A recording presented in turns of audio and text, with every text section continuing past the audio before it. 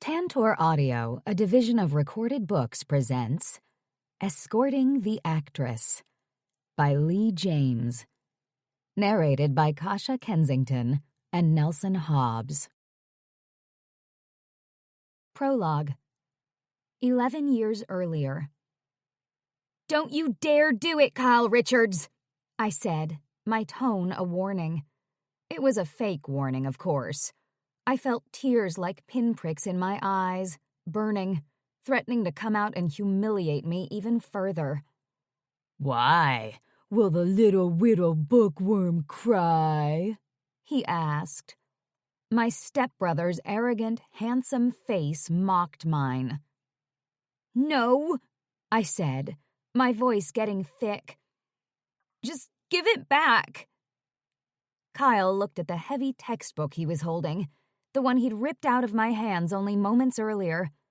He grinned wickedly as he bent over it and read in a fake clinical voice, "First menstruation, also known as menarche, can start as early as age 10. "Y'all don't have any manners," I said, my voice shaking. I only let my Texas out when I was livid. I hoped he recognized it as a warning sign and backed off. "Y'all?" Kyle asked, raising his eyebrows. "There's only one of me here, Lo. See, this is why people think Texans are dumb." Absolute fury bubbled inside my chest. "Female maturation begins at age 9, he continued. "Many girls will start to experience breast development at this time." He peered at me from over the book. "Present company excluded, of course." "Don't you dare cry, Lowell Barton." I dug my nails into my palms. "Don't you dare let that boy see you cry." He went back to reading aloud. "If you're self-conscious, you might want to start wearing what's called a training bra, which is another word for a bra for girls with absolutely no boobs." He laughed at his own joke, little snorts erupting from the back of his throat. "Give it back!" I roared and lunged at him. I grabbed the heavy book from his hands and started beating him with it. "And this is not a training bra, I'll have you know!" There was a look of shock on his handsome face. I wasn't sure if that was because he really thought I wore a training bra, or if he was surprised that I was hitting him with a thick textbook. It was entitled Human Development and Human Sexuality, and I'd smuggled it out of the local library without checking it out. I smuggled it out because I was embarrassed. That was the last thing I thought before Kyle tried to swat the book out of my hands, and I whacked him in the face with it. Bright red blood spurted from his nose. I watched for a second, frozen, as blood ran in rivulets down his face. Still looking stunned, he dabbed his fingers in it. "Did you just break my nose?" "I don't know," I said, my chest heaving. "But for the record, y'all can be used in the singular. That I know for sure." Kyle opened his mouth, and then, maybe thinking better of it for once in his life, closed it. And before he could come after me, I ran and ran. Lowell. "What do you mean, tighten things up?" I asked. I stared at my director in horror. I was pretty sure I knew exactly what he meant, and I didn't like it one bit. "What I mean is you're too cherubic right now. At this juncture, your character needs to be more emaciated." Lucas Dresden, one of Hollywood's hottest directors, had the decency to look at his iWatch instead of my face as he delivered the news. "Emaciated as in starving?" I asked. He sighed. "Your character's been out in the desert. She's been fighting bad guys. She can't look like she just sucked down her 5th Frappuccino of the week." "I beg your pardon." "You can beg for all sorts of things." Lucas said, his calm, gray-eyed gaze finally meeting mine. "But the producers said you need to tighten things up, which is code for hit the gym and stop eating today. Otherwise, they're going to exercise, no pun intended, the option in your contract. The one that lets them replace you if you fail to perform per the agreed-upon terms." I could feel myself getting hot as an angry, all-out blush heated my skin. I don't remember my lawyer or my agent saying I had to starve myself when I took this role. "That's because you were thinner when you signed it and your ass was smaller." Lucas pursed his lips. "I'm sorry, I know this is harsh, but this is Hollywood, and this is how it works. You know that. So no more carbs, no more sugars, no more extras at craft services. Go on a cleanse and start hitting the gym twice a day. We start shooting again in 2 weeks. And we never had this conversation." I nodded silently. I was stuck somewhere between mortified and enraged, but I didn't argue. I kept my mouth shut. Angry tears threatened, but I held them back. There was no crying in Hollywood. Apparently, there wasn't going to be any eating either. Kyle.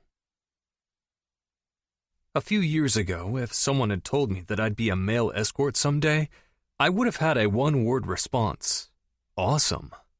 Now that I was an actual escort and hustling to earn every dollar I made, I had a different response: H to the E to the LL no. I loved the ladies, and the ladies loved me, but I'd been playing hide the salami non-stop, and my salami was tired. That was depressing for a number of reasons, not the least of which was that I hadn't known it was even capable of getting tired.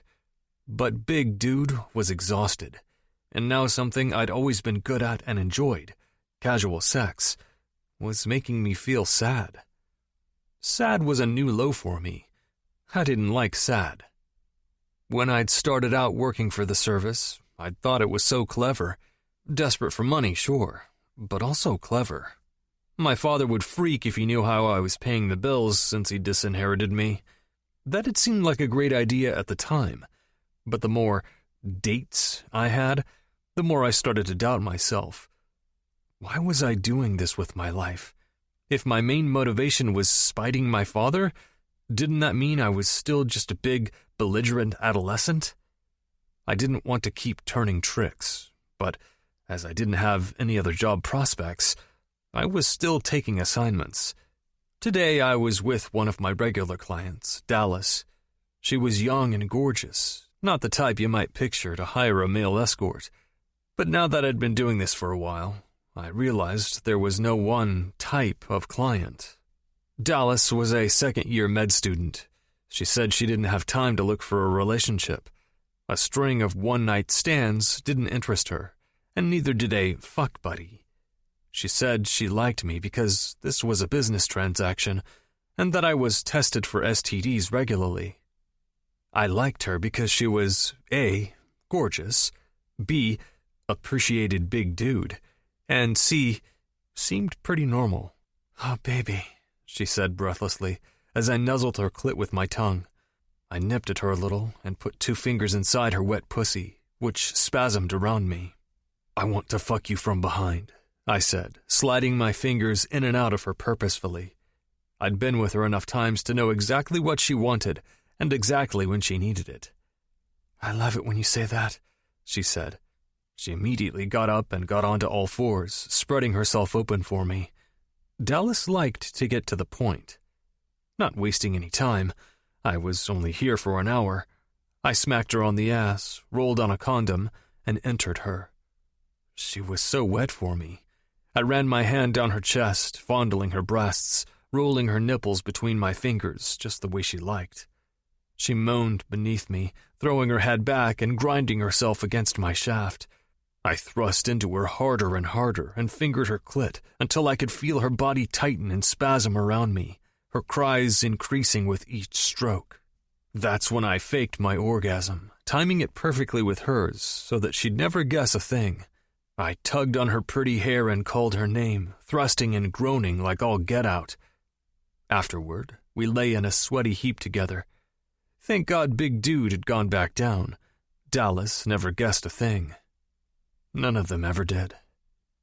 "Hey," I said, getting up and buttoning my jeans. "Do you want to go get something to eat?" "Oh, you're sweet," Dallas said, pulling her bra on. "But I have to study. See you next week?" "Sure," I said, forcing myself to smile at her. "See you next week." I took a pretty long shower that afternoon, scrubbing every inch of me.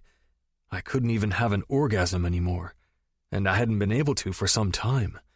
For fuck's sake. And I'd asked Dallas to go out to eat with me. For double fuck's sake. I turned off the water, toweled myself off, and padded out of the bathroom. Then I flopped across the bed. The worst thing about living in a hotel was that there was no refrigerator. Oh, how I missed the refrigerator in my old condo. It had been huge, and my housekeeper always kept it stocked with all the good stuff from Whole Foods. Smoothies, grapes, sushi, Indian food. My mouth watered at the thought. And now I was at the Standard, with cheap towels, a stapled-on fabric headboard, bottled water that sold for $7 a pop, and no freaking refrigerator. I turned over onto my back and regarded the ceiling. The refrigerator wasn't the worst part, and neither was the fact that Dallas had said no to me. It was that I was lonely. I, Kyle Richards, who'd spent my entire trust-funded young adult life partying, surrounded by pussy, surfboards, and beer without a care in the world, was lonely. And I hadn't the faintest idea what to do about it. Lowell. I shouldn't be drinking this, I said, through a mouthful of delicious tequila and salt. Too many calories. Do not let those assholes get to you, my best friend Tori said. She pushed one of her dark brown curls off her face, fuming. You're not fat. I don't care what the stupid director said. He didn't say I was fat. He said my ass looked like it might weigh too much, and that I needed to be more emaciated and less cherubic. I took another rebellious gulp of my drink. Because that makes so much sense, Tori said under her breath. And he's not just a stupid director. He's a stupid, successful director.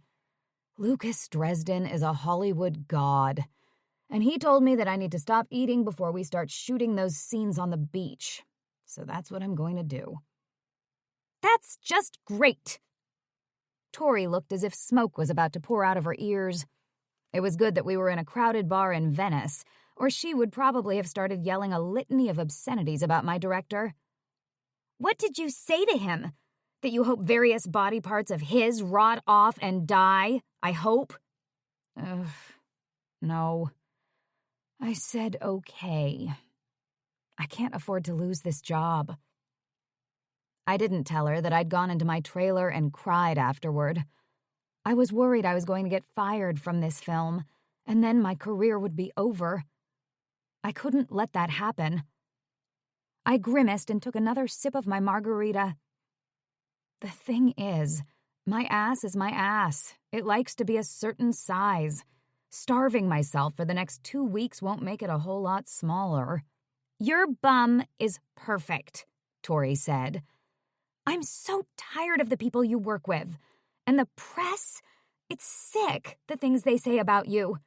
If I thought you would, I'd tell you to quit. I'm not quitting. I'd dug my claws onto the Hollywood ladder and I wasn't leaving until they pried off my dead cold hands. Still, after the past few weeks, I would have taken a long vacation to Cabo if I could have. Just the other day, my photo had been on one of the gossip websites. In it, I was heading into the gym with a scowl and a big bag thrown over my shoulder. The headline read, Lowell B. takes fight against fat to LA gym. Oh, how I loathed the press. Let me count the ways. My agent, Shirley, kept saying, just smile at them for the love of God. You're starting to look like that girl from Twilight in these pictures. I also had a new movie, Hearts Wide Open, coming out at the end of the summer, with the recurring pictures of me looking cherubic-cheeked and heading to the gym. The producers had reached out. They wanted me to slim down, tighten up, and dress appropriately sexy for our upcoming promotional events. I'd had a few things to say about that. Then the producers had a few things to say back, which included phrases such as breach of contract and never work with this studio again. I'd called Shirley, who'd advised me to shut my mouth immediately. When I'd called her today and told her what Lucas had said, she told me that if I wanted to keep the role, I had to hit the gym with a smile and go on a cleanse. I'm pretty sure the concepts of smiling and cleansing are mutually exclusive, I'd wailed. Nobody's forcing you to be an actress, she'd said. So if you're in, you have to be all in. And make sure you smile when the paparazzi takes your picture. Not like that girl from Twilight. She makes it harder on herself, I swear. She needs me for an agent. I wished that the girl from Twilight was having a drink with me now. I had a feeling she'd have some good advice on how to deal with both the press and Lucas Dresden, and that said advice might include the words stuff, used as a verb, and it, used as the object of the verb. It's been a rough couple of weeks, I admitted to Tori. Tori pushed another margarita toward me. I really shouldn't, I mumbled. After a nanosecond of hesitation, I changed my mind and chugged some of it. I'm driving, Tori said, holding up her seltzer in salute. Drink up, girl. I did as I was told. I was working on that, and I needed all the practice I could get. Oh, fuck me, Tori said an hour later. She pulled the car over. I was completely hammered at that point, but I was alert enough to notice the blue flashing lights all around us. What'd you do? My voice came out thick and foamy, tequila and a sudden burst of adrenaline roiling in my stomach. I think I might have forgotten to update my registration, she squeaked. Oh, for fuck's sake, I said, annoyed that we were being pulled over. Are you sure you went to Stanford? Y'all need to keep up with things. Oh, shit. I was drunker than I thought.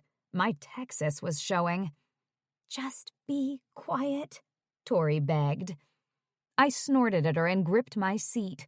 I wasn't sure, but it seemed as if maybe the car was spinning a little. An officer came up beside us, peering into the car with a flashlight. License and registration, please. Tori fumbled in the glove compartment and shakily handed him her papers. The officer looked at them briefly, then shined the flashlight directly in my face. Stop it! Oh, sorry. He moved the flashlight away. I thought I recognized you. You're that actress, right? Right. I tossed my hair, a vague idea of getting Tori out of her ticket motivating my muddled brain. Hiya, Ossifer. Hi. He peered at me for a beat. I just saw a picture of you online. Didn't do you justice. You're much prettier in person. The tequila in me turned immediately ugly, and I glared at him. Am I supposed to say thank you for that ass-backward compliment? I sounded slurry and mean. The car was definitely spinning now. I heard him sigh, like an already long night had just gotten longer. Fucking margaritas. But my mind, ugly with booze and still reeling from the events of the day, couldn't be reasoned with. I didn't mean any disrespect, miss, the officer said contritely. I snorted. Could have fooled me. Tori froze. Low. Her voice was a warning. He didn't say anything wrong. He was actually being nice. Just be cool. Don't you tell me what to do, I yelled at her. She looked at me with wide eyes, shaking her head as if to say, oh shit, or please stop, you crazy bitch, or both. Probably both. I'm out of here. I unbuckled my seatbelt and heard the police officer sigh again. Tori sucked in a breath next to me. I rarely drank too much, but when I did, I got belligerent. I should have known better. Shoulda, woulda, coulda, I sing-songed inside my dizzy head. It was too late now. I opened the car door. Miss, I need you to stay restrained and inside the vehicle, the officer said. Why y'all always telling me what to do? My voice was twisted and thick. I'm not. I'm asking you. No, you're right, I'm telling you to stay buckled in the car. Your friend's registration is expired. I'll just give her a warning, and you two can be on your way. He sounded professional and almost apologetic, which just made me feel more confused and angry. Don't you try to make this all okay, like you're a dad or something, and we're a couple of Girl Scouts. Are you mansplaining? Are you a mansplainer, Ossifer? I yelled. I was too drunk to be sure, but he might have groaned. No, miss. I'm just trying to get you girls home safe. He probably wished he'd never pulled us over. I was going to make sure of that. Because I was too cherubic, I hadn't eaten for 7 hours, and I was on a tequila rage spiral. I climbed out of the car and marched toward the officer. I'm so tired of this. I got too many mansplainers in my life. Lo, no! Tori yelled. Just get back in the car! The officer watched me with a mixture of regret, annoyance, and mild amusement as I stopped and swayed in front of him. I noticed another officer with him still in the cruiser, a woman in her 40s. She got out and came toward me warily, as if I was a dog who might either bite or pee on her, her hand on the handle of the firearm in her belt. You okay, Scott? She asked. I think so, Officer Scott said. I think I upset this young lady. She's an actress, and I made a comment about her appearance. I apologize, but I think she's feeling a little belligerent. I'm not belligerent, I corrected him. I'm tired of mansplainers. He said to me, I'm sorry, miss, but I recognized you and was trying to say something nice. Sometimes those pictures don't show how pretty you are. You've always got this scowl on your face. I scowled at him, and he coughed. Right. I'm not making this any better, am I? Deborah, please take over for me. He gave me one last look. You should go home and sleep it off, miss. He took Tori's papers back to the cruiser to check them. Officer Deborah scowled at me. You need to get back in the car. Her tone was no bullshit, firm. No, I said stubbornly. I felt the world spinning around me. This is a protest. I'm tired of the way this town operates. Every little thing. Y'all gotta give me a hard time. When I was really drunk and really angry, that Texas twang I'd worked so hard to rid myself of came back. Your friend's registration isn't up to date, Officer Deborah said, looking at me as if I had 3 heads. This has nothing to do with giving you a hard time. In fact, you're the only one who's giving anyone a hard time around here. Do you know who I am? I pointed at my chest so hard that I knocked myself back a little. The whole world's giving me a hard time right now. You know why?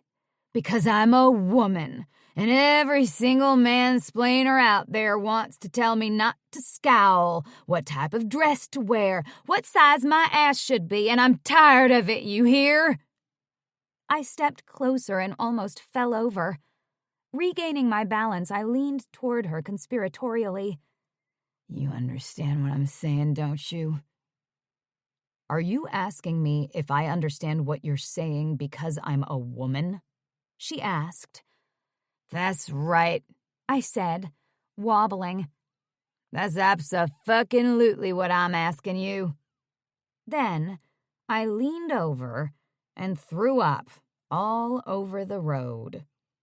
Officer Deborah took a careful step back and watched as I retched again. Of course, I understand. I've been a cop for 20 years. I've worked with every mansplainer on the force, and I've arrested my fair share of them, too. I looked up at her, and suddenly all the belligerence went out of me, along with the toxic tequila I was spewing all over the road. Now all I felt was morbidly embarrassed and in desperate need of my toothbrush. You want to deal with the mansplainers? Start by keeping your shit together, she said. Last time I checked, getting drunk and hysterical was the opposite of helpful. And please don't puke on my shoes. I just polished them. Lowell. It's viral. It's abso-fucking-lutely, to borrow your word, viral, my agent Shirley said. She was sitting on one edge of my bed while Tori, fidgeting and holding a mug, sat unhappily on the other. Between them was a laptop, a bottle of Advil, and a box of Kleenex. I peered at them through one squinting eye, thoroughly confused. What's that? My tongue felt thick and dry. I had no idea what day it was or what time. Your incident with the police last night. The video's gone viral, Shirley said, louder than was either necessary or nice. I squinted at her through both eyes now. Scenes from last night came back to me through a deep, insidious fog.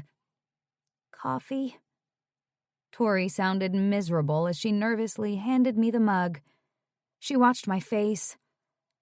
I'm so sorry. I royally fucked up last night. I sat up and took the coffee from her, wincing at the pain in my head, sharp and jagged.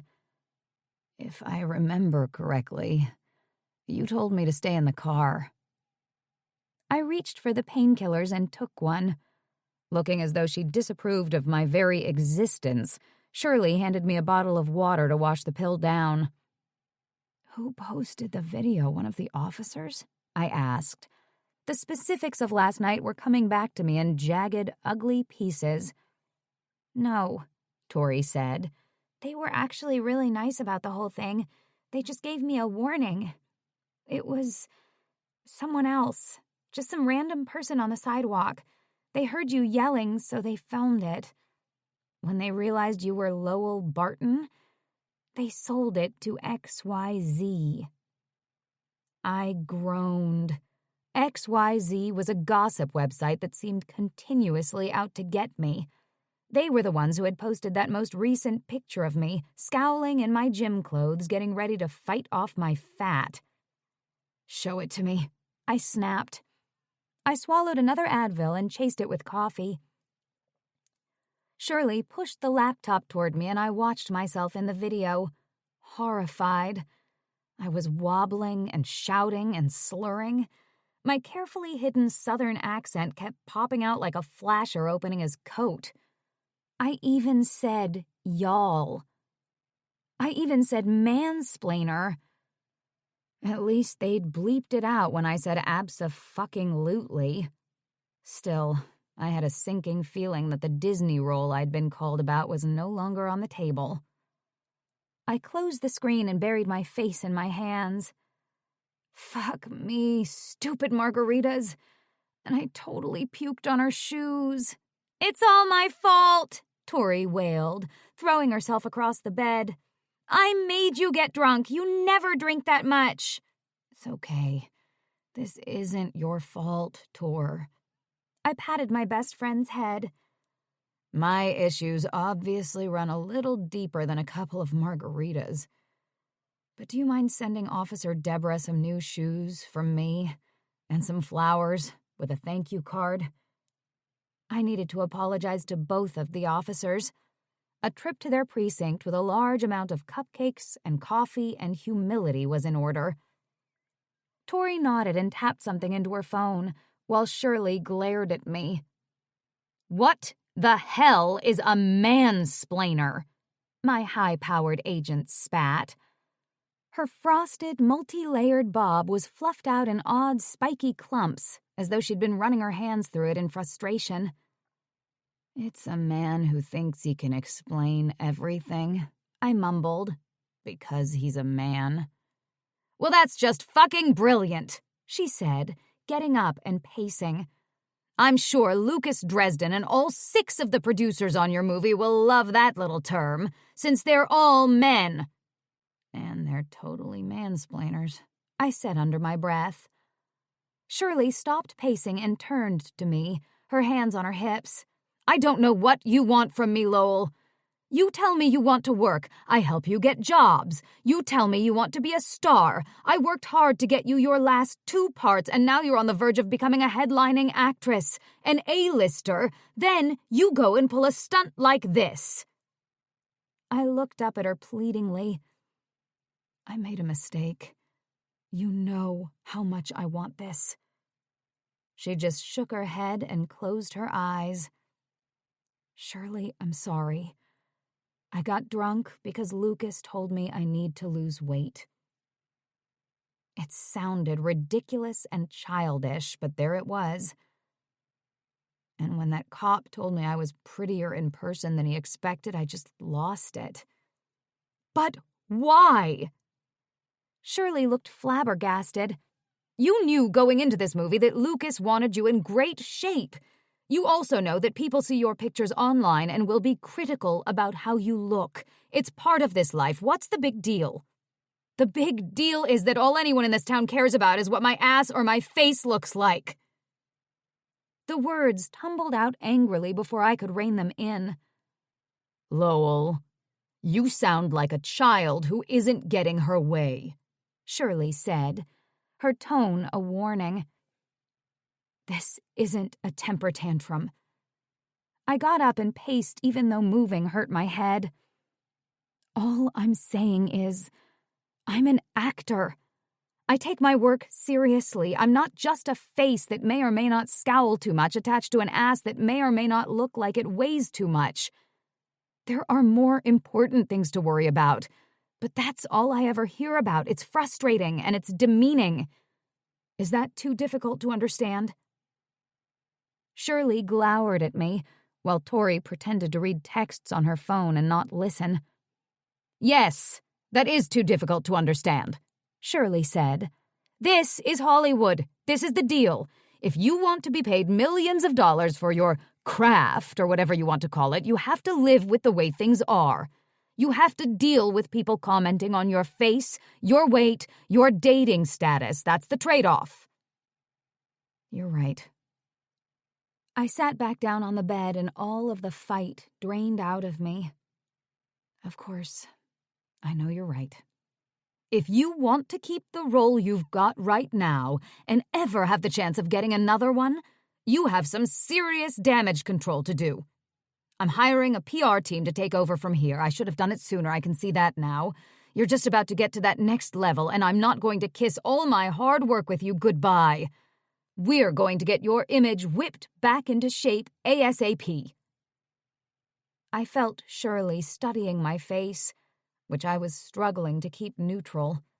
I didn't want to cry. I also didn't really want a PR team.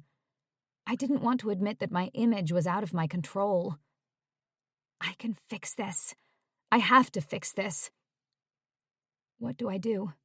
You need to rehabilitate your public image immediately, she snapped, grabbing her cell phone and car keys.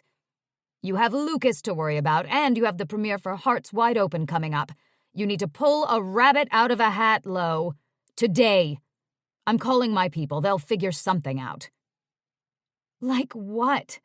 And where are you going? I wailed. I needed her help, and she was heading toward the door. This business is for the hungry. I'm hungry, Lo, so I'm going back to my office to do some work for clients who don't take me for granted by throwing up all over their careers in public, she called over her shoulder.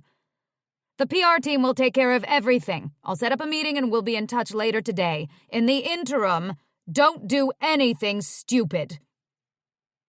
She slammed the front door and I just sat there, opening and closing my mouth as if I were a stunned guppy. "She's a little harsh, huh?" Tori asked. She got up and started organizing my closet, a nervous habit of hers. She was my best friend, but right now she was doubling as my personal assistant. She was on break from the series where she worked as an apprentice lighting technician. Now that I was paying her to answer my emails, sort through my schedule, and help me keep on top of my finances, she felt the need to constantly be doing something instead of just hanging out. I'd hired her because I trusted her with my life, and because she was hyper-organized, but sometimes I just wanted her to sit still. Instead, she was color-coding my closet. "Shirley's all about tough love," I said. I could just picture my agent white-knuckling the steering wheel of her Mercedes sedan, barking at another client on her Bluetooth on the way back to her office. She was angry and disappointed, and I couldn't blame her. I blew out a deep breath. Wow, I'm really managing to fuck this all up, aren't I? No, you made a mistake. Everybody makes mistakes. Tori continued herding all of my black pants together. But we need to think of something stat. Shirley's mean, but she's got a point. I know she does, I said, but I have no idea how to fix this. I don't want to leave my life up to some PR team I've never worked with. That makes me nervous. I have no idea what they'll make me do. You could also just admit that you're a control freak, Tori offered. I arched my eyebrow at her as she refolded a pair of skinny jeans and carefully hung them up. Takes one to know one. I continued to pace while Tori continued to organize. Finally, I turned to her. I'm just going to call Lucas. I'm going to be direct and just say that I'm sorry, that I messed up. Tori nodded at me, her face pale. And I'm going to go clean your kitchen, to give you some privacy. I nodded grimly and watched her flee from my room. I took a deep breath and called his cell. You have got to be fucking kidding me, Lowell, he answered. My heart sank. Hey, Lucas. I felt sweat forming on my brow. I hired you because you were a good girl, okay? Because I thought you were a hard worker. Because you weren't the type to go out and snort coke and dance on tables. I fought for you. And then you fuck me like this? The producers called me last night and woke me up. They are furious. They want to fire you, and I can't even come up with a good reason why they shouldn't. Please don't fire me, I begged. My mind, still fuzzy, tried to remember the terms of the contract and all of the scenes we'd already shot.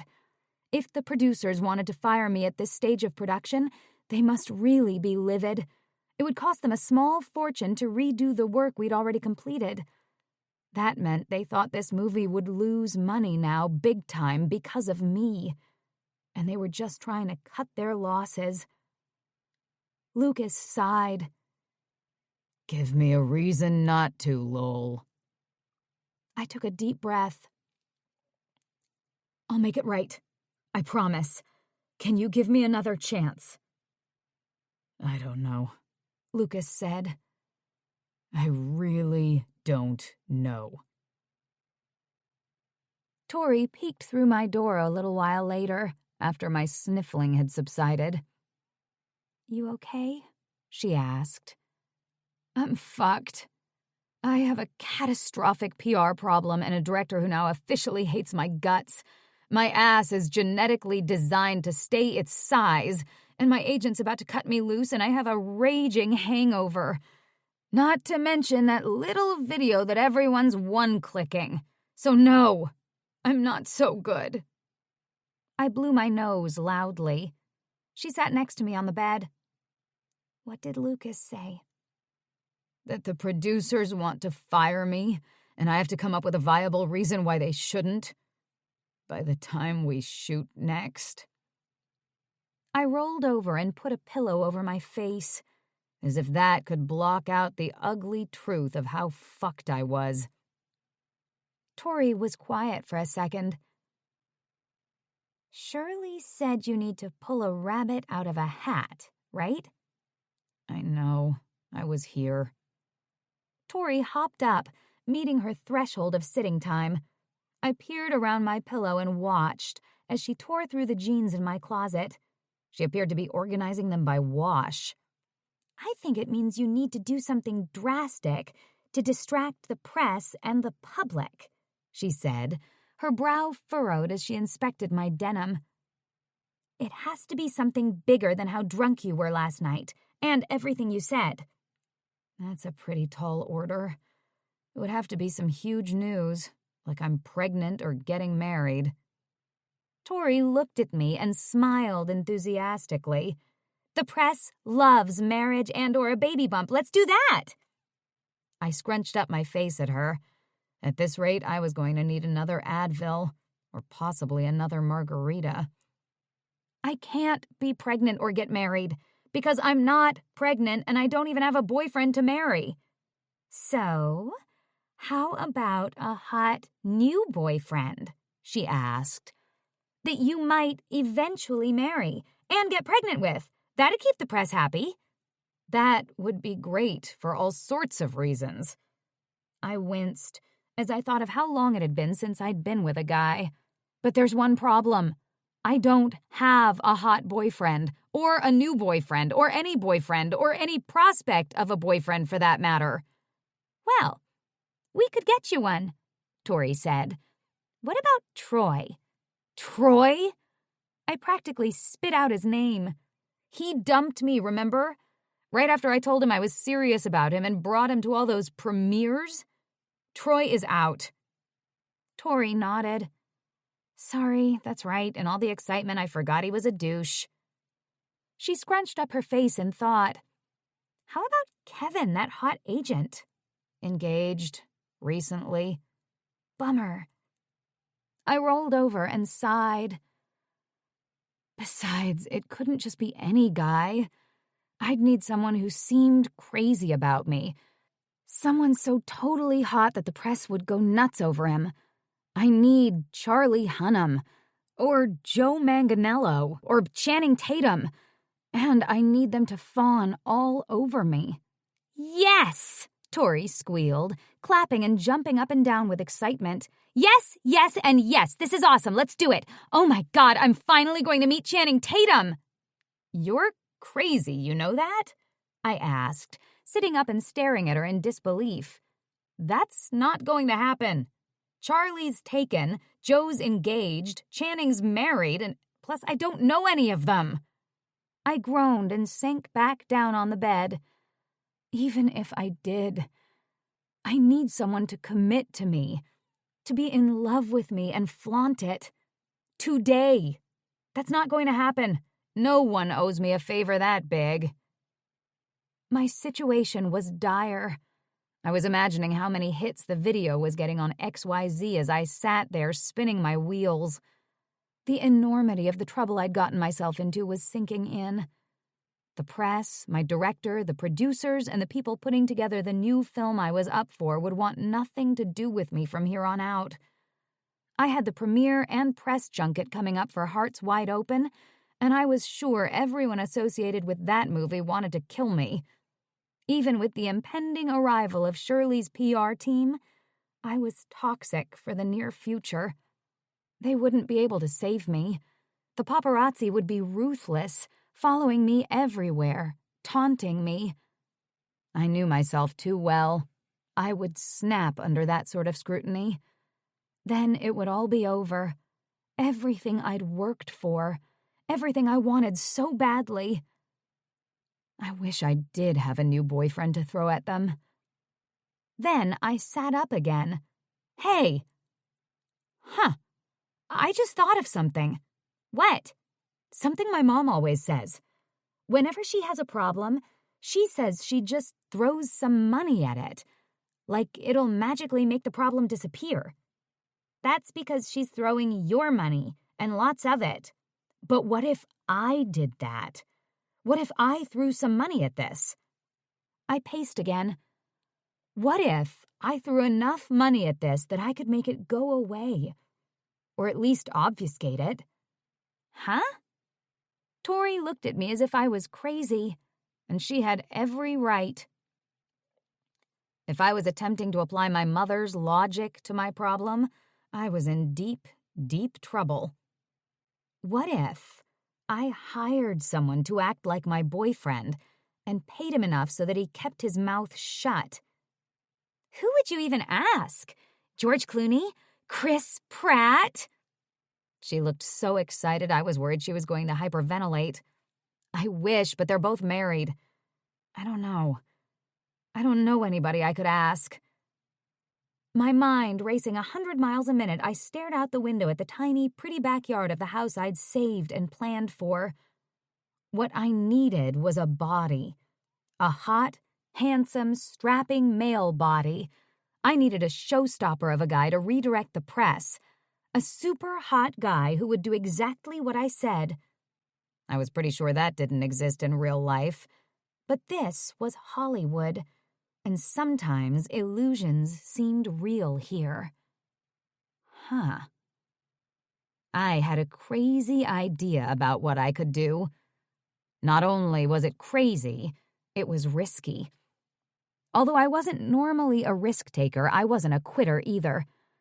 I'd clawed my way up over the past 5 years, doing a mindless sitcom and a string of pseudo-brooding indie movies to get to where I was today, on the verge of real commercial success. I refused to watch my career crumble without putting up some sort of fight. I could always hire someone, I guess. Maybe that would be easier than an actual boyfriend, less messy, less emotional, more of a business transaction. What? Tori asked. I'm not following you. Just give me a minute. I threw myself onto the bed and fired up my laptop. I exited out of the XYZ screen so I wouldn't have to see that image of myself, hair plastered against my forehead as I looked belligerently at the officer. Then I did a quick internet search and found exactly what I was looking for. What I couldn't believe I was looking for. Bingo, I said, finding a site for a service located in LA. Tori, can you throw me my phone? Kyle.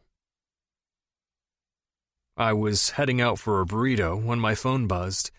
It was Elena, the owner-operator of Accommodating Inc., the dating service where I was currently employed. I picked up immediately. Elena, talk dirty to me. Kyle, knock it off, Elena said briskly. As usual, she was all business.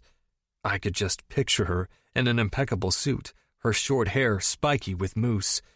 I wasn't sure how she'd gotten involved in the escort business. She always seemed so proper.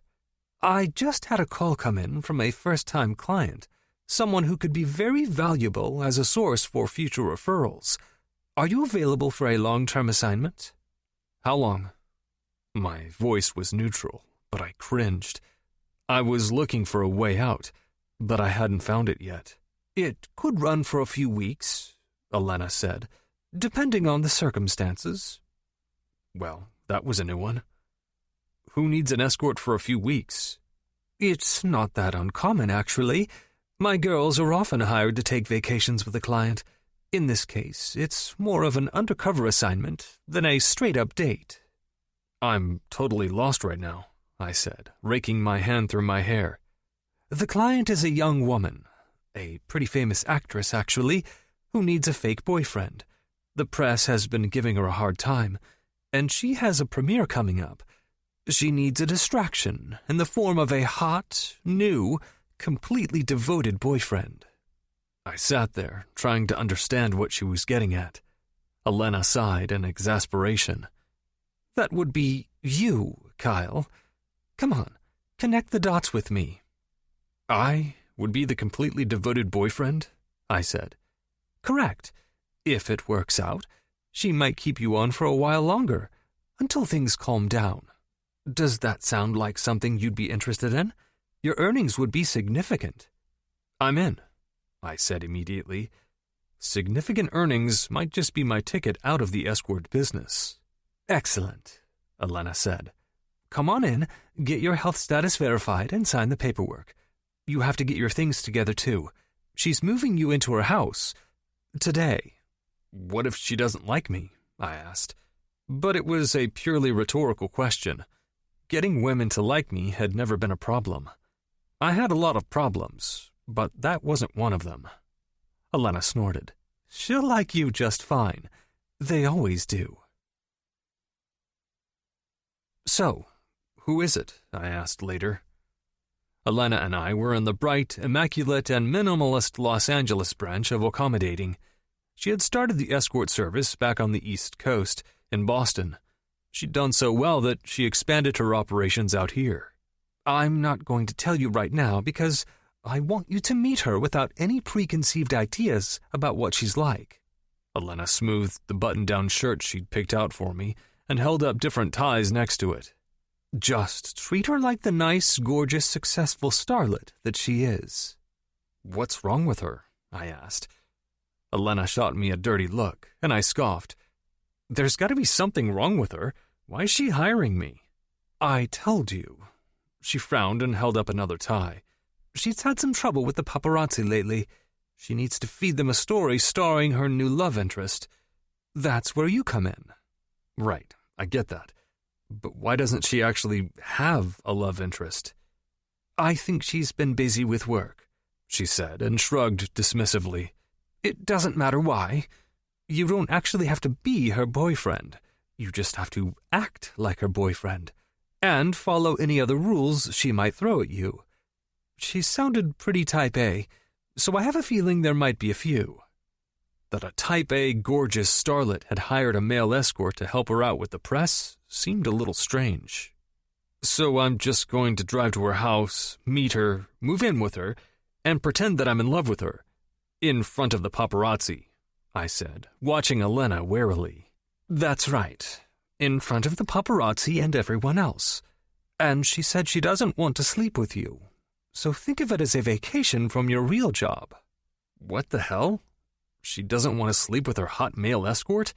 That's what I'm for. That's what I do. I looked down at myself. Seems like a waste. Secretly, I was pleased. A break from sex for hire would be a real vacation for me right now. Me and Big Dude. This is an emergency hire. Elena selected one of the ties and continued packing for me. She couldn't find an actor to do it on such short notice. Besides, we all have the appropriate paperwork already. A criminal background check, confidentiality agreement, clean bill of health, non-disclosure agreement, and I have insurance for you. She's in a tough spot, but she's a bright young woman. She knows what she's doing. If she's in so much trouble that she's hiring an escort to be her insta-boyfriend, it sounds like she might not know exactly what she's doing. Just saying. Elena frowned at me. You are advised to keep that and any other hypotheses you might have to yourself. I sighed. So, what am I going to do? Rattle around her house and do exactly what she says? Elena beamed at me. Young man, that might be the smartest thing you've said to me yet. She zipped up my suitcase and stepped back to take a look at me. You look good, Kyle. Healthy, muscular, a strapping, red-blooded American. The press will love you two together. I hope. She considered me for a moment. And if she eventually decides she wants to sleep with you, count your blessings. You could do a lot worse. I grinned at the madam, feeling some of my old swagger. Helena, baby? So could she. Lowell. While I was waiting for the escort to arrive, I paced around the house. Just when I was absolutely sure my day couldn't get any worse, my mother called from the latest stop on her spiritual junket, somewhere deep in Japan. I'm in Kobe, Lowell. I told you I was coming here, she said, her voice crackling through my cell phone. It's the Paris of Japan, very fashionable. It's exotic, darling. Hot springs and street fairs. All of the men are very short, of course, so I haven't met anyone. Mother! I desperately reached for my Advil. Don't be so racist. I'm not being racist, darling. I'm being honest, which is one of the things I'm supposed to focus on during this trip. It's a spiritual journey, I told you. I'm drinking the tea and doing the poses, and I'm going to come back totally clear. She rattled on for what seemed like forever about the weather and the food and her yoga practice, while I paced and counted backward from 1,000 so that I wouldn't snap. "So how are you? How's it going?" she finally asked.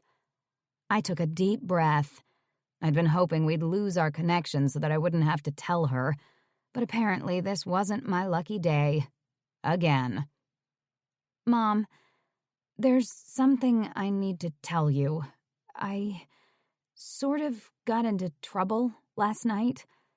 I got drunk and there were some pictures, and now I'm in trouble with my agent and my director."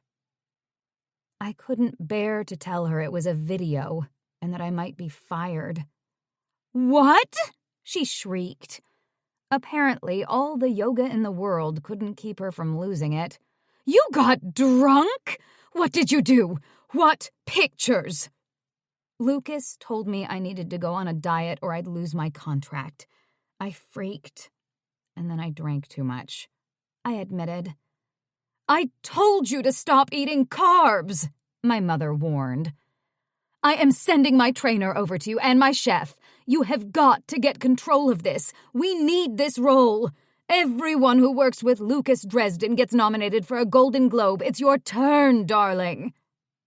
I rolled my eyes. We need this role. My mother never failed to include herself in my career. With no current husband to focus on, she made my successes and failures her own. She rattled off a list of things I should stop eating and who she was going to hire to help me, and how where there was a will, there was a way. The only person who wanted my success as much as me, or maybe more, was my mother. She was like the cheerleader from hell. Finally, I couldn't take it anymore. "Mom, you're breaking up!" I yelled for effect. "I'm hanging up. Don't send anyone over here. Shirley's all over this, and so am I. I'm taking care of everything. I promise to hit the gym every day. I love you." I tossed the phone down and leaned against my front door, shaking and completely drained. I loved her, but my mother often had that effect on me. The doorbell rang and I jumped about a foot. I looked through the window pane beside the door and saw a guy outside. He must be the escort. He was young, maybe in his mid-20s, and tall, dark, and handsome. He had thickly muscled arms and a hulking chest. He turned toward me, his eyes catching mine, and I stared at his face. His handsome, familiar face. It was as though I recognized him. But I couldn't have recognized him. He was a male escort, for fuck's sake. He kept staring, and he slowly smiled, a large, shit-eating grin. Then it hit me, who he was. I recognized his face within his face. "Are you fucking kidding me?" I yelled, and ducked under the window. I pressed myself against the door, my chest heaving. No. It couldn't be. I must be hallucinating. Because my worst nightmare was standing in broad daylight right out in front of my house. I turned around and peered through the peephole, barely breathing. It was him. It couldn't be him, but it was him. Kyle Richards was on my doorstep, looking amused, muscular, and very sexy. Kyle fucking Richards. I'd always known I would pay for every bad thing I ever did, and here on my doorstep was living proof of that. "Open the door, Lo," he called. "I think there's a photographer out here in the bushes. You don't want to leave me out here. I could tell him some good stories about you before you were hot." I heard the shit-eating grin in his voice. I stood, opened the door, and angrily motioned him in, my face flaming. "What are you doing here, Kyle?" I struggled to keep my voice even. You looking for someone to suck money off of besides your dad?" "Ha, ha," he said. He proceeded to look me up and down. "You know, I would say you haven't changed, but you have. You've really grown into yourself." He gave me a wide, predatory smile as he pushed past me into the house, his eyes still raking up and down my body hungrily. I closed the door, then crossed my arms over my chest. Then I crossed my legs just for good measure. Heat was rushing through me. Heat from embarrassment and disbelief. Heat caused by examining the thick, ropey muscles that covered Kyle Richards' arms and legs and the width of his massive, powerful chest. I couldn't believe he looked so good. But of course he did. This was just another life lesson that in no way, shape, or form was life fair. I watched helplessly as he flopped onto the bench in my front hall, looking far too much at ease for my liking. He settled his thick frame down comfortably, as if he belonged in my house, as if he were staying. No fucking way. "What are you doing here, Kyle?" I asked again, panic mounting inside me. "You sent for me." Now he looked as smug as an alligator that had just swallowed a baby hippo. A sexy alligator. But I was no baby hippo. "What are you talking about?" I asked through gritted teeth, even though I had a sinking feeling I knew exactly what he was talking about. "Elena sent me from accommodating. You remember her, right?" He grinned, his eyes sparkling. "Surprise! I'm your friendly neighborhood escort, sent here from the valley just to make your day. Or your week. And I'll tell you, Lo, I'm worth every penny. I've aged like a fine wine." I didn't doubt him, even though I desperately wanted to. I hadn't seen Kyle in almost 8 years, but he'd only gotten better looking, which was a predictably cruel twist of fate. His wavy dark hair and wide-set green eyes were the same, as was his handsome, arrogant face. "You've got to be fucking kidding me," I said. "Nah," Kyle said, looking pleased as punch. "I'm not." He stood and walked over to me slowly, his eyes taking in every square inch of my body, and he shook his head as if he couldn't believe what he saw.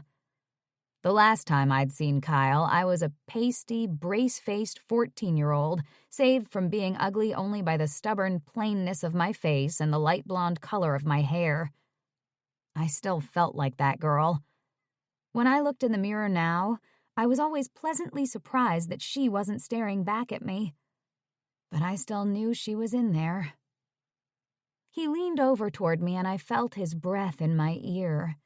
I shivered. "This is what you call karma," he said. "Coming back to bite you in your holier-than-thou ass. Which is looking pretty good, by the way. I don't care what all those mansplainers say about it." I glared at him, a hot blush creeping up my neck. So he knew. He'd seen my video, and he knew I was hiring an escort to try to save myself. Bitterness rose within me, overtaking every other feeling. "I'm not holier than thou, Kyle.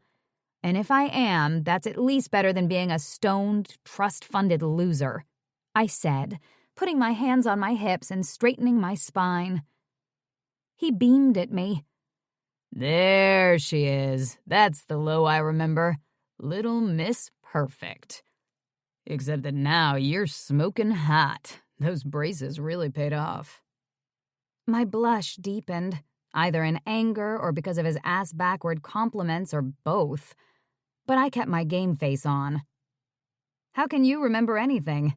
You were too busy sneaking around with your friends, stealing your dad's cars, and doing bong hits." He snorted and stepped back. "Oh, and you were watching all of it, taking notes, I'm sure." Suddenly, the sexy 20-something was gone, replaced by the accusatory and exasperated teenager I remembered. You were always ratting me out. I did it for your own good, I said, my chin jutting out. Actually, I'd done it because I wanted to get him into trouble. He and his friends were always taunting me. His favorite name for me during my mother's 4-year marriage to his father was either bookworm or jerk nerd. Thank the Lord he'd never heard my thoughts, in which I referred to him as scrotum head and loser face on a semi-regular basis. He'd always been handsome, though. That had just made everything worse. Back when we were kids, Kyle had been really reckless. So yes, I'd told on him, in part because I didn't want to see him and his stupid friends get hurt. Well, I didn't care so much about his stupid friends. But I didn't want Kyle getting hurt, no matter how many times he slammed my books shut without their bookmarks in them just to bug me, no matter how much he tortured me, when he actually was bored enough to notice me. Well, Bookworm, you've made quite a name for yourself, Kyle said. I guess you couldn't keep that mouth of yours in check, though. I saw you on XYZ last night. You totally puked on that officer's shoes, you know.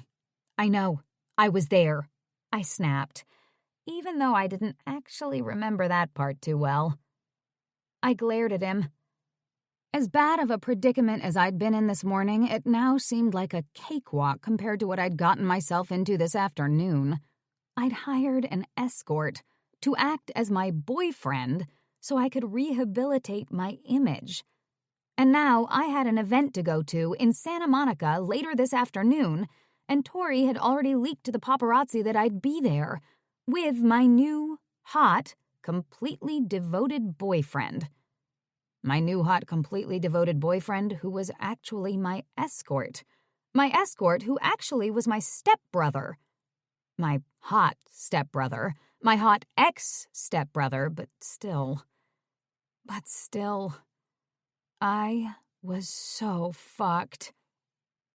We just looked at each other for a beat. "You want a drink?" I asked finally. In spite of my lingering hangover, I desperately needed some alcohol. Hell yeah, Kyle said under his breath and followed me to the kitchen. You know I never say no to a drink. That hasn't changed? I asked, looking through my liquor cabinet. I bypassed the tequila, vowing to pour it down the drain later. That hasn't changed. Kyle sat on one of my bar stools and looked around my orderly, thoroughly updated kitchen. Looks like you've done well for yourself. Maybe having your nose stuck in a book for so many years was a good idea after all. I sighed and leaned back against the counter.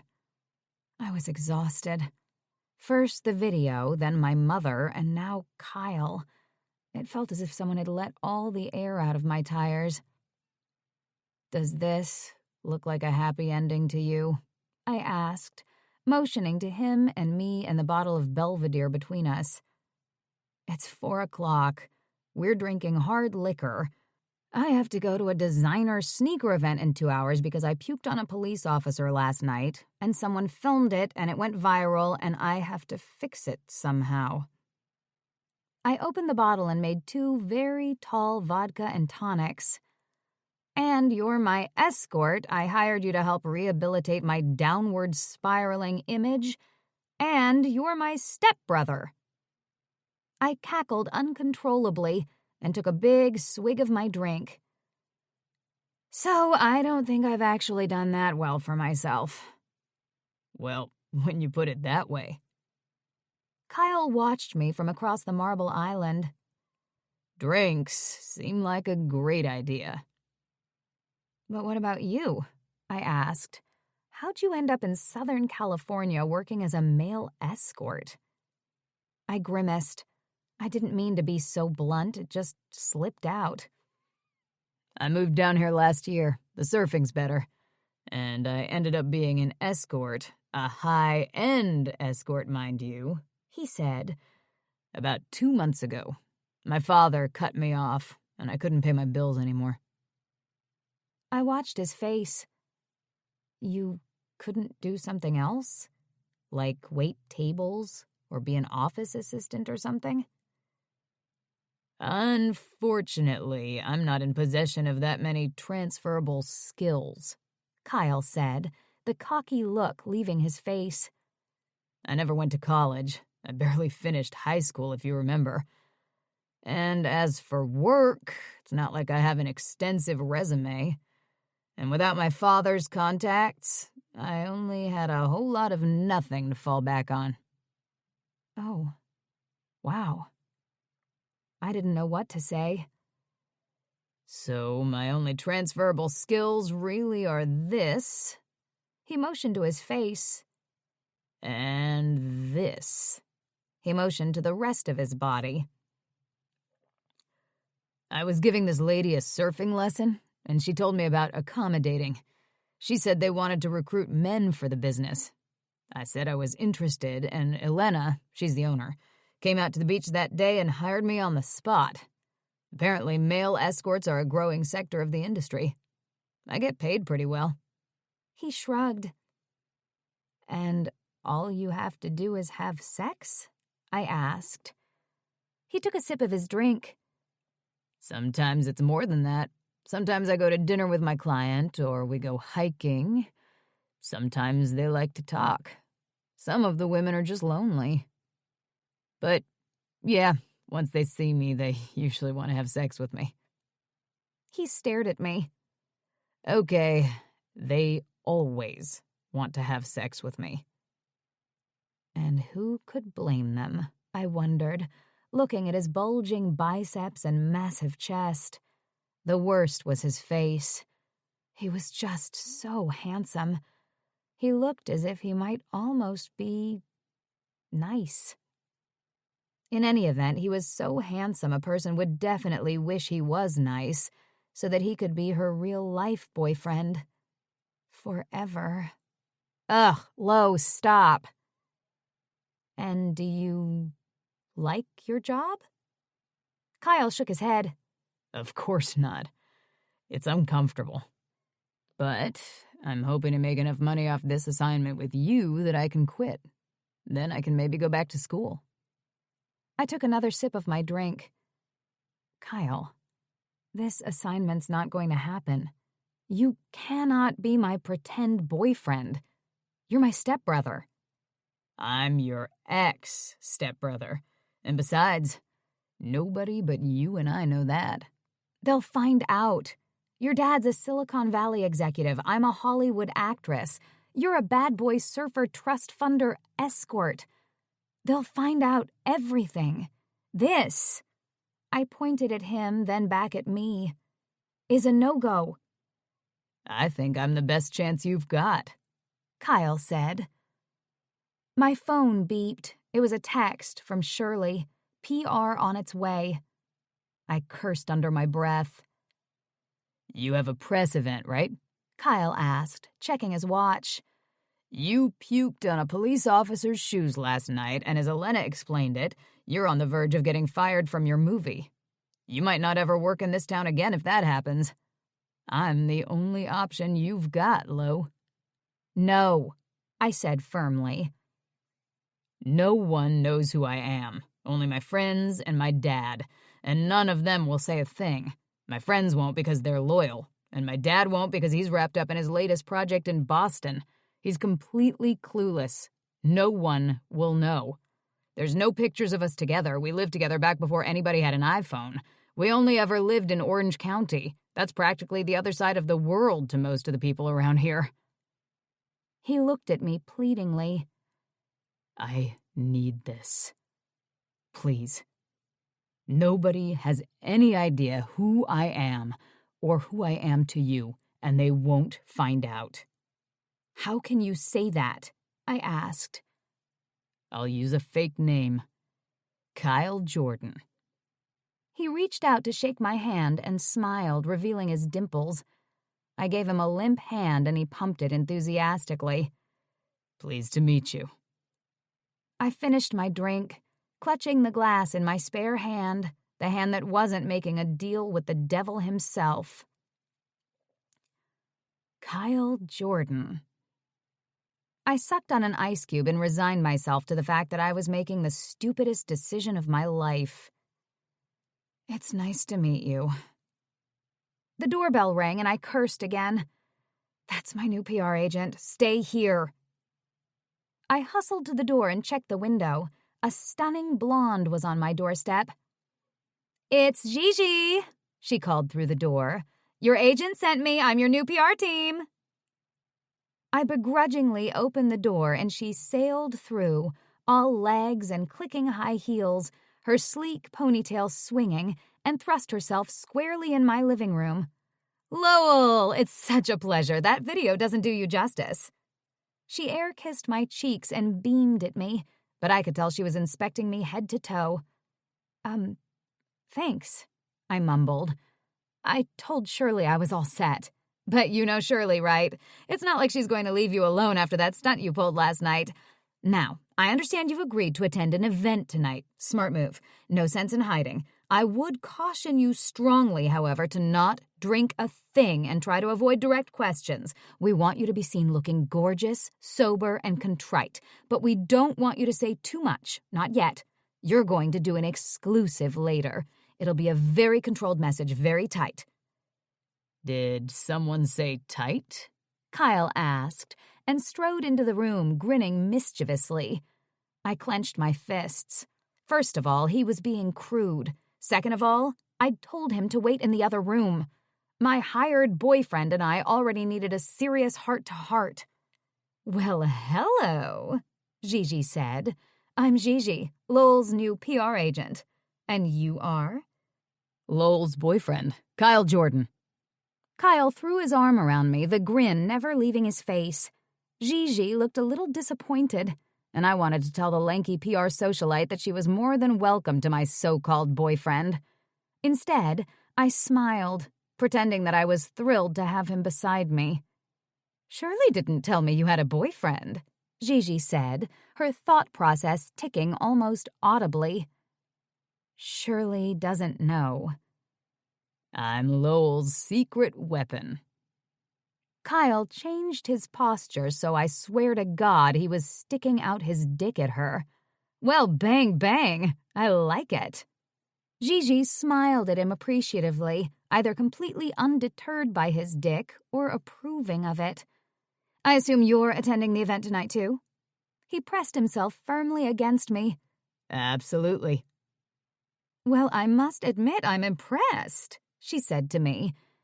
"The debut of a new boyfriend, especially one like Kyle, will do wonders for you after last night." I know, right? That's exactly what I told her. Kyle sounded smug. I would have elbowed him in the ribs, but he was holding me too tight. Grr. "Let me just bring Shirley in on this." Before I could protest, Gigi was already on her phone, FaceTiming my agent.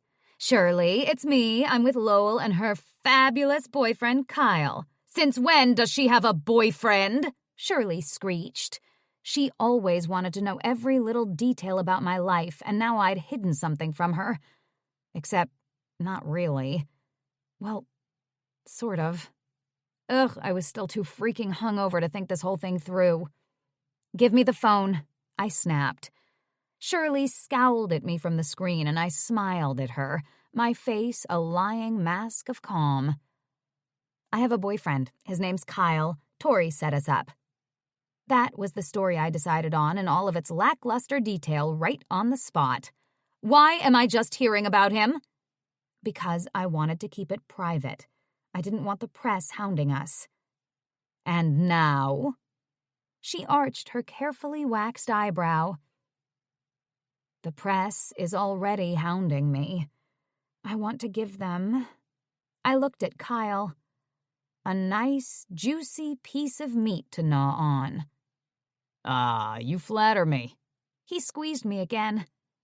"Let me see him." I held up the phone so she could examine Kyle. I heard her clucking in approval as he beamed at her. I practically threw the phone back to Gigi. "He's perfect, right?" she asked Shirley, her voice all sparkly approval. "He'll do nicely, I hope. Tell them this is do or die, Gigi." Gigi hung up and looked at us. Right. Like Shirley said, this is an important night. Get out there and show your best side. She beamed at Kyle. Not that you have a bad side. Bye, Gigi, I said, and hustled her out the door while she eye-fucked Kyle. I'm pretty sure we've got this. I slammed the door and leaned against it, breathing hard. I felt as though the walls were closing in on me. I looked at Kyle. We absolutely do not have this. But you have me, your secret weapon. Everything'll be fine. Bang, bang. Kyle grinned, looking completely at ease. Bang, bang, I agreed weakly.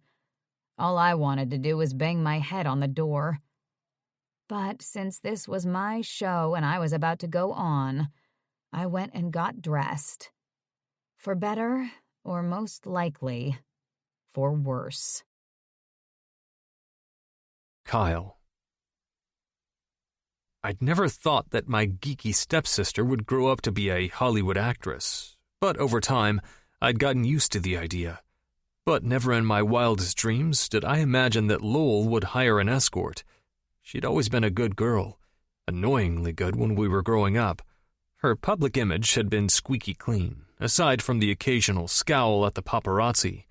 That was why that video of her drunk and surly was so shocking. She was America's up-and-coming sweetheart. And now she needed help. My help. I just had to convince her that I was the right person for the job, our past notwithstanding. When I'd pulled up to her mission-style house, my mind had been racing, trying to figure out who the actress who'd hired me could be. Elena had been clear it was someone who needed to stir up positive press, but I never would have guessed that it was my uptight ex-stepsister, trying to recover from going off about body-shaming and sexism in Hollywood, then tossing her cookies all over YouTube. But now I was here, and I wanted to earn my keep, to show Lowell that I was worth the money. I wanted to show her I was worth keeping around. I wanted to be worth keeping around. "Let's get changed," she said, dismissing me. "This is a casual event. I'm wearing a sundress, and you can wear whatever you want. There'll be press at the entrance. They'll be taking pictures and asking questions." She looked grim at the prospect. I went outside and grabbed my suitcase. Then I put my things in the room Lo showed me. I picked up my clothing with care. The cameras weren't the only thing I was dressing up for. Holy shit, she looks even better in person than she does on the big screen. How is that even possible? And where's the little twerp she used to be? She didn't look like the puffy, pasty 14-year-old I remembered. Of course, I'd seen all of her movies, but she looked even prettier in person. I looked at myself in the mirror and adjusted the color of my shirt. At least I looked good. That was the one thing we had in common. I tucked my white shirt into my jeans and ran my hands through my hair. Satisfied, I went out and met her. "You look good." It sounded as if the statement had to be extracted from her like an abscessed tooth. Lowell looked good too, but I didn't tell her that. I didn't want to make her any more uncomfortable than she already was. "I called for a car," she said as we headed out the door. "I didn't want to drive after having that drink. I'm in enough trouble as it is." "You always were responsible," I said. "Except for last night," she muttered as we headed outside. The driver opened the door for her, and I caught a flash of her tanned thigh as she climbed in. Down, boy, I thought. We'll make everyone forget about it. I'm not going to forget about it. My guilty conscience isn't going to pardon me anytime soon, she said. She moved to the other side of the car, as far from me as she could, and looked out the window. I didn't know if she was lost in her thoughts or just trying to ignore me. I couldn't believe that they'd told her to lose weight. That shit was crazy. She was perfect. She looked strong and vibrant, unlike so many other actresses, who were so skeletal they looked as if they lived on non-fat Starbucks and Diet Red Bull. She turned to me with her brows scrunched up. "What?" "Nothing," I said, and quickly looked away. I heard the guilt in my voice. Busted. She put the privacy pane up between us and the driver. This is insane, Kyle. I can't believe we're in this car together right now. I can't either. It's been 8 years, right? She asked. I was thinking about it when I was getting ready. 8 years ago, our parents had stood on opposite sides of a courtroom, listening to the judge recite the terms of their divorce. Lo had sat across the aisle, never looking at me. When I heard how much money her mother was getting in a lump sum settlement, I snorted loud enough for Lo and everyone else to hear. Our parents had only been married for 4 miserable years. When it was over, her mother had grabbed Lo's hand and led her out. Neither one of them said goodbye. That was fine by me. All I was thinking was, good riddance. I never thought I'd see you again, I admitted. Even though we were both in L.A., I didn't think we'd run into each other. Lowell raised her eyebrows. Probably not. Since you're an escort, she kindly left out. I saw all your movies. You're a really good actress. It surprised me. She raised her eyebrows. Thanks, I think. I didn't mean it in a bad way, I scrambled. I just don't remember you having an interest in acting when we were growing up. I don't remember you actually ever paying attention to me, except to torture me. That was certainly true. I had been so busy with my friends, partying and being popular, that I rarely noticed her, except to occasionally torture her or swat her away like an annoying gnat. A lot's changed in 8 years, I said. Understatement of the year. Everything's different, she agreed. My mother's divorced from husband number 4. I'm an actress. That is, if I still have a job. You're employed. Your father's moved on too. She turned and gave me a rueful smile. This is beyond awkward, right? I'm sure you don't want to be here as much as I don't want you to be here. I don't know about that. I'm pretty happy to have a job, even though it's with you. I smiled at her, teasing. I'm not that bad anymore. You got that right, I said under my breath. Ha, she said, choosing to ignore that I'd intended it as a compliment. You should talk. You weren't exactly a pleasure to be around. You still followed me around, though. I couldn't have been that bad. Oh, you were that bad, all right. Her cheeks were getting red. I used to follow you around to make sure you didn't break your neck. Seriously, you were always doing stupid things. I felt like no one was watching you. That's because no one was watching me. My mother had passed away, and after that, my father struggled to make time for me while running his technology empire. I'd had nannies, then a stepmother, but no one could keep me in line. I remembered my teenage years as a red period. I'd felt out of control and angry all the time, which I masked by getting smashed.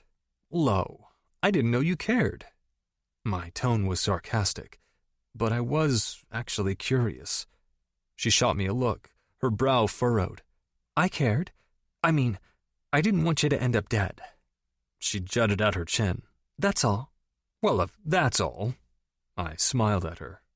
Sorry I closed all your books on you without your bookmarks.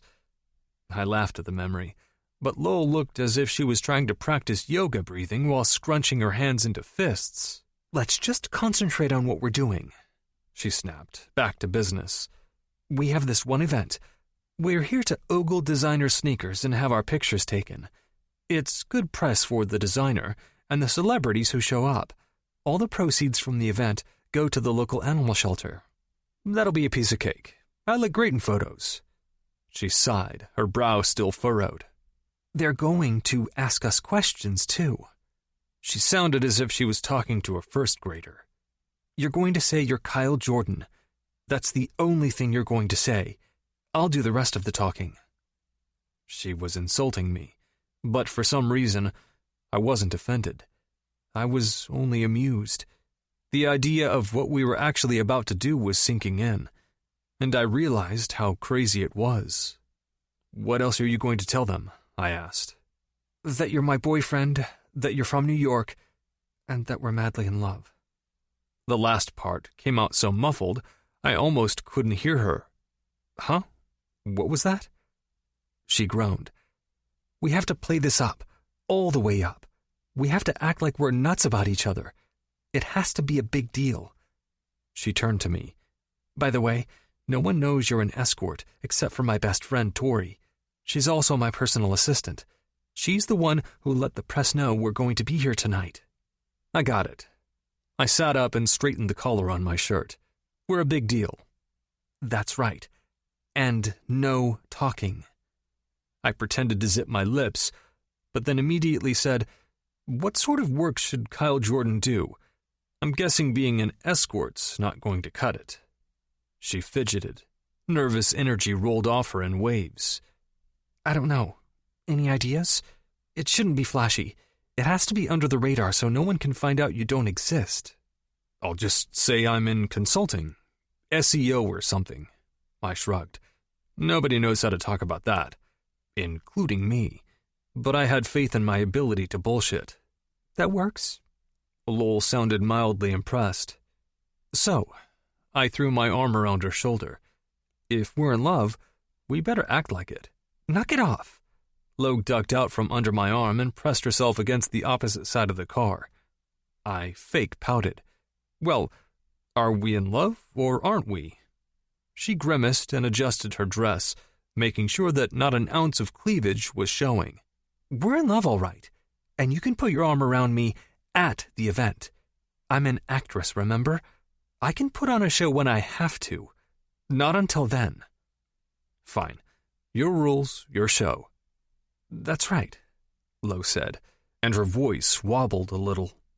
I looked out the window. We were almost there. "Are you nervous? You seem a little anxious." Lo adjusted and fidgeted some more. "I'm nervous. Last night was really, really bad. But tonight's going to be worse." "What happened anyway?" "I drank too much tequila."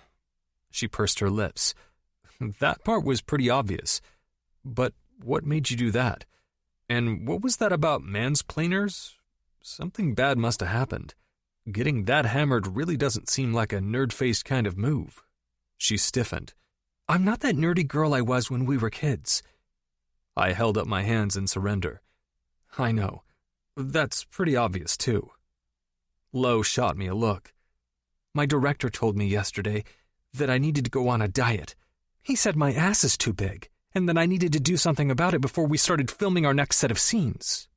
"Seriously?" From what I'd seen of it, her ass was perfect, round and firm and luscious. "Nope, I'm not," she said, her voice flat. "So I made the mistake of letting Tori take me out and buy me an endless supply of margaritas. Then we got pulled over because her registration was expired. And then the police officer told me I was prettier in person than I was in my scowling photos. And then I lost it. I got out of the car and started arguing." "I heard you say y'all, and that's when I knew you must be really shit-faced." Growing up, Lo had fought against her accent, which was courtesy of her early childhood in Texas. She controlled it fiercely. You only ever knew she was Southern when she was really pissed. One night, our parents had dragged us to dinner.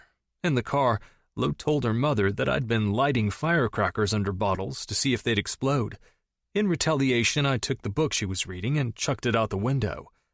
I heard a lot of her Texas drawl after that. Yelled right into my face. Yeah, I was completely drunk and showing my Texas. Then I threw up on that cop, after I said a bunch of bad things about mansplainers and the movie industry. She shrugged as if she didn't care, but I knew she did. For her to be in this car with me, headed to an event less than 24 hours after it had happened, her life must have depended on fixing this. She looked at me again. She was still fidgeting with her nervous energy, but her eyes looked tired. I knew I had to come up with a brilliant plan to save my career. So, here we are. I'm the brilliant plan? I feel so special. You are not supposed to be here. My hot escort is supposed to be here, not my ex-stepbrother escort. I might be your ex-stepbrother, but I'm still hot. And because we go back so far, I have a vested interest in helping you. I'll pull out all the stops. I adjusted my shirt again, making sure it was tucked snugly into my jeans. I'm sure no one will be looking at your ass tonight anyway. Why's that? Lo asked, a mixture of amusement and general disbelief on her face. Because they'll only be looking at mine. I made sure to flash my dimples. Great, she said, sounding both resigned and appalled. We pulled up at the curb, and I saw at least 50 photographers, cameras flashing at all the beautiful people spilling toward the event. Lo looked as if she was about to walk the plank. This is all just great. Lol. I took a deep breath and waited for our turn to get out of the car. A nervous pit formed in my stomach as I looked at Kyle. His brown hair was thick and artfully messy. His green eyes were sparkling, and his tanned and rugged chest peeked out from underneath the dress shirt he'd changed into. He was good-looking enough to be an actor, honestly. He would fit right in. That was just fucking perfect. I had no plans to let him stay for long. We were going to walk in together and preen for the press, but after that, I would show Kyle the door. His father had been married to my mother. We'd lived under the same roof from the time I was 10 to the time I was 14. If the press got a hold of that story, I might as well pack my bags, sell my Prius, and buy a bus ticket back to Texas, where I could live out my life in twang-filled obscurity. I looked at him as he watched the crowd outside. He didn't seem nervous, but that didn't surprise me. Kyle had always been cocky as hell. I'd told on him constantly when we were kids, but deep down, I'd always wanted him to like me. Partly because I was a pleaser and wanted everyone to like me. Mostly because he was handsome. But then he'd do something mean, like throw my book out of the car or call me a brace face, and I would just want to wind my fingers around his pencil neck and squeeze, and squeeze, and squeeze, and Kyle squeezed my hand. You ready, princess? Do we have to hold hands? I asked, jerking my hand away from him uncomfortably. And don't call me princess. I meant it as a term of endearment, Kyle said, calmly grabbing my hand again. He motioned to the throng of reporters lined up, elbowing each other and looking at our car excitedly. Calm down, Lo, and hold my damn hand. We've got this. We've brought a cake for these people. We need to let them eat it. I looked at him for a moment, confused. He almost sounded smart. Okay. I felt defeated. I couldn't believe I was listening to Kyle's logic after I had rationalized hiring him based on my mother's logic. There was no way this would end well. I twined my fingers back through his. Then let's let them eat cake. For better or for worse, the press absolutely loved Kyle. We stopped and posed for every single photographer on our way in. "Lol, over here!" they yelled, flashes going off wildly. "How's your head?" another one called. "Who's this?" everyone wanted to know. We smiled and preened and held each other. I was suddenly glad Kyle was there, which both surprised and annoyed me. I felt myself starting to sweat from the constant flashes going off all around me and all the questions being hollered one on top of another. I'd grown accustomed to the attention of the press, but this had an urgency I wasn't used to. Kyle, however, seemed completely in his element. He kept his arms wrapped tightly around me, and his smile glittered in every direction as we made our way down the carpet. I felt his strong, muscular body next to mine.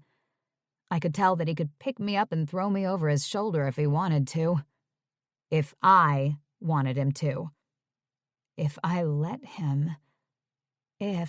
Oh hell, I really needed to knock it off. He stopped halfway down the carpet. Hey. He flashed a brilliant smile at a female reporter. You're looking sharp this evening. Love the jacket. Ah, thanks. She grinned at him in a way she would never have at me. It's vintage.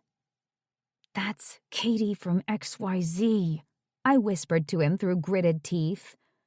I know, he whispered back. I've seen her on TV.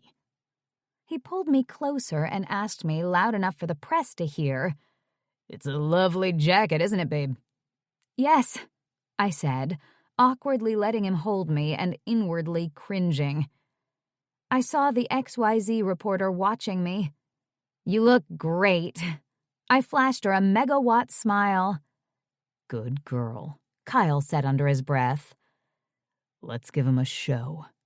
He called to her. Don't you think my girlfriend's looking lovely this evening as well? Who are you? Katie asked, her eyes widening in excitement. She could sense the opportunity for a scoop. He kept his arm protectively around me. I'm Kyle Jordan, dedicated boyfriend of the one and only Lowell Barton. He smiled while 1,000 flashes went off. And I asked you if you agreed that my girlfriend is looking lovely this evening. He sounded as if he was challenging her. Wait, I wanted to yell at Kyle. You're not supposed to be talking. But he was on a roll. I couldn't have stopped him even if I'd dared to try. Lo always looks beautiful, Katie said quickly, even when she's puking. Ah, thanks. I think so too, Kyle said, ignoring her taunt.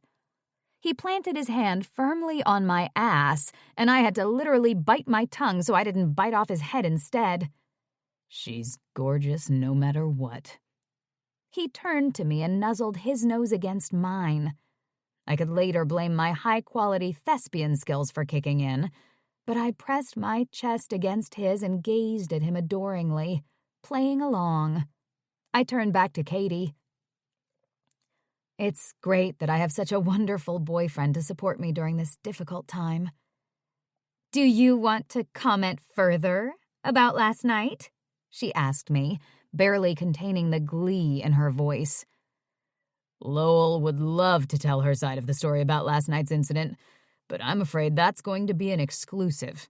Kyle answered immediately. He made a phone motion and winked. Call us. You might be the lucky reporter who lands that interview. She hastily got out her cell phone, scrambling to add Kyle's information. How can I get in touch with you? But Kyle had already moved on to the next journalist, a crocodile smile on his face and his hand fastened securely to my ass. Lowell, the next reporter called. How are you feeling today? I have a headache, I called back and laughed shakily. Do you have any comment about why you have a headache?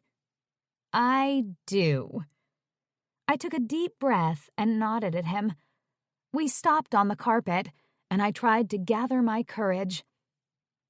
I just want to say thank you to all law enforcement who serve the wonderful city of Los Angeles and all of the police officers in this great country. They keep us safe and protect us. No matter how poorly I acted last night, I'm always grateful for what they risk and all they do to keep us safe. How do you feel about what happened, Lowell? Another reporter called. I feel ashamed. And hungover, I admitted. Kyle hugged me tightly, and I was relieved to have him to hold on to. I'm so lucky I have such a supportive boyfriend to see me through this difficult time. This is my story, and I'm sticking to it. Kyle beamed and leaned over me. You're doing very well, he said, brushing his lips across my cheek. Let's give them a kiss, a real one. Go big or go home and all. No, I insisted, mortified. I'd never kissed a guy in front of cameras before. He didn't listen. He put his mouth over mine and gently kissed me. Then he got less gentle. And then I started kissing him back. Heat coursed through me as he pressed his lips against mine. My knees wobbled and 1,000 flashes went off around us. Then, just as quickly as he'd started, he stopped. He pulled back and smiled at me devilishly. Now that wasn't so bad, was it? He whispered. My head was swimming as I looked at him. Then I remembered where I was, and who he was. I've had worse. I pulled back from him and turned to smile sheepishly at the press. I'm a lucky girl. Unconditional love is exactly what I need right now. Kyle's giving me the strength I need to face this. You are lucky, one of the female reporters said, eyeing Kyle appreciatively. How long have you two been together? Just long enough to know we're meant for each other, Kyle said immediately. About 1,000 more flashes went off. Now, if you'll excuse us, we have sneakers to try on. Kyle, they called, more flashes popping. They were worked up into a frenzy. Kyle, are you a mansplainer? One of the reporters called. He stopped. Absolutely not. I believe in listening first. He kept that smile on his face and that hand on my ass as we headed into the event. I see you don't have a problem with Lowell's behind, one of the male photographers called. Kyle beamed at him over his shoulder and smacked me playfully on the bum. That's because it's perfect. I tried very hard to keep my head high as we walked into the event and die neither from embarrassment nor from my secret. Sick joy at his compliment. The evening flew by in a whirl of champagne, glittery sneakers, hand-holding, and about 1,000,000 questions about my new boyfriend. Only one person mentioned the events of the night before to me, which was a testament of how much of a splash Kyle was making. Sorry that happened to you, said Tracy Ross, another young actress. She had a bleached, cropped bob and skin as white as porcelain. Let me be a lesson to you, I said. To not get drunk? She asked. That, and to just in general keep your mouth shut. It's safer that way. She nodded toward Kyle, who was examining a pair of platform high tops. He seems to be a hit tonight. He's holding up nicely, I admitted. Well then, you will be a lesson to me. Next event I have, I'm bringing man candy. Quality man candy. Quality helps, I agreed. I watched him for a minute. He was chatting easily with some of the other guests while checking out the shoes. Letting him come tonight had been a mistake. A mistake in a long line of mistakes, I lamented. The press loved him, which meant I wouldn't be able to get rid of him easily. Shirley and Gigi had already sent me about 10 text messages saying what a great job he was doing and how impressed they were. And he needed this job. He wanted to quit turning tricks. Tonight was going surprisingly well. Everything was heading in the direction I wanted so badly. To clean up the mess I'd made last night, to make the press happy with a new story and win back my director's approval. Still, I couldn't help feeling as though I was making a terrible mistake. Stop it, Lo. You need this. You have to make it work. I went to fetch Kyle. I had a headache, and I wanted to intercept him before he went back to the press and started trying to sell an interview with me to the highest bidder. Are you ready to leave? I asked hopefully.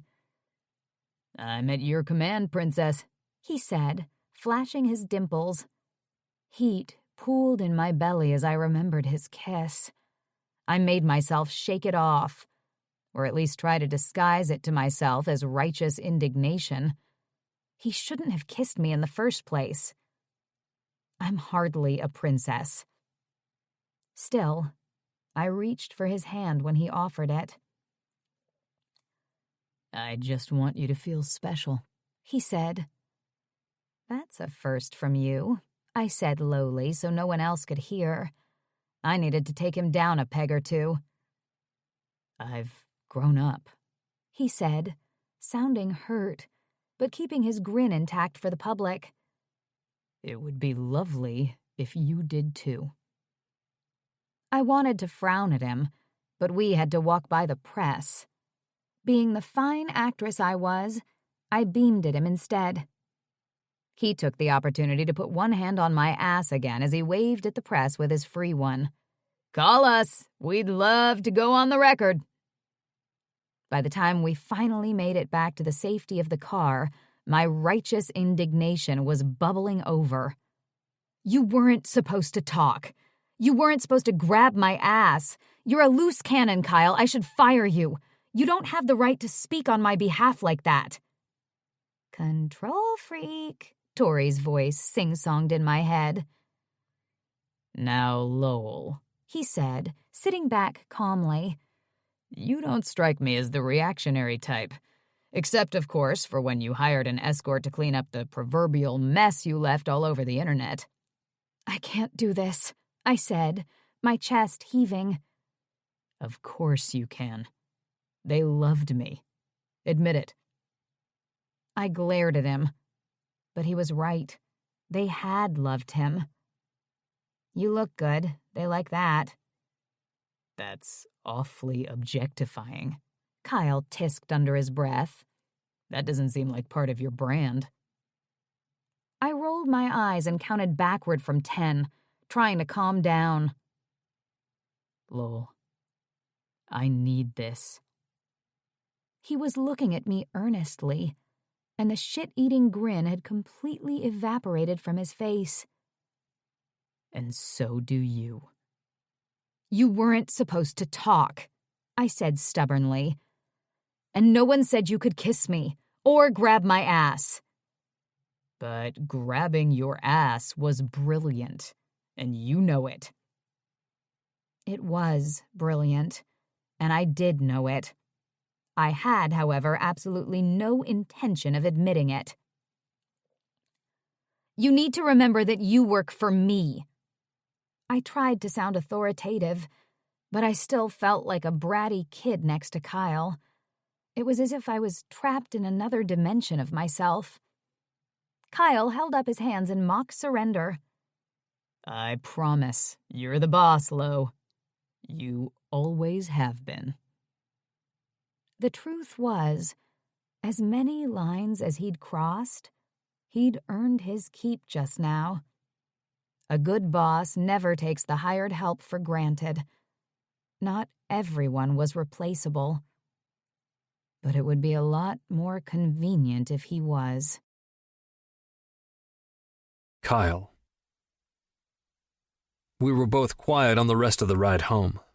I didn't know what she was thinking, aside from her obvious annoyance at some portions of my commanding performance. But I was processing what felt like a triumph.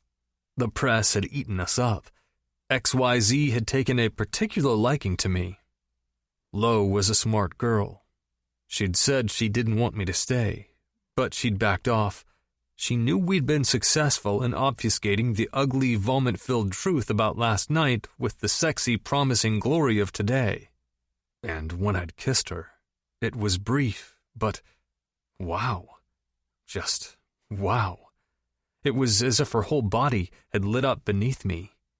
When I'd cupped her fine ass, I shouldn't have just put my hand on her like that. But Jesus, it was so firm and curved, just begging to be squeezed. My hand still felt hot from touching her. I felt the stirrings of an erection, but I willed it to go away. When the time came, maybe I could try. If she'd felt what I'd felt back there, she wouldn't say no to me. They never said no to me. Don't get too far ahead of yourself, big dude. This was Lowell Barton I was dealing with. She wasn't someone who gave in to her baser instincts. I'd tried many times to get her to drink her first beer at one of my parties, mostly as insurance that she wouldn't rat me out for having said party. But she always said no.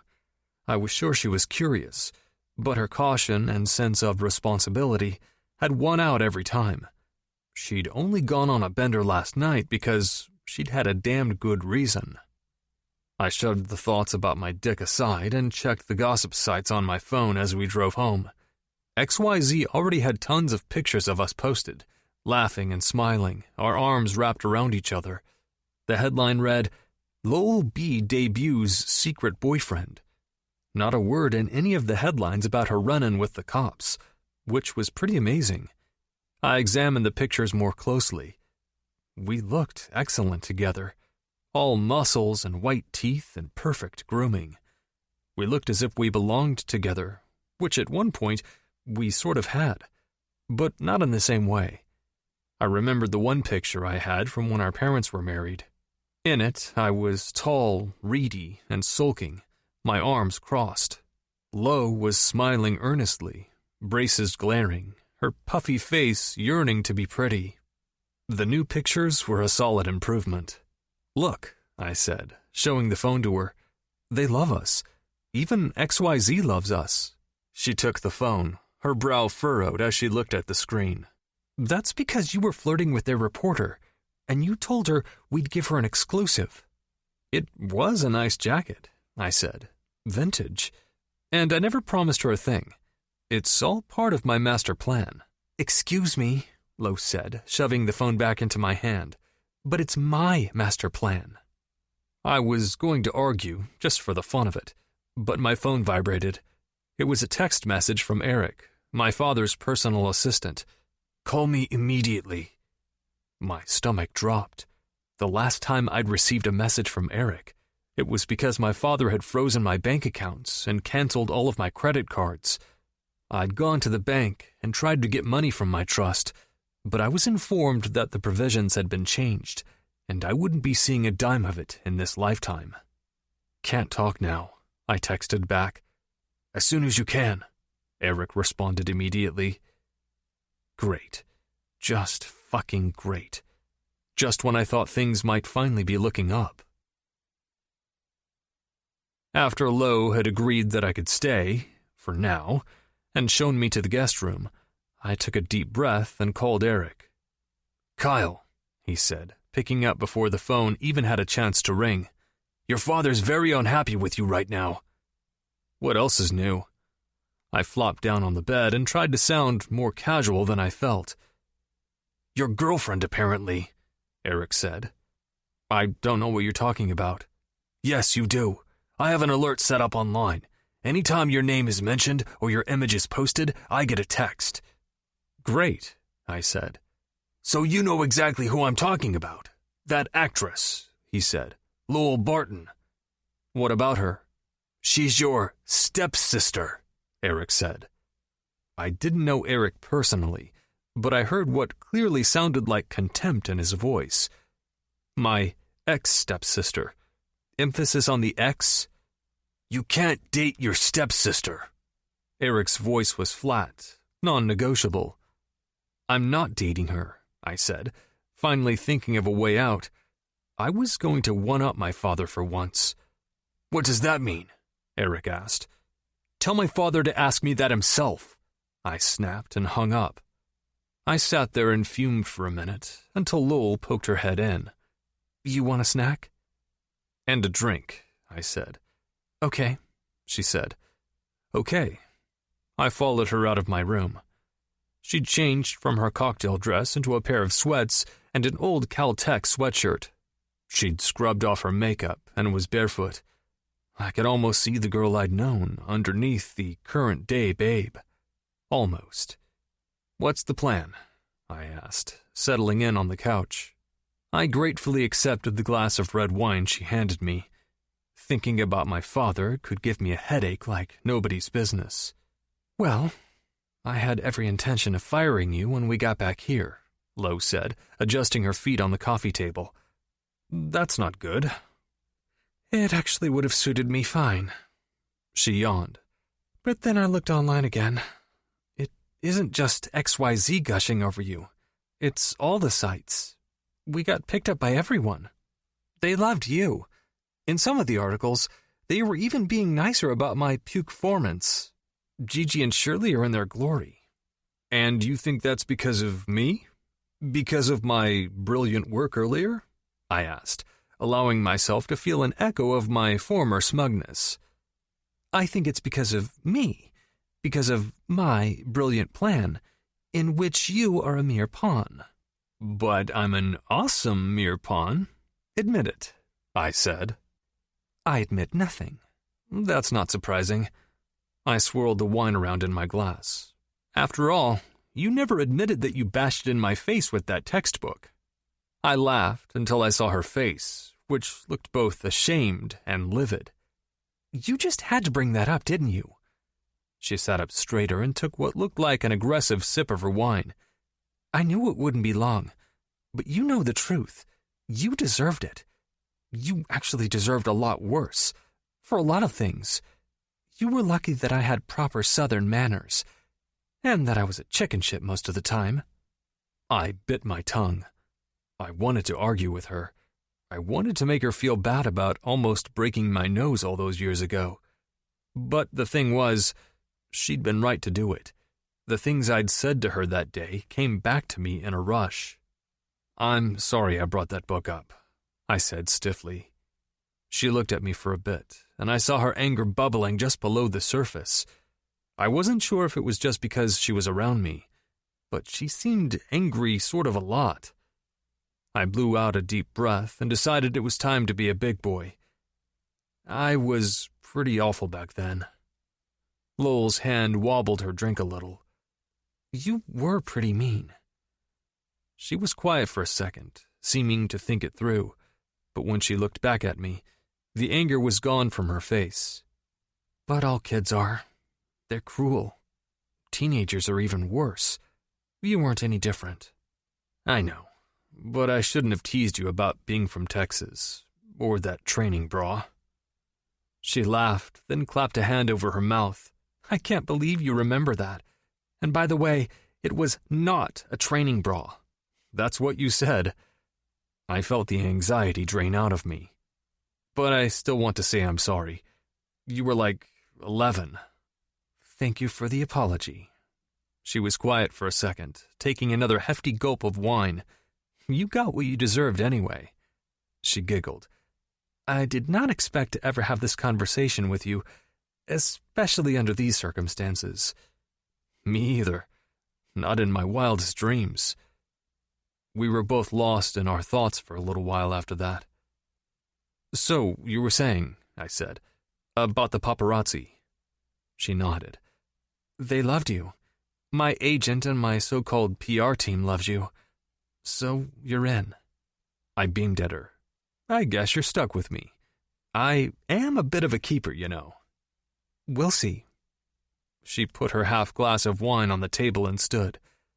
I gotta go to bed. Early work at the studio tomorrow. That is, if I still have a job. Want me to come with you? I asked. She raised her eyebrows and backed away. No? I laughed. I meant tomorrow, not to your room right now. Unless that's an option. That is what you're paying me for, after all. Lowe's face flamed. No to tonight. As in, no way, no how, no sir. You can come with me tomorrow if you want, but you'll just be sitting in my trailer all day, if I'm lucky enough to still have my job. Sounds good. It'll just be another opportunity to express my undying devotion for my sexy, talented, remorseful girlfriend. She nodded, the blush still hot on her cheeks. Okay. You're good at this, you know that, Kyle. You might want to think about a major in marketing when you finally go back to school. I think you have a real future in PR. Thanks for your vote of confidence, I said, feeling simultaneously flattered and patronized. Anytime. She smiled at me uncomfortably. Good night, Kyle. Thanks for saving my ass. I smiled, but she frowned at me. Not grabbing it. Saving it. You know you liked it, I called after her as she backed toward her room.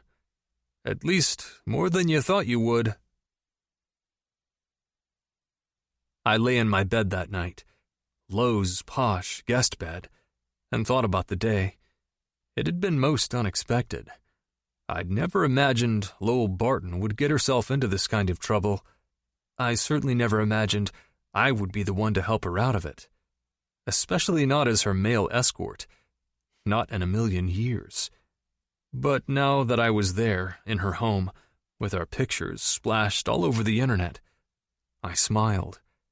It was the most awkward family reunion of all time. But that was okay. This job could save both of us. I couldn't turn tricks anymore. I'd gotten into hooking for the reasons I'd told Lo. I needed the money. When I told her about meeting Elena and getting hired on the spot, That was also true, but I'd left out what had happened right before that. The thing that had made me desperate enough to become a prostitute.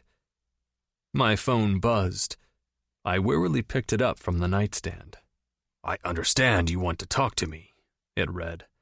"Tomorrow."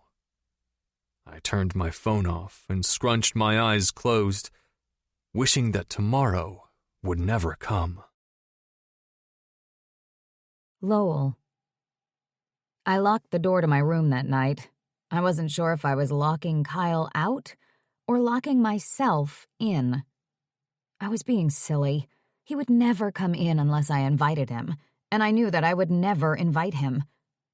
But he was here, in my house, just a few rooms away, sleeping, probably in his underwear. I clapped my hand over my eyes as if that could block out the picture in my head. The picture in my head looked good. Too good.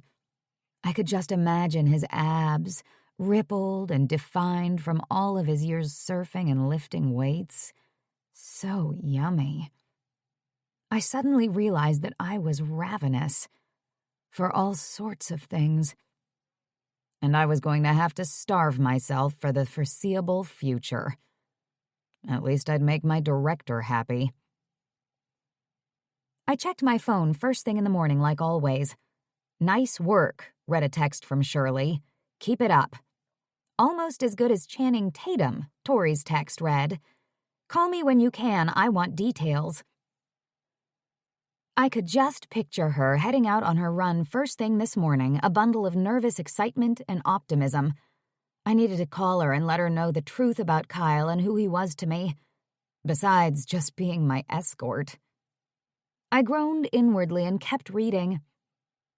"The producers have decided that you can come to the set today for a meeting," Lucas texted, "but I'm not promising anything." I sighed and put my phone back down. The good news was I got to go back to work. The bad news was it was because of a lie.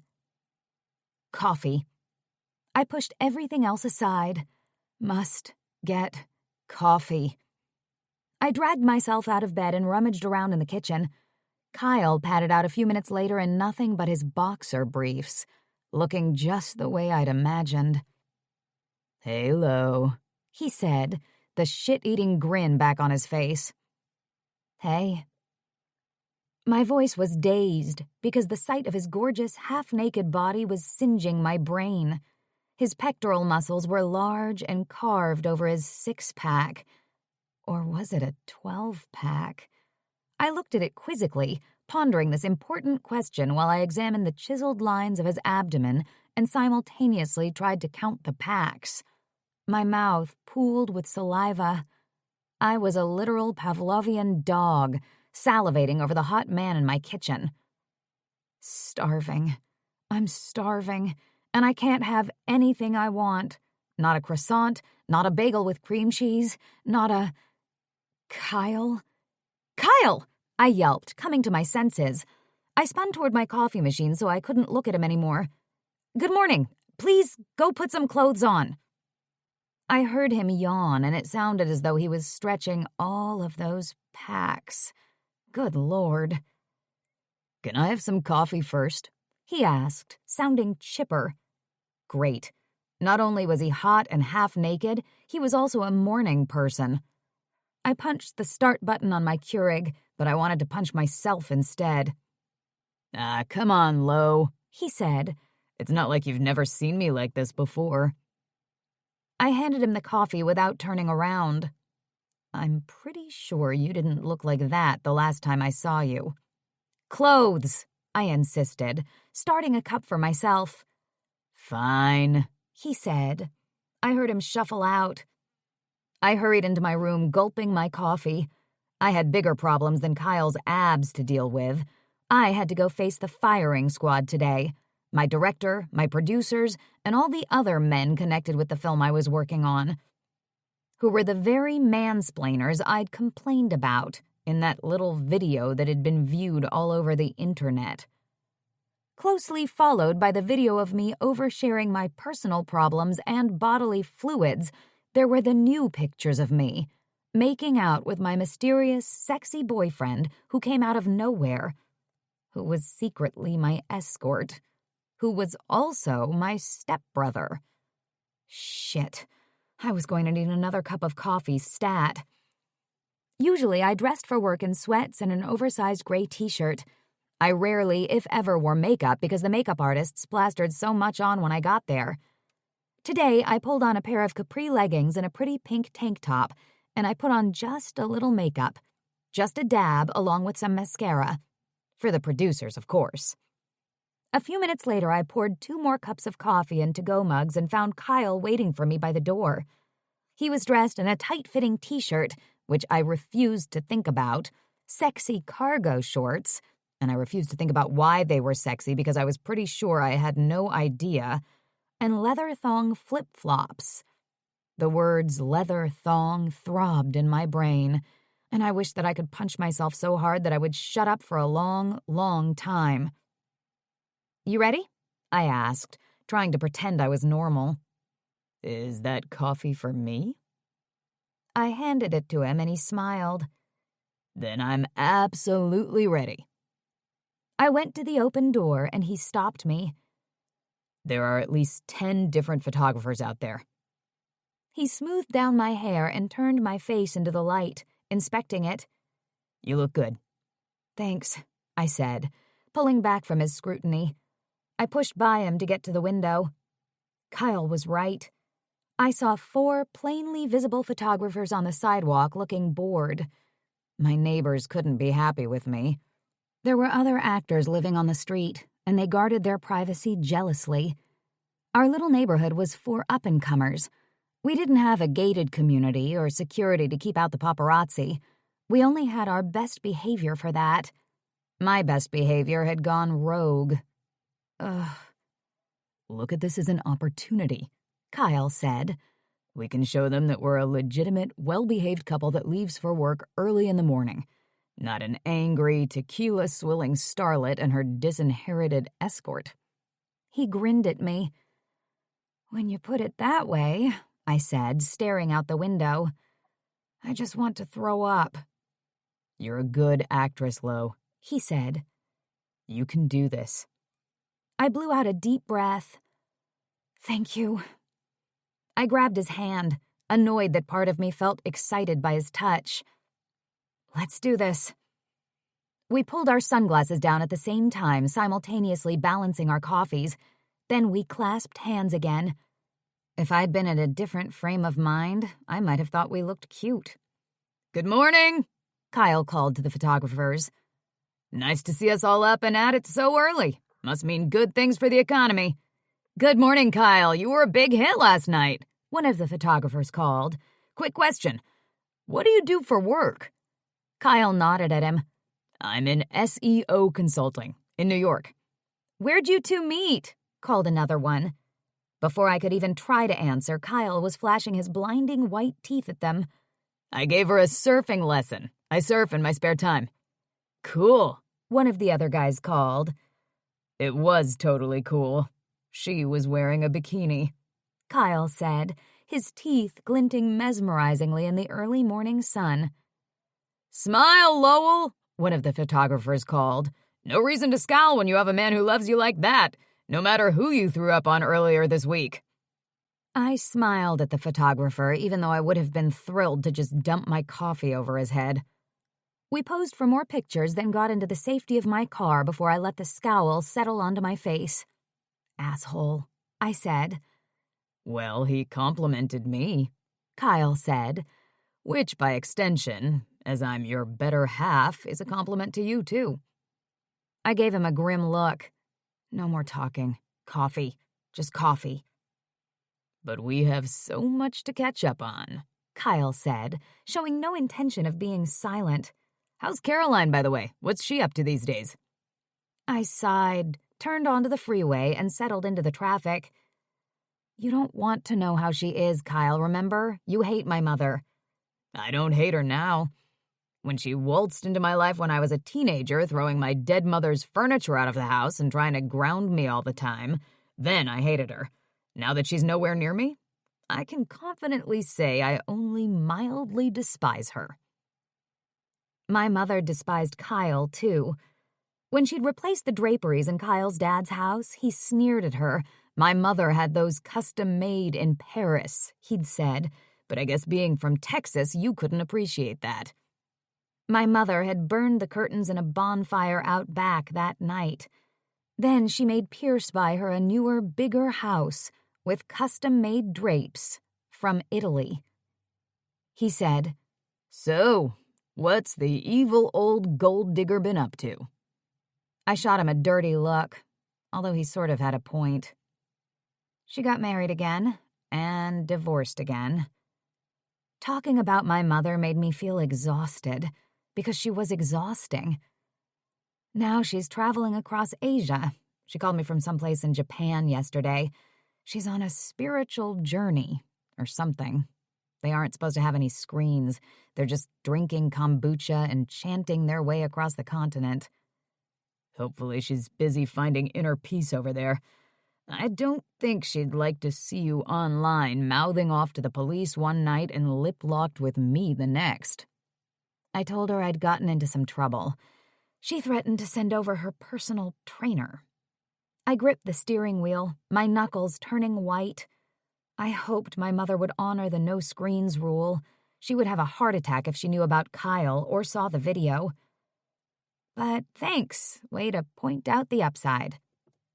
She must be thrilled that you're so successful. She's so thrilled she's downright scary. It was her idea, you know.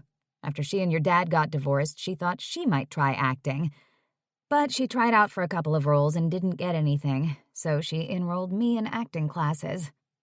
Anne got my hair colored and straightened, got me a posture coach, took me to the dermatologist and consulted with a plastic surgeon to see if I should have my nose done, and had my teeth bleached. She was pretty happy when my teacher said I was gifted. Why am I not surprised? I shrugged. It turns out that I love it. I've finally found my thing. Then I started auditioning and getting parts pretty quickly. I do have to thank my mother for that. Even though she's been living through me vicariously and draining my bank account like a rabid vampire ever since. But my ultimate goal is to start my own production company someday. I'd like to produce movies that are more female-oriented, with roles you don't have to take your shirt off or starve yourself for. You should totally still take your shirt off in your movies, Kyle said, grinning. I glowered at him and his face turned serious. When it's artistically appropriate, I mean.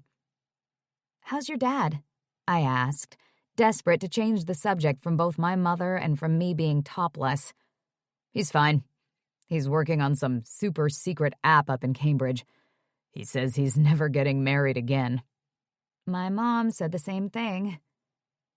Is she still supporting herself with her divorce settlement from my dad? Kyle asked, and I heard the bitterness in his voice. Or has she moved on to the next one? She spent your dad's money. Then, like I said, she got married again and divorced again. That's all gone, too. As soon as she'd cashed the check from husband number 4, she'd gotten a full facelift and breast lift. She said she needed to feel refreshed. So she bought a luxury condominium with closet after closet stuffed with designer clothes. Then she had the plastic surgery. Then she took the spiritual journey to the east where she intended to cleanse herself. She had unplugged from electronics, was only eating fresh whole foods, and was spending a large chunk of money to do yoga in ancient temples she knew nothing about. I was the one financing her adventures now. She'd shown me all of the clothes she'd bought for the trip. Thousands upon thousands of dollars worth of yoga pants and organic cotton tank tops. I'd felt sick when I looked at them all, the tags still on, spread all over her room. She's not a bad person, you know, I said defensively. After my father left her with a newborn baby, no job, no education, and no family to lean on, she did what she felt she had to do. She got married to someone who'd take care of us. That was her job. She's not perfect, but she did her best. Are you saying that for my benefit or yours? Kyle asked. In response, I had another sip of my coffee. Sorry. Your mother's always managed to push my buttons, Kyle said, looking out the window. But let's switch gears. Are you nervous about going in this morning? I didn't take my eyes off the road. It's more like I'm overwhelmed with dread. It's going to be okay.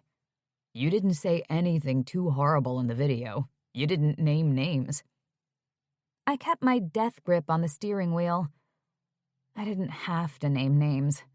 I'm sure everyone involved in this film knows who I was talking about, and so does half of Hollywood. I blew out a deep breath. I'm just going to have to apologize and tell them that the movie's really important to me. Is it? Do you love the movie? He asked. No, I said too quickly. Then I felt bad, as if I was being mean to my movie, which it didn't deserve. It's not like it's a bad movie. It's just not a good movie. You know what I mean? Of course, Kyle said. Most movies are like that. But I need this movie. If I get fired, I'll never get another job in this town. That's how it works. Hence the overwhelming feeling of dread. Kyle put his hand on my knee and squeezed. Before I had the chance to bite his head off, he released me. You can make this okay, he said. No matter what you feel, just give them a show. You can do it. I've seen all your movies. You're a star for a reason. I looked at him for a second, then quickly brought my eyes back to the road. You've seen all my movies? I didn't understand why, but my face flamed at the thought. I knew people saw my movies. I just didn't know Kyle had seen my movies. All of them. That fact unnerved me more than I cared to admit. I'd taken off my top in one of those movies. You couldn't see anything, but I'd still taken it off. Of course I saw them all, he said, his voice casual. When you have a famous relative, it's totally okay to stalk their movies. Plus, I like them. Most of them, anyway. Oh, I didn't know. The Family Pride was my favorite, he said, and grinned at me. I cringed. The Family Pride was the movie where I'd played the misunderstood nerd who later became a famous actress. It was also the movie featuring my naked shoulders. It seemed so natural, that role, like it was written for you. I especially liked the part where you took your shirt off. It was very cinematic. Ha ha, Kyle. I tried to focus on driving. That movie was hard for me. Obviously, it hit close to home. I'd played the main character, who was seriously dorky in high school and decided that the only way she could escape her controlling mother was to become successful in her own right. Meredith Stryper, a famous actress, had played my mother in the movie. My own mother hadn't been impressed. What did Caroline have to say about that one? Kyle asked. She didn't care for it, I admitted. Kyle snorted. Oh, I bet she didn't. Not for the reasons you might think, I said, inwardly cringing. She didn't actually understand the movie. She thought it was too slow, and she thought Meredith Stryper was too old to play my mother. Kyle practically spit out his coffee. That's all she had to say about it? Now it was my turn to grin. She also said my hair looked bad. You've got to be fucking kidding me, Kyle said. Except I know you're not. No, I'm not, I said. Suddenly we were both laughing. Between your mom and my dad, really, it's no wonder that we ended up in this car together. Kyle was laughing so hard he was snorting. They put the fun in dysfunction. Right? It's so messed up, but it makes perfect sense. I mean, it would make perfect sense to our therapists. I almost think they deserve each other, Caroline and Pierce. Kyle raised his eyebrow and looked at me. They just might. I wouldn't wish Caroline on anybody, though. Maybe not even your dad. You thought she was bad before? Now she's bad and gluten-free, wearing sanctimonious organic cotton yoga pants. It was my turn to snort. You don't know what bad is. I think I have a pretty good idea, Kyle said, sounding as if he meant it. Kyle. We pulled into the studio lot, and Lowell got out of the car. Even though she'd been laughing only moments earlier, she now looked a little pale. "You okay?" I asked. She shrugged. "It's not like I can do anything about it if I'm not." "Well, while I'm here," I said, throwing my arm around her shoulders, "you can lean on me. You should get your money's worth." "You really need to think about a career in PR," she mumbled. "I know people. Hell, the way you're doing with the press, you know people." A young woman wearing a headset over her frizzy hair bustled toward us, clutching a clipboard. She nearly fell over when she saw me with Lo. Good morning, Miss Barton." She tore her eyes away from me to Lowell. Lo's face softened. "Ellie, for the millionth time, call me Lo. And this is my boyfriend, Kyle." Ellie tried to smile at me and failed. She just nodded and tapped her pencil. She seemed as though she'd had about 10 cups of coffee already. "They're waiting for you." "Oh, I'm sure they are," Lo said, sounding braver than she probably felt. "Ellie, will you take Kyle to my trailer?" "Of course." The girl's face was ashen. "But they called a big meeting, and they've already been in there for an hour." "Don't worry about it," Lo interrupted. "I can handle Lucas and the rest of them. It'll be okay. Go get a donut from craft services, and an orange juice. You look like you're going to pass out." I leaned toward Lowell and whispered, "Good luck. I'm rooting for you." She nodded and pulled her sunglasses down enough so that I could see her eyes, which looked resigned. "Be good. Don't make Ellie work too hard. She's got me for that." She walked off, and I mentally crossed my fingers for her. I also watched her fine ass and cursed the stupid director for ever telling her it was too big. I turned to find Ellie watching me, a frown wrinkling her brow. "She's my girlfriend, not that it's any of your business, and a donut would be lovely." I used the same tone that I used to use on the staff when they caught me doing something in poor taste. "Of course," Ellie said, but didn't move. She looked forlornly at the building where Lo was heading. "They're all waiting for her. Even one of the producers, who hasn't been on set before." She sounded as if she thought Lo were walking the plank and a bunch of crocodiles were waiting in the water below. "She's a big girl," I said, even though I felt a small spark of anxiety on Lo's behalf. "She can handle them." Ellie nodded, looking as if she might cry. "Right. Come on." I nudged her shoulder. "Let me buy you a donut."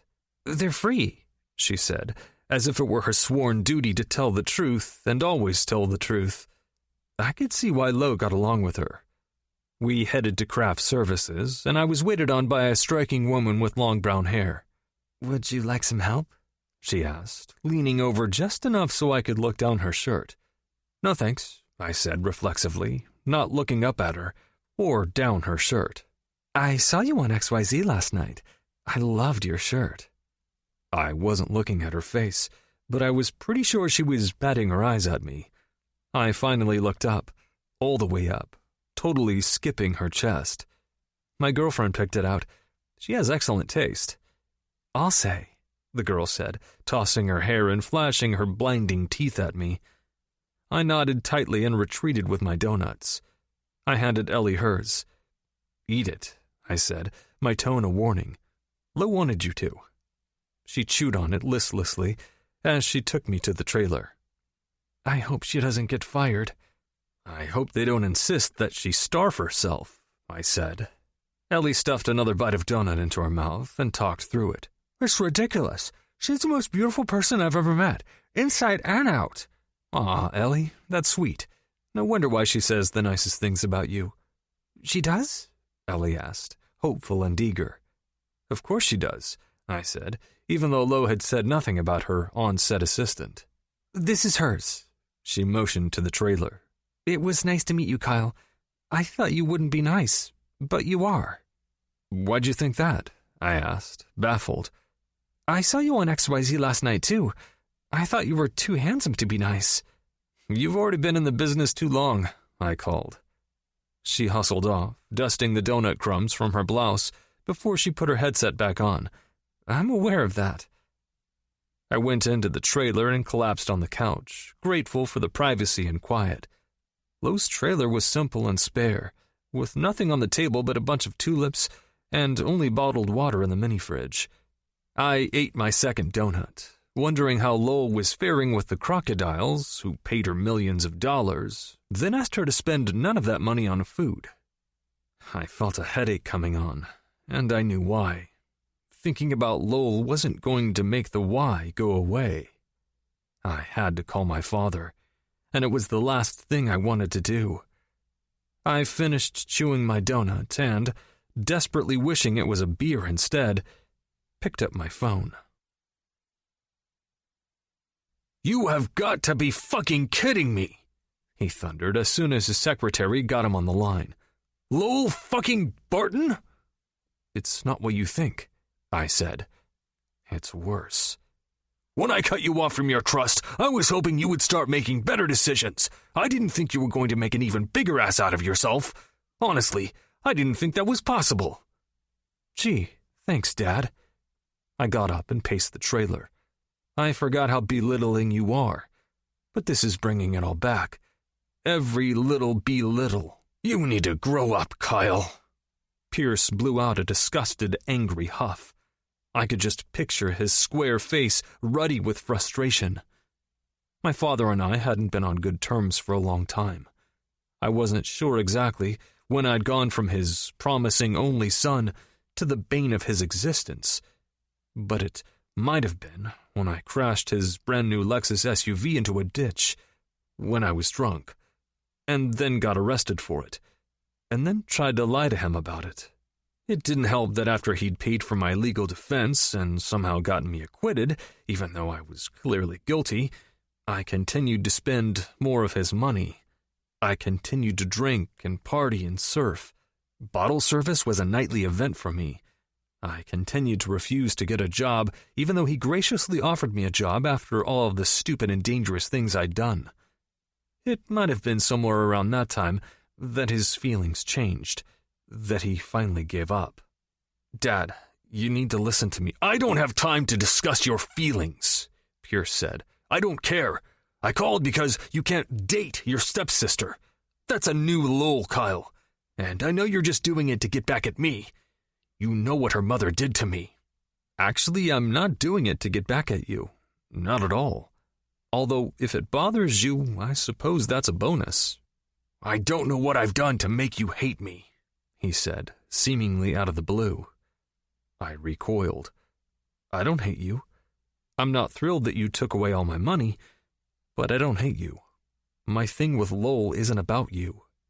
He didn't answer for a second. You can't tell me you have feelings for this girl. You two couldn't stand each other growing up. She's nice now, I said, and really pretty in case you hadn't noticed. But it's actually a little more complicated than that. Pierce sighed. What the hell does that mean? You don't want to know. Suddenly my headache subsided, because for the first time in a long time, I was telling my father the truth. Well, I'll make it simple, he snapped. You break up with this girl, or I'll leak it to the press that you two are related. We'll see how you both like that. We'll see what happens to her little acting career then. Anger flared within me. Pierce was demanding, difficult, and used to getting his way. But he wasn't going to run this show. I wouldn't let him. You might not want to do that, I said, my tone a warning. There's actually more to the story. And trust me, you're not going to want anyone to know it. Lowell. My stomach was pitted with dread as I headed into the meeting. Christina, Lucas's habitually unfriendly assistant, was waiting outside the conference room. She crossed her arms in disapproval when she saw me. Hey there, she said, as if I'd come all the way from Echo Park just to ruin her day. They're waiting for you. They're totally pissed about what you did, obviously. Obviously, I said. Good luck, She said sourly. Gee, thanks. My palms were slick with sweat as I went through the door, but I straightened my back and took a deep breath. I composed my face so that I looked calm and collected. I was a famous actress for a reason, damn it. I could look calm for a meeting. I wasn't going to let a little tequila, okay, a lot of tequila, come between my dreams and me. But the little voice in the back of my head kept asking, am I on my way up, or am I on my way back down? 8 men were sitting at the table, waiting. 8 of the mansplainers I'd been complaining about. They collectively frowned at me. Lucas was at the head of the table wearing the biggest frown of all. His gray hair stood up in a wild, artfully crafted swirl. His tortoiseshell glasses made him look intelligent, which he was, and easygoing, which he was not. Lowell, He said curtly. take a seat. I felt as though he was the principal and I was about to get a ruler across my knuckles. Or my ass. As you might imagine, we were all very surprised and displeased with your little performance on XYZ.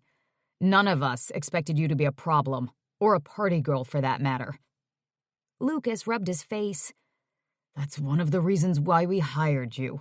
We thought you were trustworthy and reliable. Instead, you've shown us that you're immature and capable of a wicked temper tantrum. Not what I was expecting, Lowell. Not what I was expecting, and nothing I find acceptable. Lucas, you've got to give me a chance to explain. I have to do nothing of the kind. He looked at me from across the table and my heart sank. You're lucky we've decided not to fire you. Not yet, anyway. I looked around the table and saw nothing but blank or disapproving looks from the other producers. What do I have to do?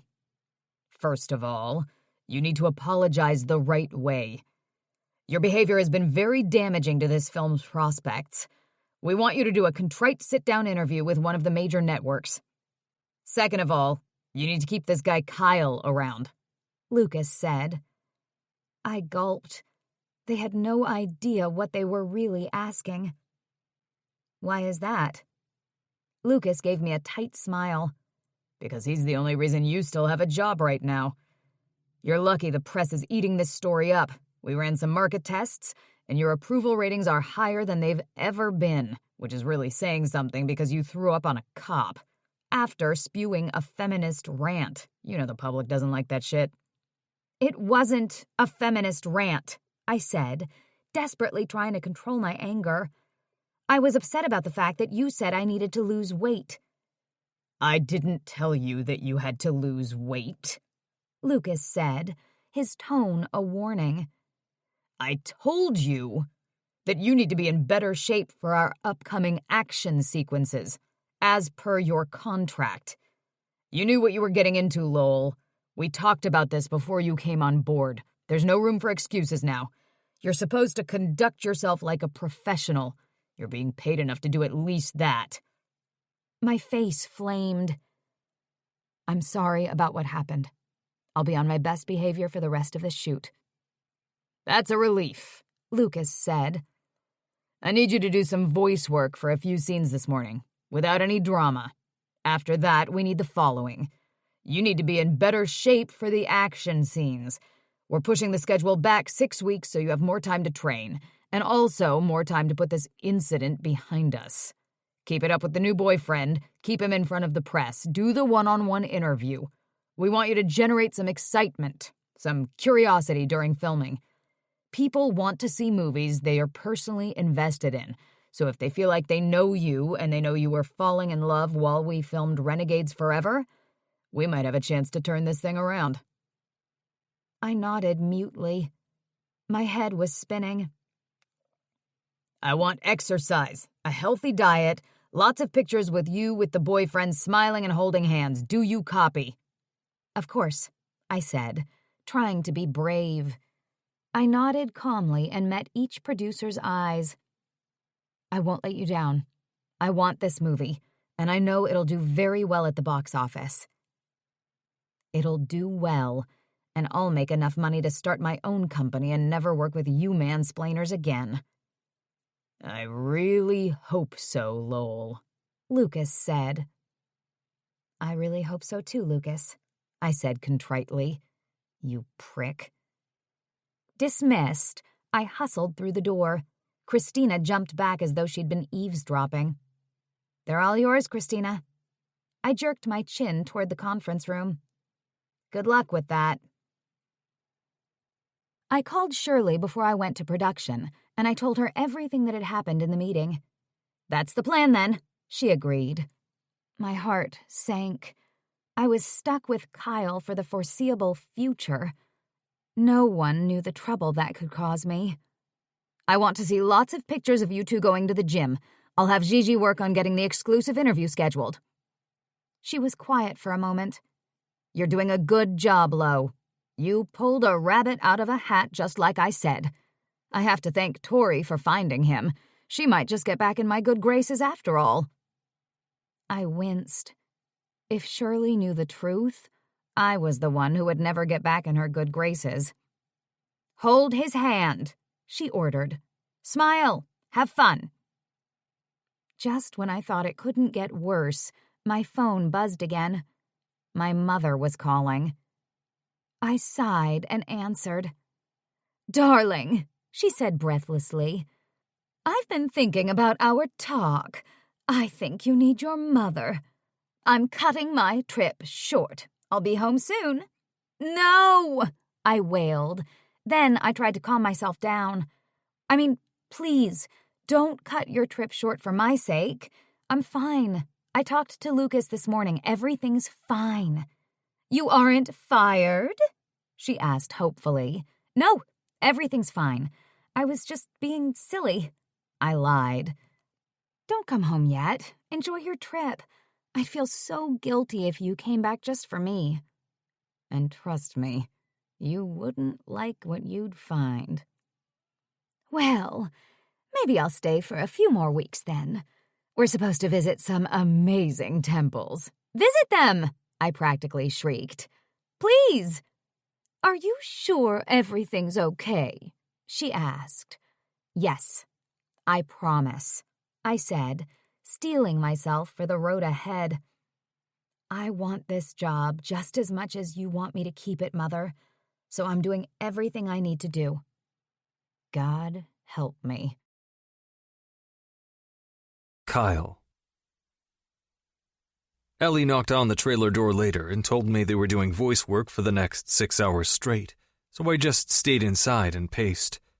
When Lowell finally came in, her face was pale and drawn.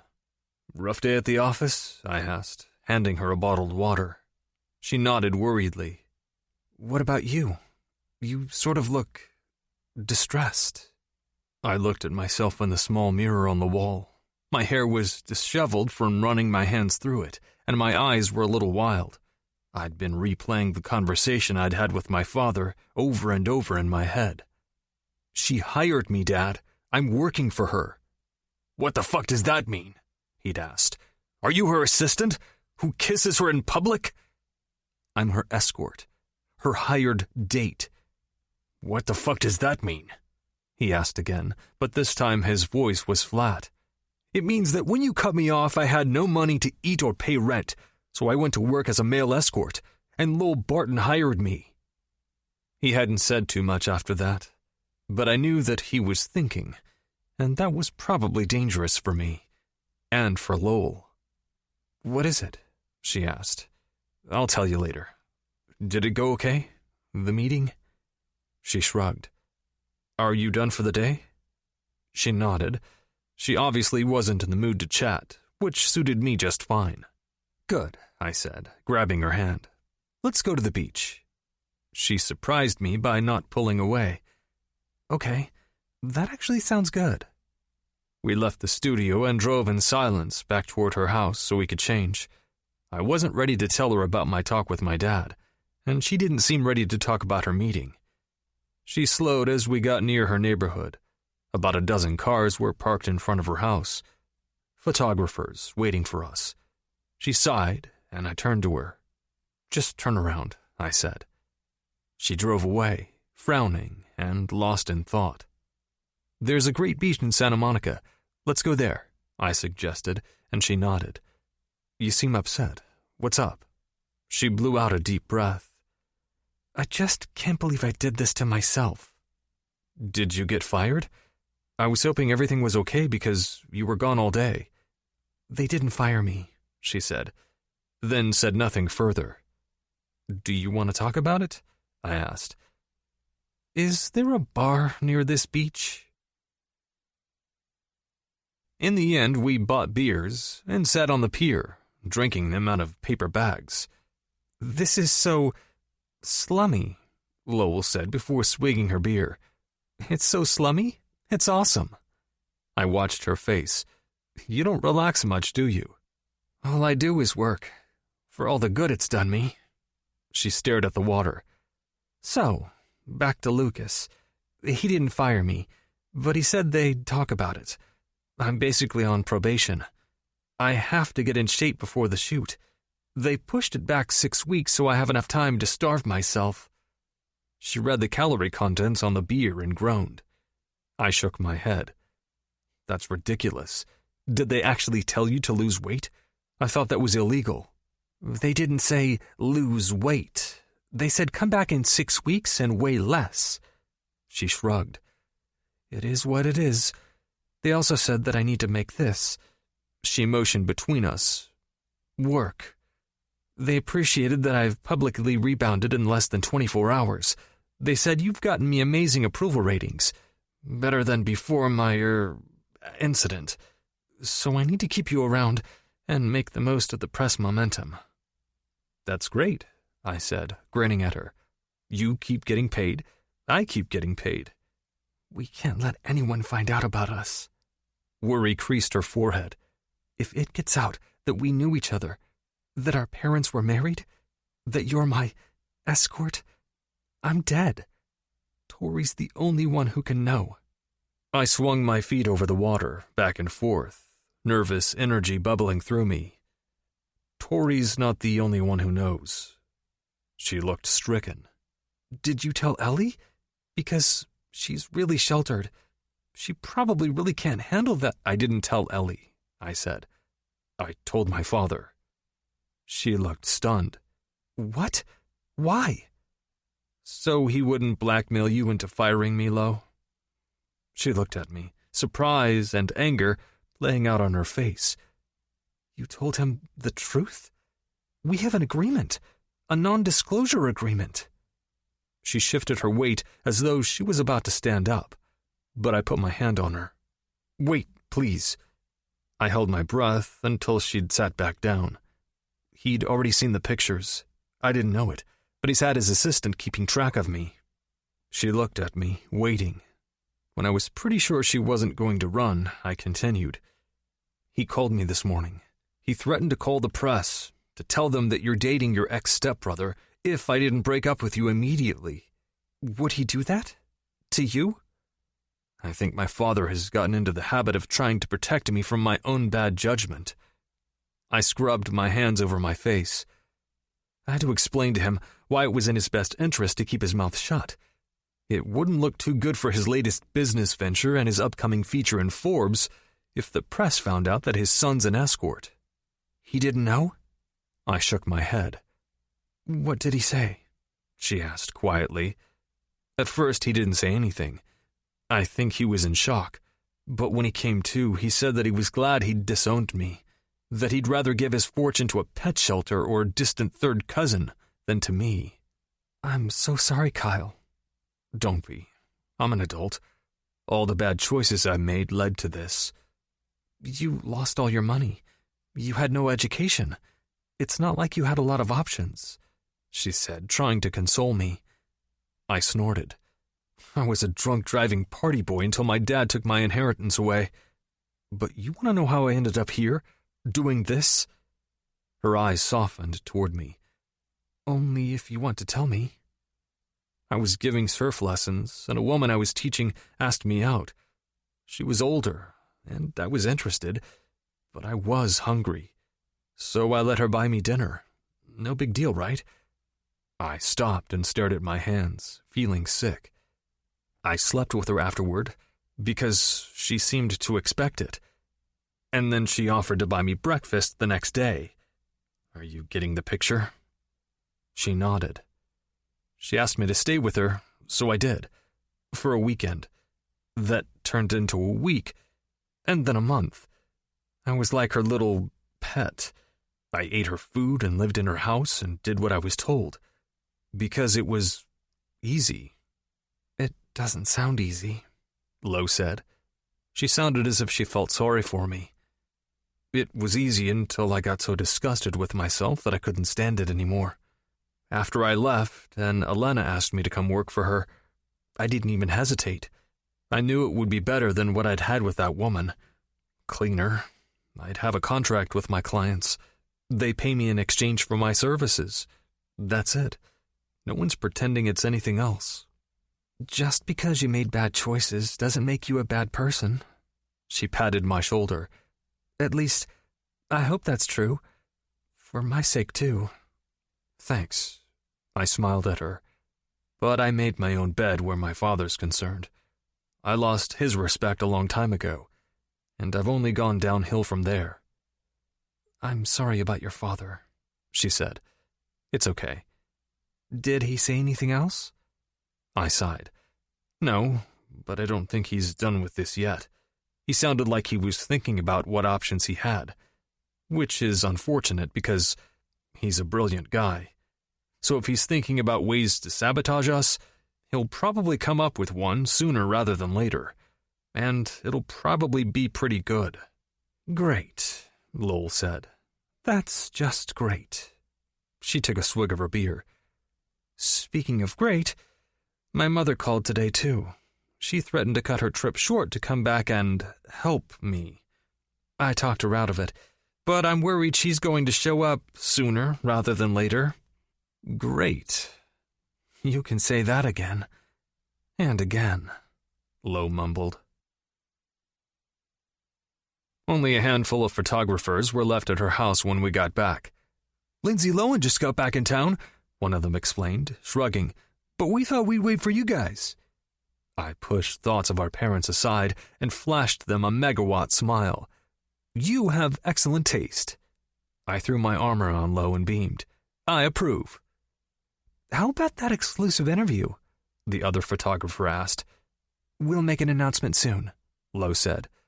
I looked at her in surprise, and she shrugged. I want to keep them on their toes. We finally made it into the house, and I could tell Lo was tired. Do you want to do an exclusive interview? I asked. I couldn't really picture her sitting down with Katie from XYZ and, spilling her guts. Again. I have to eventually. Gigi's apparently working on it. Lucas said he has to approve everything I say, though. He wants a representative from the movie to be there. I looked at her skeptically. Don't you think you'll scowl during the interview? She scowled at me. No. Don't you think they'll bait you? About mansplainers and all? She jutted at her chin. I'm perfectly capable of handling the press, Kyle Richards. Kyle Richards, who's only been in the spotlight for 24 hours. Okay, I said, not wanting to fight. Okay. It sounded as though she was forcing herself to drop it. It's been a long day. I'm going to take a shower. You want to watch TV afterward? She almost sounded nervous, as if I might say no. Of course, I said. Meet you on the couch in 15. She came out a little while later in her sweats, with wet hair, and handed me a glass of wine. She sat on the couch, yawning. I'm already bored. Nothing to do but starve. I refuse to let you starve. I know you don't want me to say it, but your body's perfect. Anyone who tells you otherwise should Photoshop themselves out of existence. It looked as if her face was turning red, but I couldn't be sure. That's sweet, she said. I just wish the rest of the world would agree with you. The rest of the world does agree with me. It's those freaking industry people who are insane. People love you because you're a great actress, and because you're funny and gorgeous. She just looked at me, seeming confused. That's nice. I don't remember you being nice. You're kind of freaking me out. I can be nice, I say defensively. I'm nice. You didn't used to be nice, she said. I sighed and looked at her helplessly. I already said I was sorry, and that I've grown up. Now, let's just have some wine and relax. She just looked at me. Wine has too many empty calories. Fine, I'll drink wine and relax. You can sit there and scowl. She scowled at me, and I rolled my eyes at her. Let's not worry about dieting right now. Let's worry about the next couple of weeks. We should make plans, I said. We should go to the gym together, go to Jamba Juice, hit a different hotspot every night, work the reporters into a frenzy, and make your agent and director happy. I'd actually love to just get out of here for a while. I haven't had this much time off in forever, Lo said wistfully. Can we pretend to go on an exotic vacation? Can we just go on an exotic vacation? My favorite beach is in Hawaii. I'd offer to take you, but I'd need you to front me some cash. I smiled at her, humbled. I'd had all the money in the world for so long. I thought nothing of jetting off to Hawaii for a weekend. I used to do it all the time. Lo sat up straighter. We should totally go to Hawaii. The magazines always have pictures of the stars vacationing there. You can teach me to surf. Perfect photo op. The idea of her standing on the board in front of me, my hands around her waist as I showed her how to get her balance, made my cock twitch. Down, boy. The days when I answered to it were over. But I would really like to have my hands around her waist. Hawaii is my favorite place in the world. Let's say if we turn the situation around and emerge victorious, we'll treat ourselves and go. When this is all over, and you've paid me, so I don't have to borrow money from my hot Hollywood actress girlfriend, I said, winking at her. But right now, I think we should stay here and work the press. She nodded. It's a deal. If we pull this off, I'm going to get back in Lucas's good graces, as long as your dad doesn't rat us out and the press doesn't find out anything. Crossing my fingers, I said. My father wasn't an easy man to evade, and the press was just as interested in us as we were hoping, which was both a blessing and a curse. But do you promise? Hawaii? Someday? She smiled at me.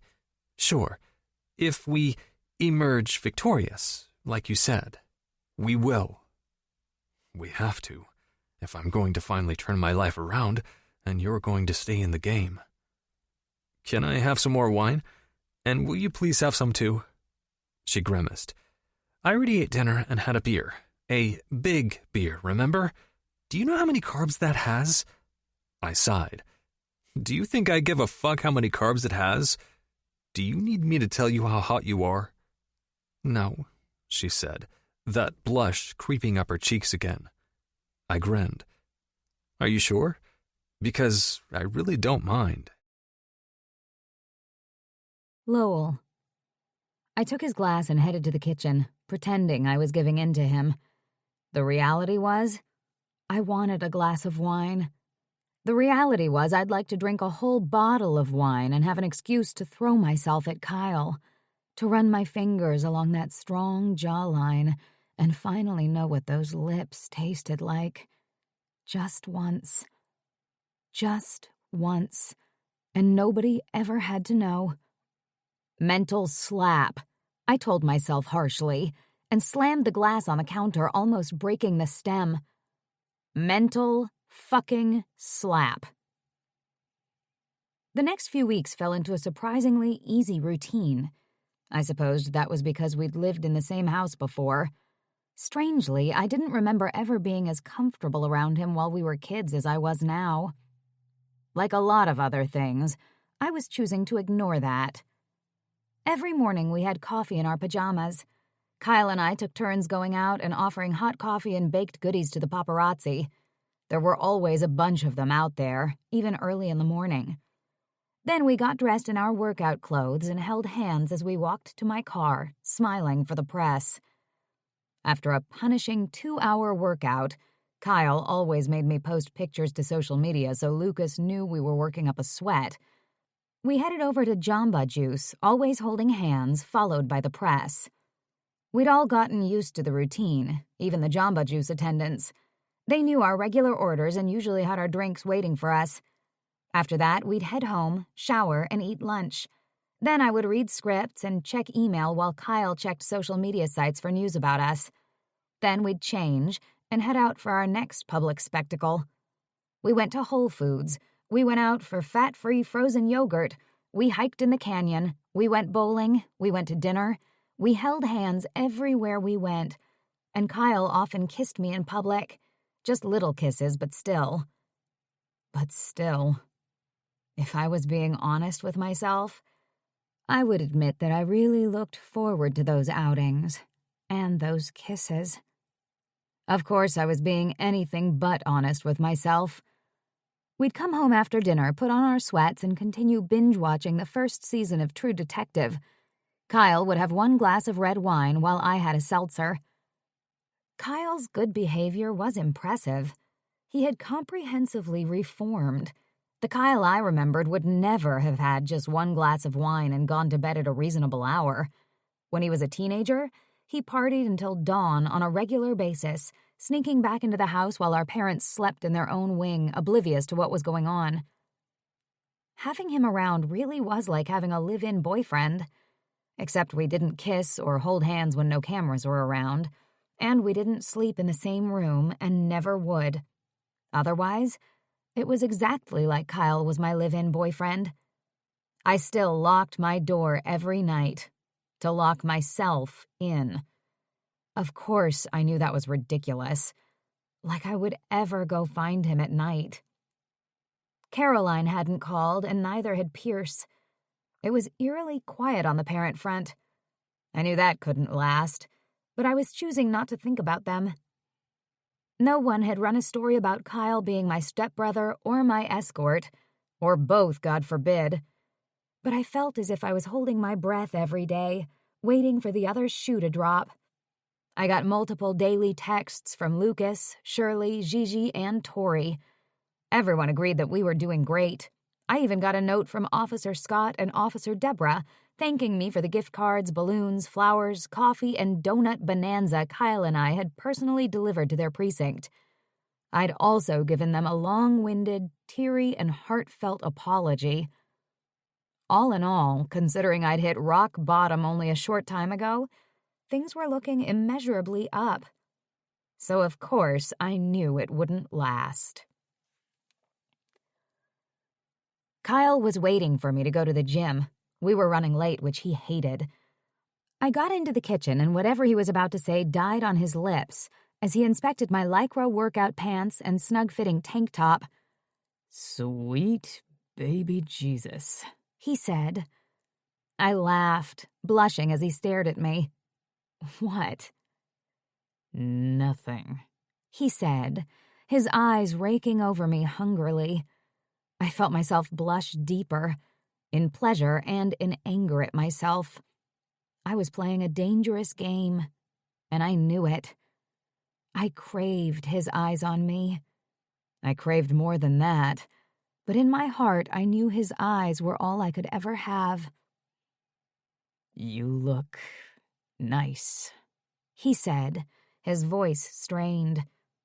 "Thanks." I flashed him a grin in spite of knowing better. He held out his hand for mine, and I took it, my eyes tracing the lines of his biceps, visible from beneath his t-shirt. "Let's do this," he said, and my insides clenched. "Okay, let's do it." All sorts of it. We went outside for the flashing cameras and the myriad questions, and I found, quite unexpectedly, that they no longer bothered me at all.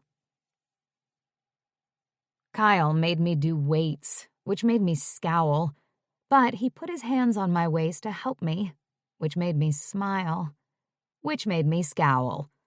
"You don't need to touch me like that," I whispered. "We're inside." "You never know who's taking a picture," he said into my ear. "Like that guy? The one who keeps checking himself out in the mirror?" He could totally be an XYZ informant. I looked at the huge, fake-tanned man Kyle was talking about, and I giggled. He was watching his reflection in the mirror as he lifted enormous weights over his head. It seemed as though he only had eyes for himself. "He doesn't look too interested in us," I said. Kyle kept his hands on me. Better safe than sorry. Resigning myself to the garbled emotions running through me, I lifted the heavy weights again. He kept his hands on my waist, and heat rushed through me. For once, I just let myself enjoy it. As we were leaving the gym, Kyle threw his arm around me. "Ew, I'm all sweaty," I said, recoiling. He gave me a wicked grin. I know, and I don't mind one bit. Besides, you know our friends are waiting outside. I excused myself, running to the locker room to quickly wash up and put on a small amount of makeup. I told myself it was for the photographers, but the deodorant was definitely for Kyle. He whispered in my ear before we went through the door. You look gorgeous, and we're going to show them all that I love you even when you're post-workout. That I love you for better or for worse. He pulled me closer to him and my breath hitched. I felt the heat blooming between us, and it wasn't because we were hot from the gym. Although I'm not sure there's a worse here. You look great, amazing when you're all hot and lycra'd up. I gave him a small, bewildered smile. You are good at confidence building. His gaze lingered on mine. You shouldn't need it. You're perfect. With that, we went through the doors to meet the press, all sorts of hot flashes going through me to match the flashes from their cameras. You guys look like you had quite the workout, Rob, one of the regulars, called. Is Kyle a good workout partner, Lowell? He's the best, I said, giving the reporter a megawatt smile. Looking at him's a good incentive. A good incentive to work on losing weight? I gritted my teeth and turned to find Katie, the annoying reporter from XYZ, looking at me expectantly. Of course it had been her question. A good incentive to work on having a healthy body. I'd decided without telling anyone that I wouldn't promote losing weight to be skinny. I didn't think that was a responsible example to set for young women, many of whom would never be model thin, just like me. I inspected Katie. She was stick thin, her collarbones jutting out beneath her patterned blouse. No wonder you're such a miserable bitch. You need to go eat something. I thought you were required per your contract to lose weight, Katie called, not giving up the point. Anger bubbled up inside me, but I made sure I kept my face neutral. I'd learned the hard way that XYZ was not an entity to be messed with. My contract requires me to be fit for my role in an action-adventure film. My conscience requires me to act as a healthy role model for young women around the world. What felt like 1,000 flashes went off. I put my hands on my hips. And now that I've had a great workout, I'm going to go have a Jamba Juice if you don't mind. Feel free to check the nutrition information. Kyle put his arm around me and led me to the car. Katie, that exclusive's not looking too good, he called back to her, grinning. I saw the sour look on her face as she packed up her equipment and followed us with the rest of the reporters. Trouble was still following us. Kyle threw his arm back around me. I'm very proud of you, young lady. I grimaced. Lucas might not approve of what I just said. That might have been a mistake. It wasn't. Doing the right thing's never a mistake. I gave him a nervous, sideways glance. Thanks. He was becoming too indispensable. I liked him too much for my own good. I'd known from the beginning that this would end badly, but this added a whole new layer of bad. You're welcome. Now let's go get some overpriced juice. Overpriced juice makes everything better. I called Tori before I went to bed that night. Oh my God, Lowell! You've finally met the perfect guy! I am dying over these pictures of you two. It's too cute, my best friend gushed. I pinched the bridge of my nose and took a deep breath. I loved Tori, but she had an issue with looking at the bright side of everything, sometimes to the detriment of reality. He's an escort, remember? I know, she said defensively. Doesn't mean you two can't actually like each other, and it looks like you do, in the pictures anyway. I sighed. I'm an actress, remember? It's an act. Tori hesitated for a second. Don't you at least like him a little? I looked at the picture of my mother and Pierce on my dresser and sighed. I like him a little. So why do you sound sad? She asked. My best friend knew me too well. Because I know him from before this. I was dying to tell her and wishing it wasn't true all at the same time. You have to promise not to tell anyone. The fact that you already knew him can't be worse than the fact that he's an escort, and I'm already keeping that secret, she reminded me. She was silent for a second, as if thinking through her words. Unless you mean you've hired him before. Is that it? Do you have a history of hiring escorts? Oh my God, I never would have guessed, Tori. I waited while she continued babbling about escorts, how you never really knew anyone, and how much she hated it when I kept secrets from her. Tori! She finally stopped. Of course, I've never hired him before. I grew up with him. His dad was married to my mom.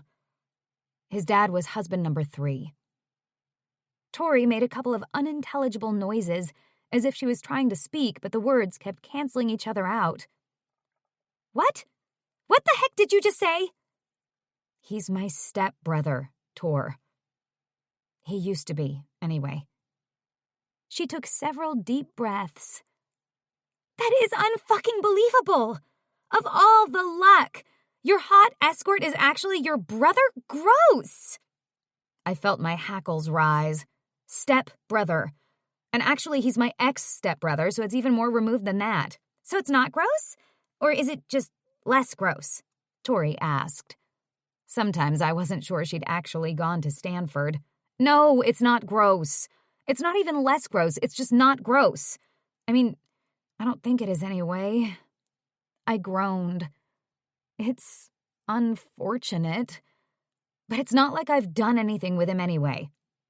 You kissed him at that shoe event, Tori reminded me. And in every other picture of you two, he has his hand on your ass. It's an act, I said, trying to sound superior. I'm pretty sure he likes having his hand there, Tori said.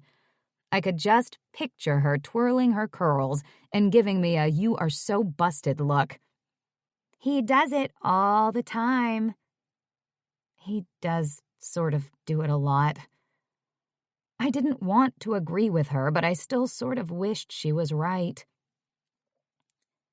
But you're not sleeping with him? She asked, still sounding a little hopeful. Of course I'm not sleeping with him, I snapped. Jesus, that's the last thing I need. Sleeping with my escort ex-stepbrother? But you're pretending, remember? That he's your boyfriend? Yeah, I remember. It was my idea, wasn't it? I asked, exasperated. So you could actually sleep with him, like he's your boyfriend. It'd actually make your story tighter. She snickered. Emphasis on tighter. What does the word tighter have to do with anything? I don't know. She giggled. It just sounds dirty. I shook my head and snorted. Tori, you're gross. And I know you're smart, but you make no sense. I have to go. So go, but try to have fun. Try to have sex. See if you remember how. It's just like riding a bike. I hung up on her, disgusted. Whether I was disgusted with her or with the fact that I was actually considering what she said, I wasn't sure. And I couldn't afford to find out. Kyle. Do you want to do something different today? I asked. Lo peered at me over her coffee mug. Like what? This was one of my favorite times of day. We were in her kitchen, having coffee, and her hair was pulled up in a messy bun, her face scrubbed clean of makeup. She was adorable, and I adored her, and it was becoming a real problem. Something fun, I said, grinning. The most fun. That doubles as a great photo opportunity. She grinned back, even though I felt certain it was in spite of herself. How can I say no to that? You can't, so go get dressed. Wear something casual, with sneakers. I'll meet you at the front door in 10. 10 minutes later, she came out in a tank top, baseball hat, and denim shorts, her long legs tanned and gleaming. I just stared. What? She said, blushing underneath the brim of her hat. You're sort of cute, I admitted. Well, thank you. Sort of. She smiled and grabbed my hand. It had almost become automatic for us. Where are we going? Not telling. We went through the door and greeted the throng of photographers. Are we headed to the gym? The usual? One of the photographers asked, scratching his head and yawning. Nope, I answered. We're mixing it up today. Where are you going? I beamed as I hustled her to the car. I can't tell you. I'm surprising Lowell. But so we don't lose you and end up causing an accident with some sort of high-speed chase, I will tell you that we're headed to Anaheim. They perked up a little. Are you going you-know-where? One of them asked. I grinned. Exactly. Cool. Awesome. See you there. I got into the car and Lowell was scowling at me. Where the heck is you-know-where? She asked. And why does everybody besides me know where that is? Because you don't get out much. I threw the car into drive. No way, Lo exclaimed as we turned down Disneyland Drive. No, sir. Yes, Way. Yes, sir. I looked at her face as I got in line to pull into the quickly filling lot. She looked excited, looking up at the Tower of Terror in the distance as I parked the car. Do you like Disneyland? I've never been here, she said breathlessly. Never? She shook her head. I would have been surprised, but I couldn't really picture Caroline Barton on a roller coaster, getting her hair messed up, or waiting in line with a bunch of tourists. That was surely beneath her. It's fun, I said. We used to fly down here sometimes for the weekend when I was younger. My mom loved it. I felt low watching my face. What was your mom like? She was awesome. I smiled from just thinking about my mother. She would be happy I'm here. I hadn't even thought of coming back, but it popped into my head this morning. I grabbed Lo's hand, lacing our fingers, after we got out of the car and headed for the tram to take us into the park. Hey, Kyle, wait for us, called Alex, one of the photographers. I looked back at him, momentarily caught off guard. I'd been so excited about surprising Lo, I'd completely forgotten about them on the ride over here. And yet, I'd already been holding her hand. It wasn't just for show anymore, and I knew in my gut that spelled trouble for me. Big trouble. Still, I smiled at the photographers easily. Then I decided to forget about them for the rest of the day. Today was about me and Lo. For better or for worse. We went on all the rides. Can we do it again? She asked when we got off Space Mountain. I grinned at her. You liked that? She grinned back. I loved it. So we went again, and again. We stayed until the sky was dark. I kept my arm around her the whole day, and neither of us stopped smiling. In the back of my mind, I knew the paparazzi were taking pictures of us, but I didn't care. We posed with Goofy, and I took a selfie. Because I wanted it. For me. For later, when I was alone again. We watched the fireworks from a gondola on Mickey's Fun Wheel. The Ferris wheel kind of reminds me of my career, Lowell joked when we reached the top, It goes up, up, up, then it goes down, down, down." She laughed. "I don't think that's just your career. I think that's life in general." I pulled her to me and nestled her against my shoulder. "No one's in here with us," she whispered. "Even if they have a zoom lens, they probably can't see us up here." "So?" I asked. "So," she sat up and away from me, "we don't have to sit that close together." I pulled her back, feeling hot and needy and confused. Just because we don't have to doesn't mean that we shouldn't, or that we can't. She leaned into me and looked up at me, making my heart stop. "But we shouldn't, and we can't." She smiled sadly. I kissed the top of her head and just held her. The jumble of feelings was replaced by a dull ache. I wasn't sure what it meant, but I had a bad feeling I was about to find out. Later, I walked low formally to her bedroom door. "Good night," I said. She smiled, but it was a tired smile. "Good night, Kyle. Thank you for today. It was awesome." It was awesome. I stood over her, wanting to put my arms around her, wishing the press was in here so I had an excuse to touch her, to kiss her. She just held my gaze. Just once, I wanted to run my hands down her whole body, take her clothes off, and press my face against her naked skin, feel what it was like to see her light up underneath me, make her moan in pleasure. "Well, good night," she said again, seeming flustered. "See you in the morning." She pushed past me and closed the door immediately. Fuck. Or not. Sighing, I headed back to my room. I thought, collapsing on my bed. This is what having feelings is like. Frustrated, I padded back to Lo's room.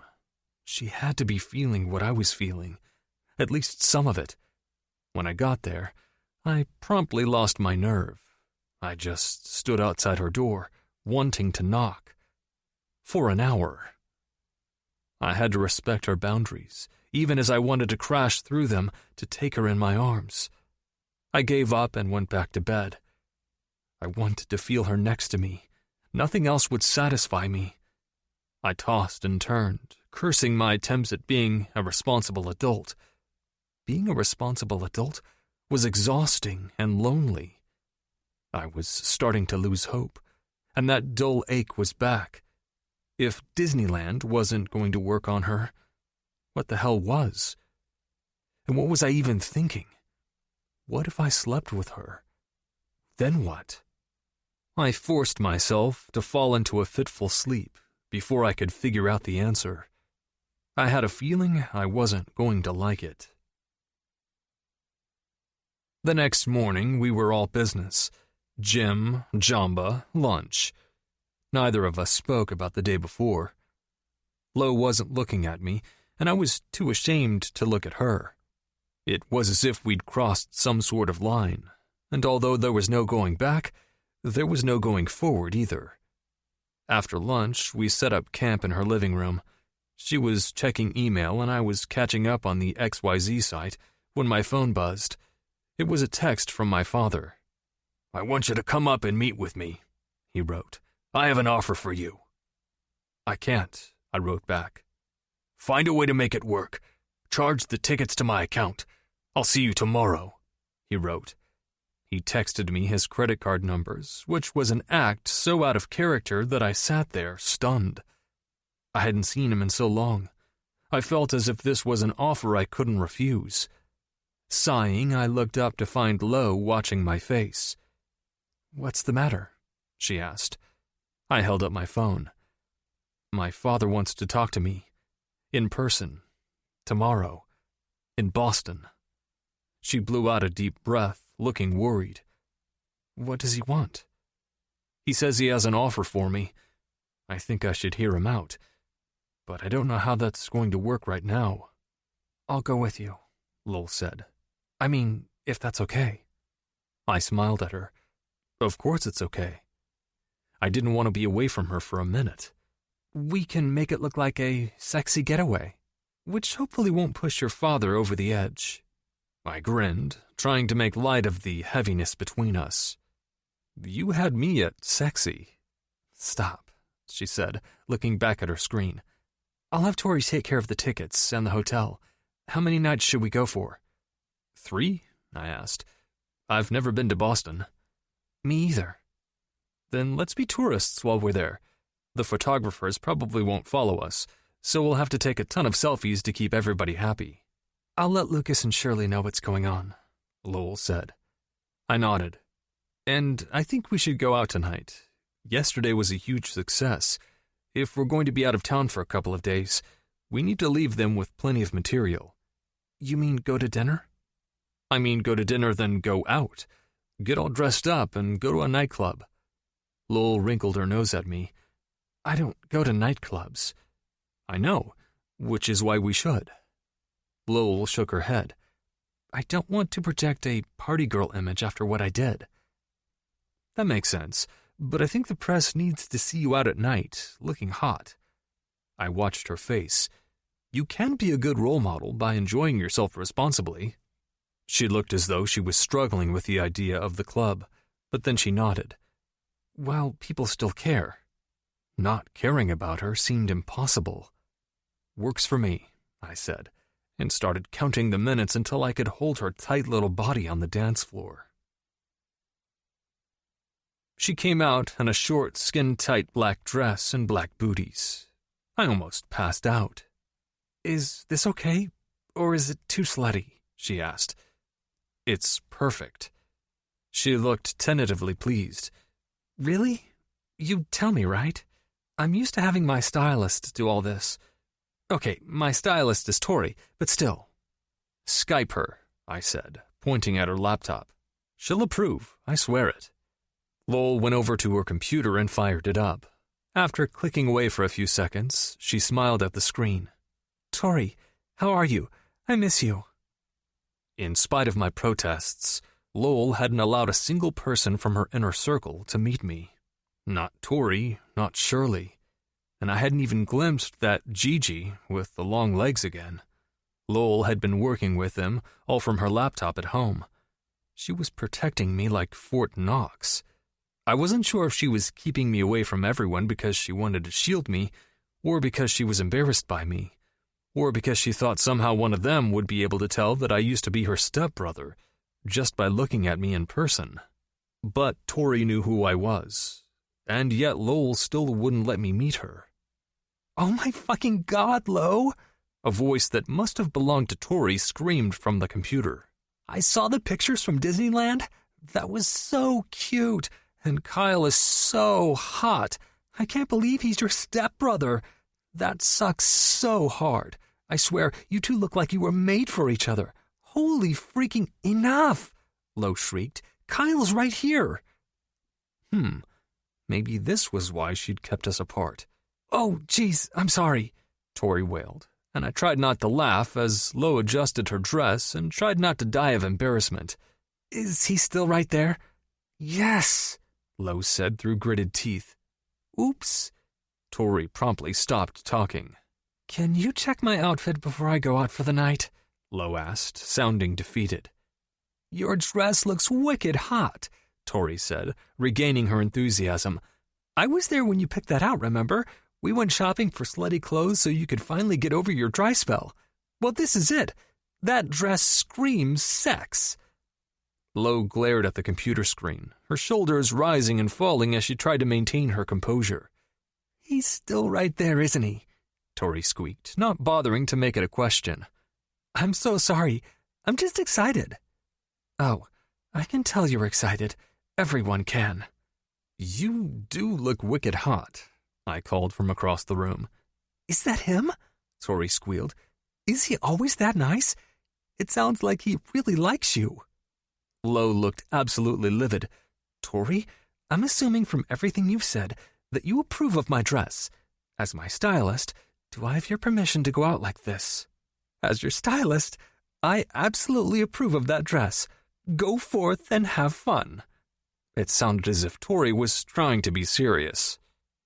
As my best friend, You do understand that I'm totally pissed at you and I'm going to hang up now? Lo asked. As your best friend, I thoroughly understand your position. One more thing. Kyle and I are heading to Boston tomorrow. He has a meeting. Can you deal with the travel arrangements for me?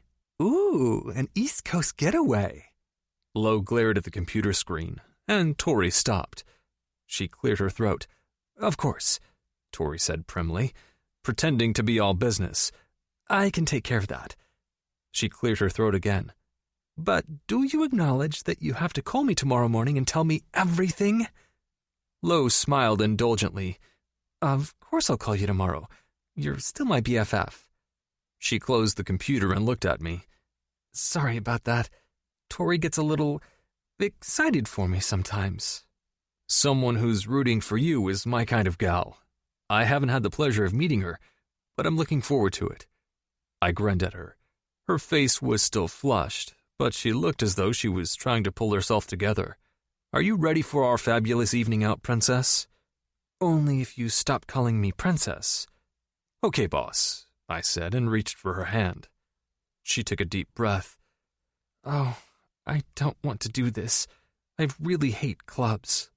I got you. I squeezed her hand and tried to calm her. Let's just do this tonight, and we can leave tomorrow for Boston. We'll hide out there. But you know what we're going to is probably just as bad as what we're leaving. I nodded. Actually, my dad is definitely worse than these guys. I jerked my thumb toward the window. Lowell grimaced and nodded. Oh, I remember. She looked miserable. Can we just put on our sweats and watch a movie tonight? I smiled and rubbed her hand gently, trying to calm her down. I would love to do that, but we need to strike while the iron is hot. Think about Lucas. Think about Ellie with her little headset. She's rooting for you. She nodded, resigned, and clearly gathering her courage. Okay. Of course, the press went nuts when they got a look at her. Lowell, you look gorgeous. Is that dress a statement about looking great at any size? Asked Katie from XYZ, who was headed directly to the top of my to-punch list. I stopped dead in my tracks. Are you kidding me? Did you actually just say that? Katie managed to look a little abashed, but not enough for my liking. I thought that after what she said the other day about being a healthy role model, this dress was some sort of statement. She looked at us expectantly. She knew full well that Lowell still couldn't afford to say no comment, or worse, have an outburst. Lowell gave Katie a brave smile. This dress is totally a statement piece. Guess what that statement is? A million flashes went off. I'm guessing the real statement is geared at Katie and that it's unprintable? I whispered in Lowell's ear. You got that right, she whispered back. Someday, I'll tell her what I really think. Just not today. She sounded resigned. What's the statement, Lowell? Everyone asked. That being healthy and happy is being beautiful, she said. You are beautiful, one of the male reporters said. And I bet you're going to get some great endorsement offers because of your awesome attitude. You go, girl. The other reporters looked at him as if he had 3 heads.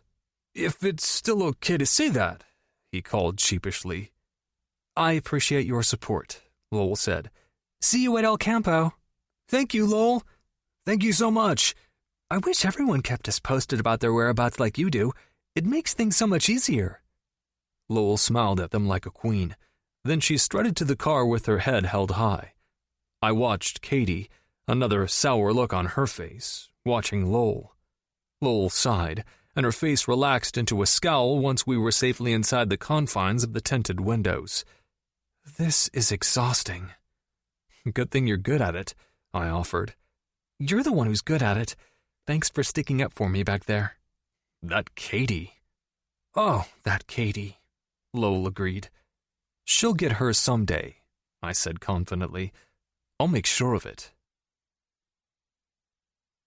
I made Lowell eat her dinner, and I made her drink her wine.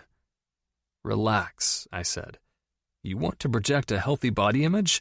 Eat for Christ's sake. Then get up and go back to the gym with me tomorrow. You burned like 5,000 calories today. Lo sighed and pushed the food around on her plate. I don't want Lucas to freak out. She took a sip of wine, looking guilty. Fuck Lucas. He can't fire you unless you break the contract terms, right?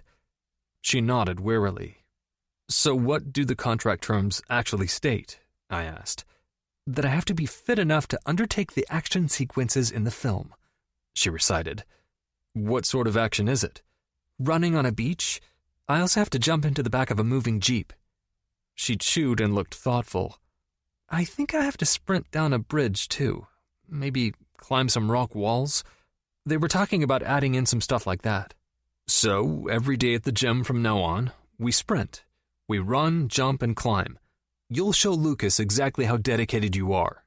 Awesome, she said, finally breaking down and eating her food.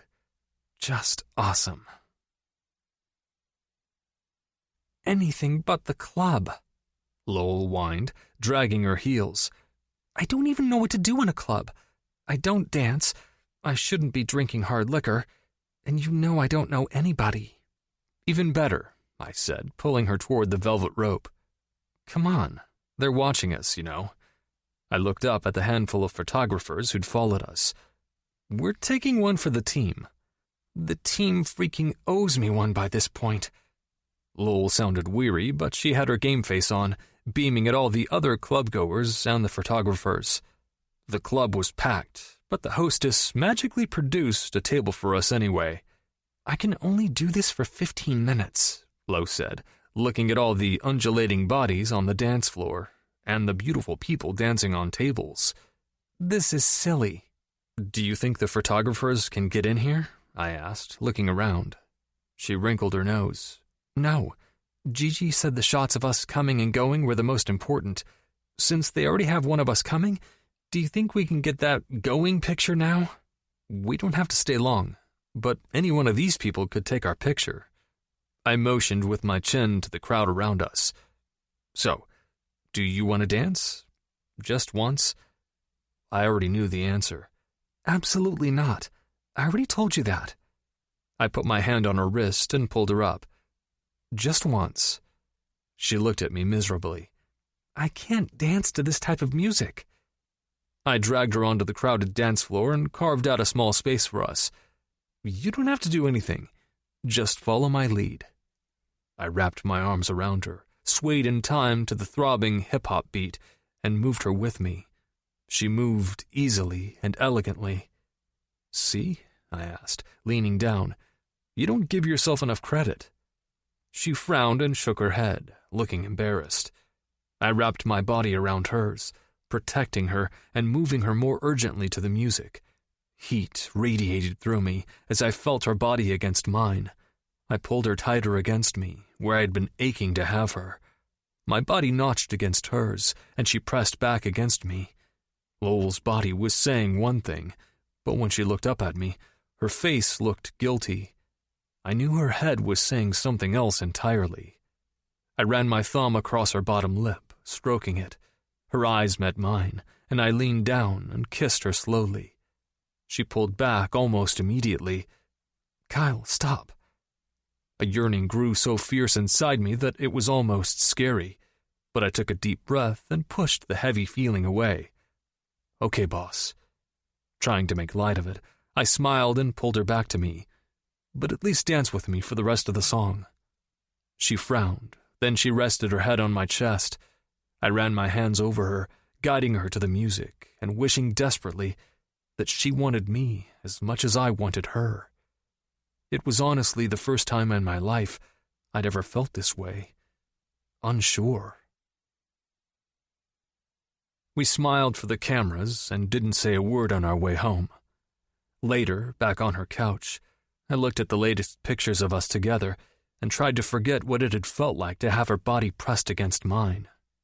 We look so good together, I said, slurring from all the champagne I drank at the club after she rebuffed me. Lowell leaned over me and looked at the pictures. I know. It's ironic, isn't it? Why's that? I asked, facing her. Because we're pretending, and because we couldn't ever actually be together. She sounded as though she was forcing her voice to sound neutral and matter-of-fact, but her eyes were searching mine, as if she wondered if I agreed. "Why not?" I asked, sitting up.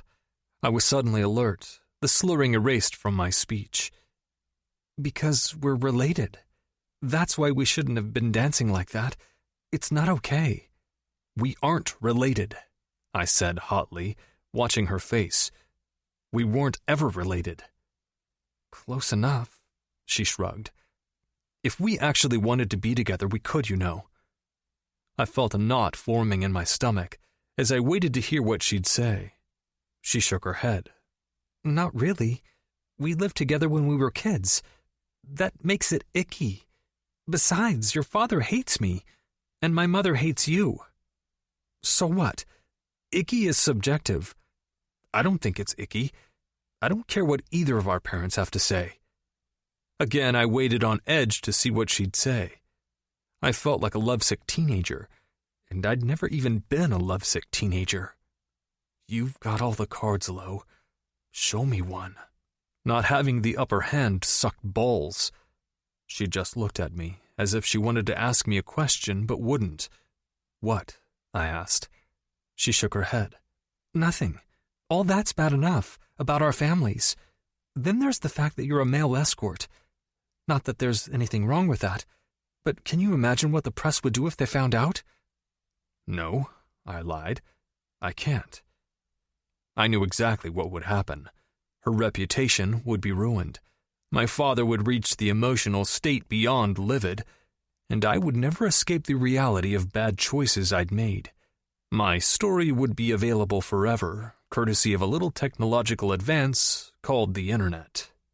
I stood and noticed I was clenching my fists. Frustration and sour disappointment coursed through me. "I'm really tired.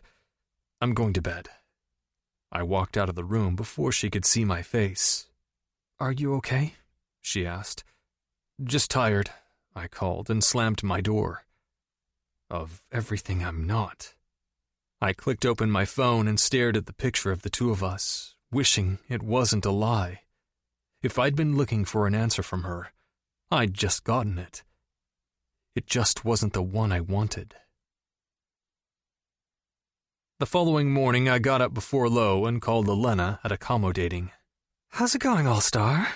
she asked, picking up after the first ring and sounding slightly out of breath. I looked at the clock, incredulous. 5:30 in the morning. "Do you ever sleep, Elena?" "I just finished my Kundalini workout.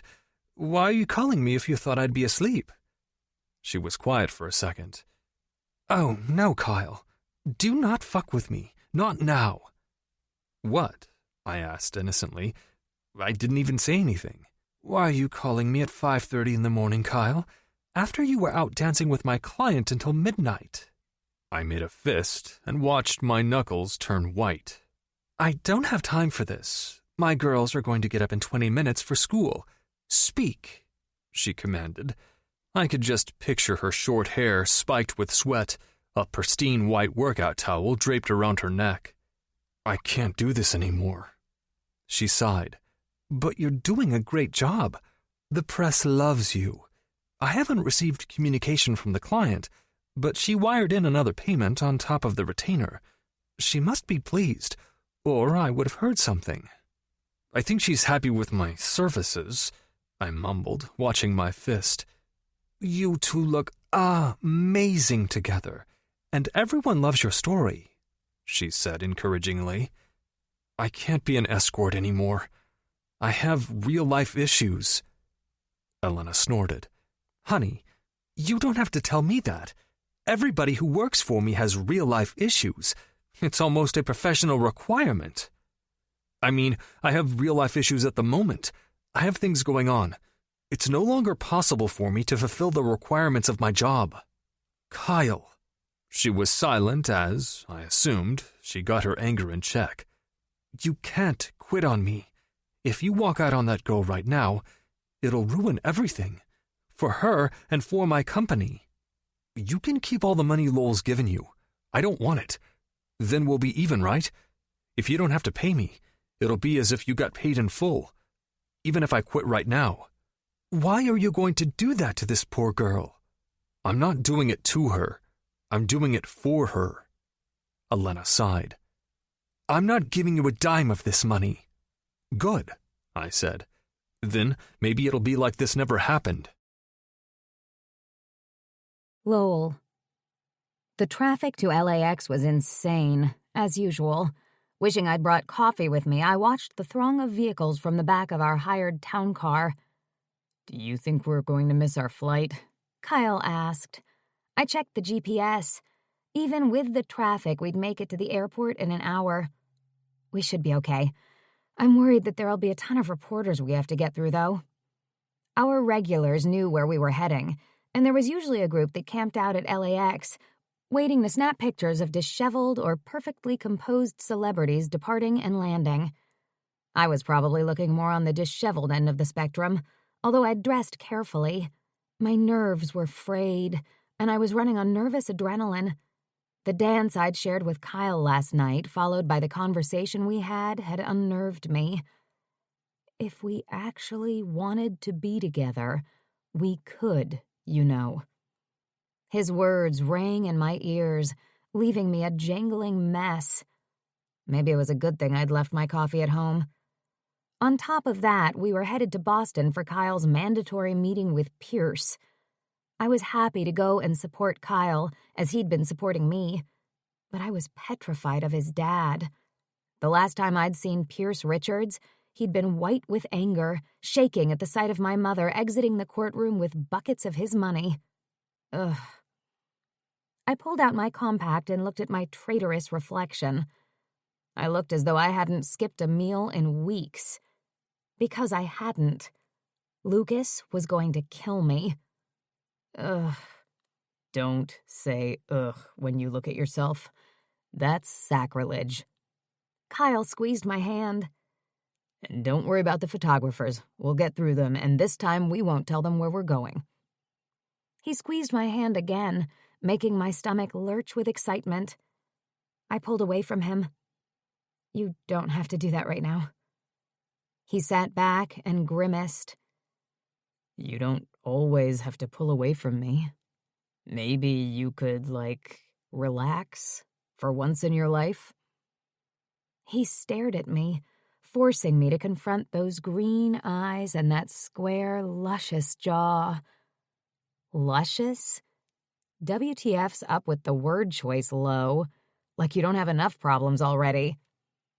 Kyle narrowed his eyes at me. I enjoy being with you, Lo. I've had fun with you. I can't remember the last time I had fun that didn't involve getting so drunk I couldn't see straight. Disneyland was great. It was fun. I agreed quickly. I wanted to keep my distance from him for a variety of reasons, but I didn't want to hurt his feelings. You're doing a great job. Thank you for everything. Really. You've turned a bad situation into a redeeming success, and you even managed to keep me from looking like a total klutz on the dance floor. You're like a miracle worker. His face relaxed into a smile. Yes, I am. He threw his arm around me. I looked at him pleadingly, not wanting to hurt his feelings as I scooted out from under it. I'm not used to people touching me, I explained lamely. Can we just save that for the cameras? Is that okay? It's just easier for me that way. Easier for me to keep from hopping onto your lap and straddling you when your arms aren't around me. I grimaced, digging my nails into my palms, desperate to get a grip. Mental slap, Lo. Mental fucking slap. Of course it's okay, he said too easily. He turned away and looked out the window. Lo, I know you said it's because you work all the time, but really, why no boyfriend? I blew out a deep breath and stared out the window at the traffic. You want the truth? He looked at me expectantly. I have a hard time trusting people. If a guy's interested, I never know if it's for me or for the publicity. I've just heard too many nightmare stories. Girls who thought their boyfriend was all about them, Then suddenly they're trying out for commercials, calling the paparazzi to follow them so they can be in the magazines, all sorts of horrible things. And after seeing my mother go through guy after guy, I guess I'd just rather be alone, build my own empire. If I meet somebody at some point, okay.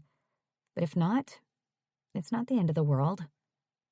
There are other things in life. That sounds awfully lonely. I turned back to him, my eyebrows raised. How about you? When was your last serious relationship? Never. But it's not like I've been lonely, if you know what I mean. I shook my head.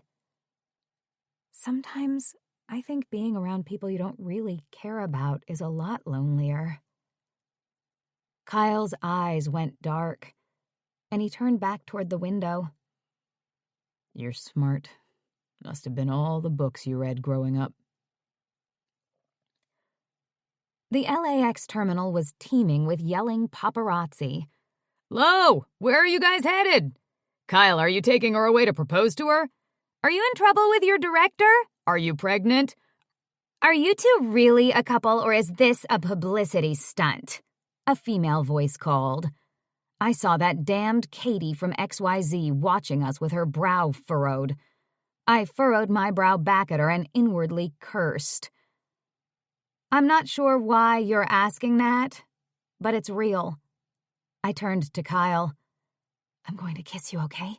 I whispered a little breathlessly. He didn't even hesitate. He swept me into his arms and kissed me tenderly, running his hands down my back and sending shockwaves through my body. He pulled away and grinned at the press. Did you guys get that? Or do you need me to do it again? He looked at Katie, challenging her. For more evidence. There were whoops and hollers from the majority of our onlookers, but Katie just watched us skeptically. Kyle put his arm around me protectively, and now I welcomed it. He smiled at the press and squeezed my shoulder. We're taking a quick, romantic getaway. Kyle pulled his sunglasses up on top of his thick hair and grinned at them. It seemed as if 1,000 flashes went off. Emphasis on the romance for you non-believers. We won't tell you where we're going, that'd just spoil the fun. But we'll see you when we get back. Behave while we're gone. Lowell, what about that exclusive? One of the reporters called. Call my agent, Shirley Reeder, I called. She'd love to book it. Who's going to get it? Kyle beamed at them again. Whoever asks nicest. His eyes found Katie's. We've narrowed the list down quite a bit. He grabbed my hand and pulled me into the security line, waving goodbye to all the photographers and grinning madly. I shook my head and laughed at him. What? He asked, sounding extremely pleased with himself. You've got a gift. He was still holding my hand, and that made me feel warm and protected. I pulled my hand away. He pulled his sunglasses back down and gave me a little frown. Don't look now. They're right behind us. He took my hand back possessively. I didn't turn and look. I just stood with him in line, my fingers twined through his, and tried to ignore all the feelings rushing through me. There was heat, yes, but it was something more than that. Something even more terrifying. I was having fun. I liked him, and I didn't want to stop being next to him. It was our turn at security, and I took the opportunity to disengage myself from Kyle to get my identification. I felt Kyle look at me briefly, but I didn't look back. It was clear to me now. I knew what I wanted. It was what I could never have. Now I just had to get my shit together and accept it.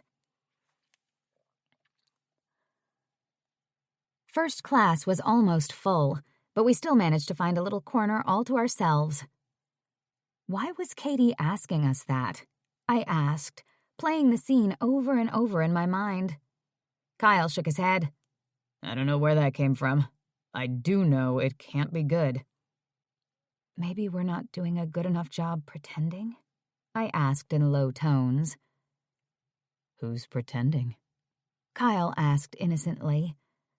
He laced his fingers through mine, then he just sat there, stubbornly holding my hand. We're clear, no one followed us, I whispered, pulling away from him. You don't have to do that. He wouldn't let go of my hand. I want to do that. He jerked his chin toward our hands. Why? I asked, my heart pounding. My hand feels lonely without your hand. He grinned at me. So deal with it. If you don't want to hold my hand, then don't. I just sat there, looking at our entwined hands as if they belonged to aliens. But why? I was flustered, unable to decide which question to ask. Talk to the hand, Lo, Kyle said, leaning back in his seat and closing his eyes. You want to get into semantics? Talk to it. Tell me if you get the response you're looking for. He didn't let go of me for an instant. I bent down toward his hand. You are being very stubborn, I whispered at it. With his eyes closed, Kyle smiled briefly, but he didn't budge. Sighing in defeat, neither did I, because I didn't want to. Shortly thereafter, the plane took off, and Kyle fell asleep. I watched his handsome face turned toward me, completely oblivious and innocent. In my past dealings with Kyle, he'd never been innocent. But really, he seemed as though he'd changed. Hitting rock bottom can do that to you. I looked at our entwined hands. I ought to know. I looked out the window, grateful that he was next to me. I listened to his even, regular breathing and clung to him in a way I never would have had he been awake. I was dangerously close to having real feelings for Kyle. I'd always wanted him to like me when we were kids, but this was different, and much worse. Because now we were adults. I was in a precarious situation to start with, publicly shamed and about to be fired from my movie. Kyle had saved me, at least for now. But if the press found out the truth about our circumstances, they'd crucify me, and I'd never work in Hollywood again. I was still too new to be inoculated from the fallout. If they found out I'd hired an escort, I'd be done for. If they also found out that he was my ex-stepbrother, my walk of shame would last all the way back to Texas. But it wasn't just that. It was his father and my mother. If my mother were stateside right now, she'd probably have to be involuntarily held at a yoga retreat so she wouldn't attack him. She'd never forgiven him about those drapes. Knowing my mother, she never would. I looked at Kyle. His face was relaxed in sleep, belying none of the stress I knew he felt about seeing his father again. I was glad that he was here with me, but it was a sharp feeling. I was so glad it hurt. I went back to looking out the window, not letting go of his hand. I woke up a few hours later when I felt water dripping down my chin. I sat up straight and wiped it, only to realize I'd been drooling. I shot a surreptitious look at Kyle, who was unfortunately wide awake and reading the sports section of the Los Angeles Times. Hey there, he said, smirking as he handed me a napkin. It looks like you were dreaming about me. Ha ha. I furiously wiped my reddening face. We're almost there, he said. I noticed he was no longer holding my hand. Missing something? He asked, wriggling his fingers and flashing me a mischievous grin. No, I said, scoffing and still wiping my face. You wish. He put his head on my shoulder. I tried not to notice how good he smelled. I didn't even know what it was. Some sort of mixture of shampoo and sleep and virility. I shivered as my mouth filled with saliva again. I was literally drooling over him. For fuck's sake, get a grip. Do you know where we're staying? He sat up and stretched, yawning. No, Tori booked everything. She's supposed to send me an itinerary text when we land. Great. Kyle folded up the sports section and linked his hand back through mine. I love romantic getaways. I glared at him, a mixture of excitement and annoyance coursing through me. You know that this isn't... He held up our linked hands again, his eyes glimmering with mischief. You know what I'm going to say. I wished I had a human sexuality textbook handy. I felt as if I might need it, for a variety of reasons. Kyle. There was a man holding a sign.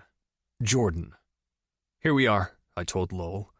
I nodded toward the driver. She looked at me quizzically. Why does it say your fake last name?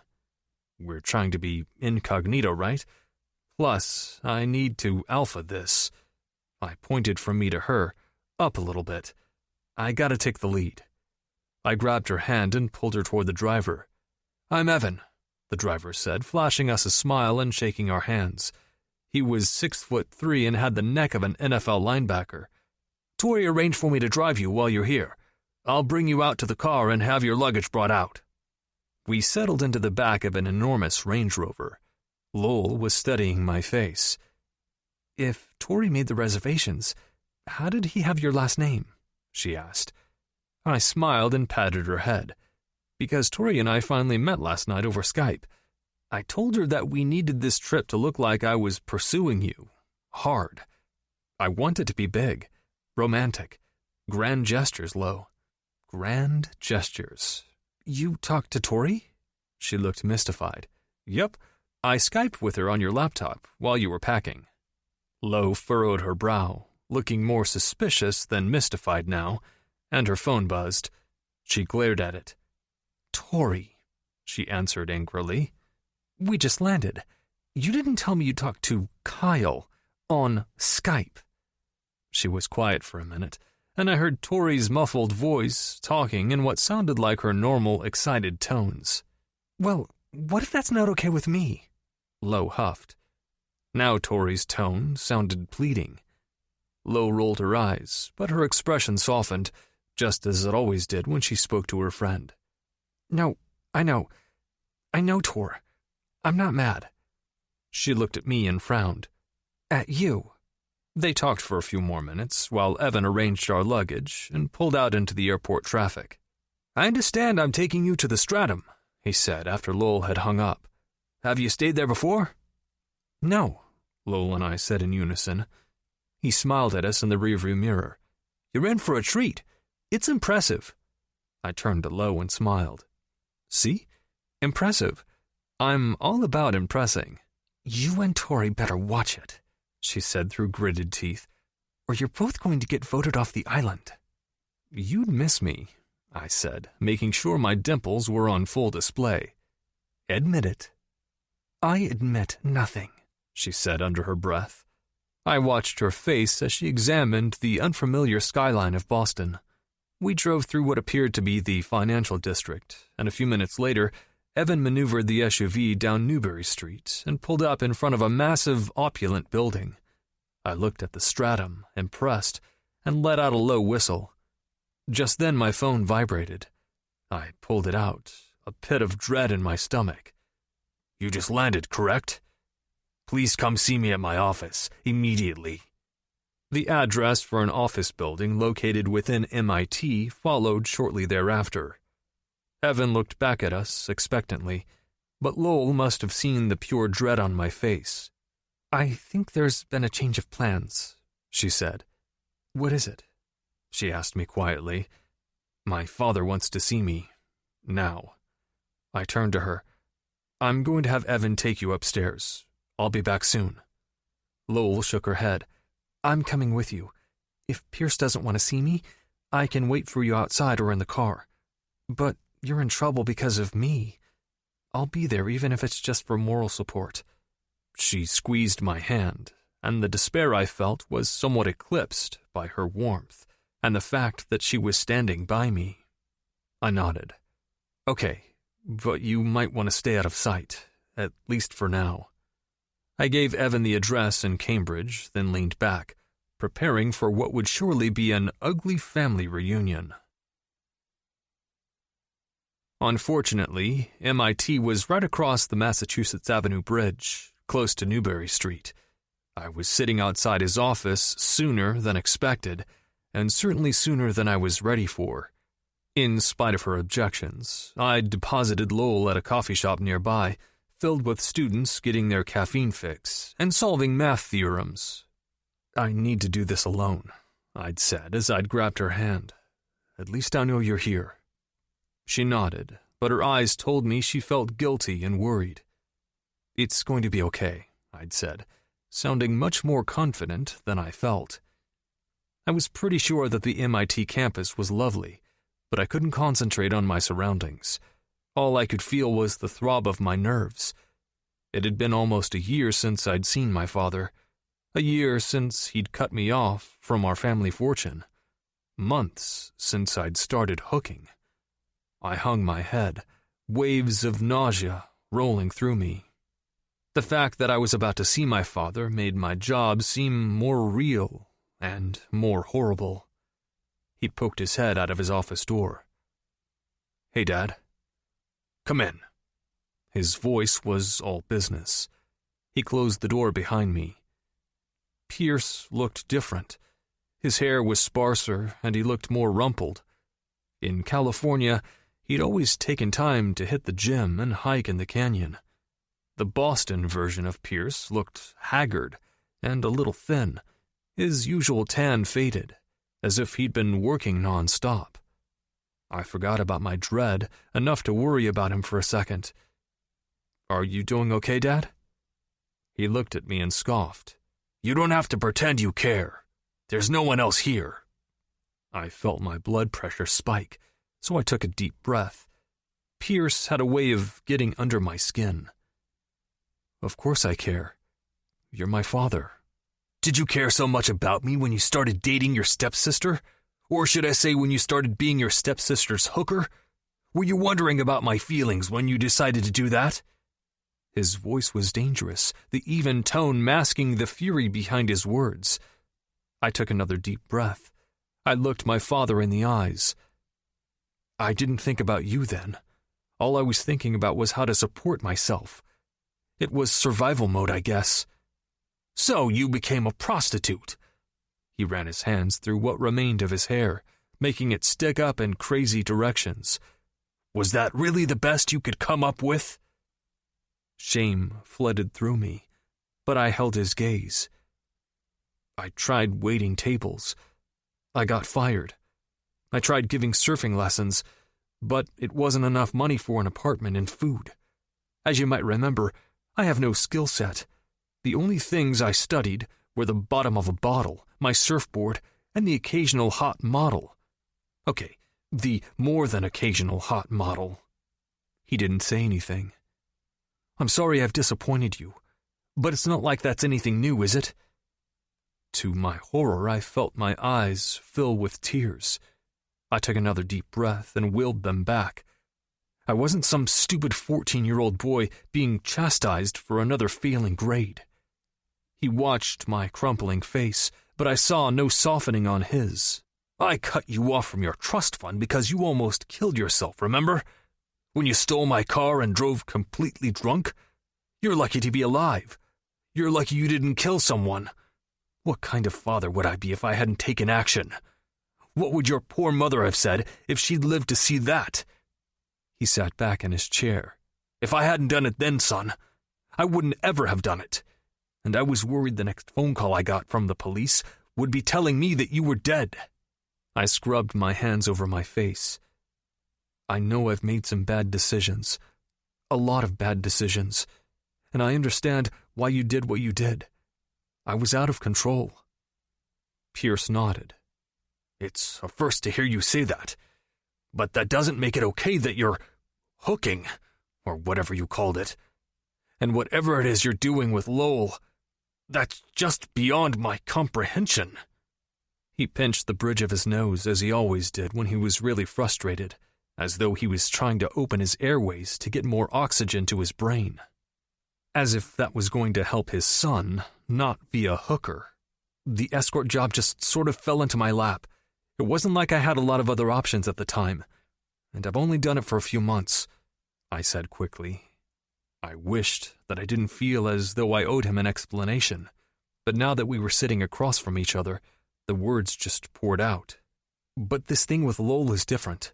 She called the service I worked for because she needed to hire someone for PR. She was in a bind. I've been helping her, strictly business, and I've already left the escort service.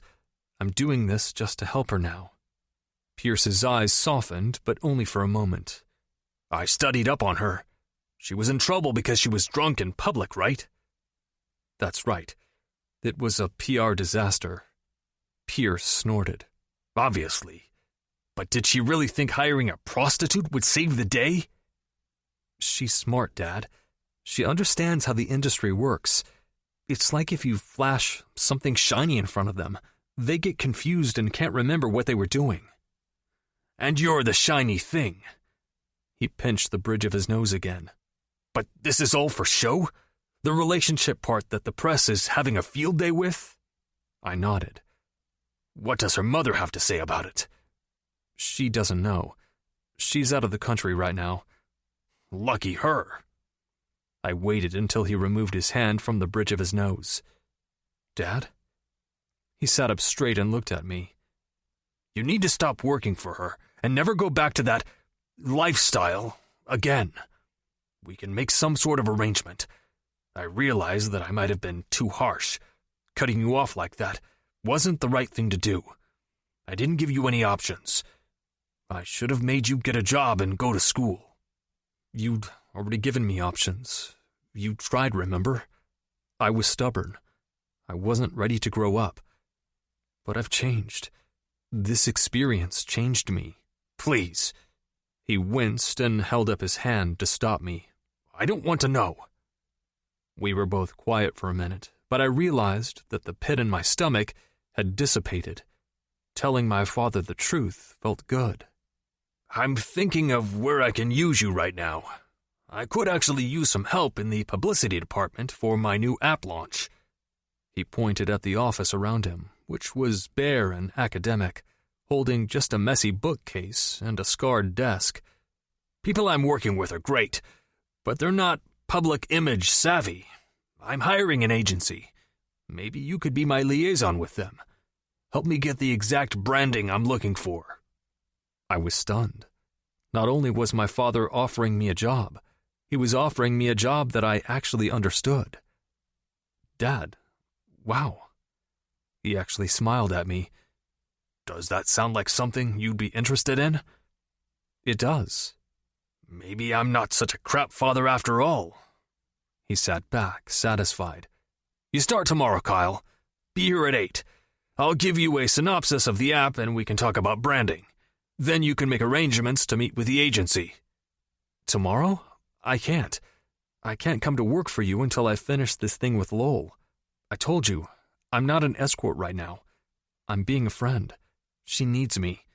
At least until she starts shooting again. Her premiere's coming up. Maybe I can still go to that with her.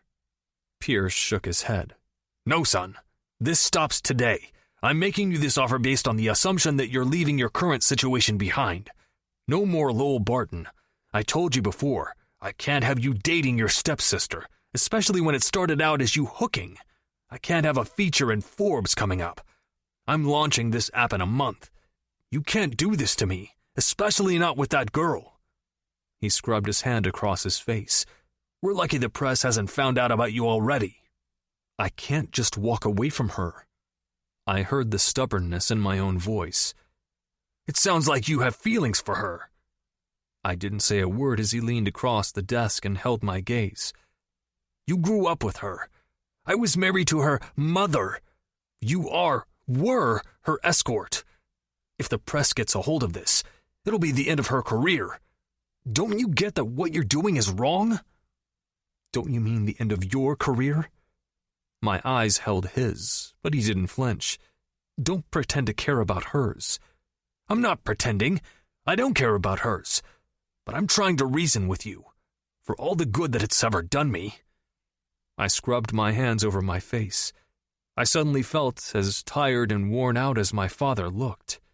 What I'm doing with her isn't wrong, and with all the bad things I've done, I should be a pretty good judge of that. I stood. Wait.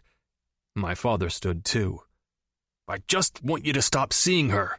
Yes, I have that profile coming up, but it's not only about that. You're my son. I don't want you struggling. Come work for me. If you show up every morning and show me that you're responsible now, not only will I give you a competitive salary, I'll reinstate your trust. Whoa. Of all the outcomes I'd expected from this meeting, my trust being dangled in front of me wasn't one of them. What he was offering me was enormous. A real job. My money back.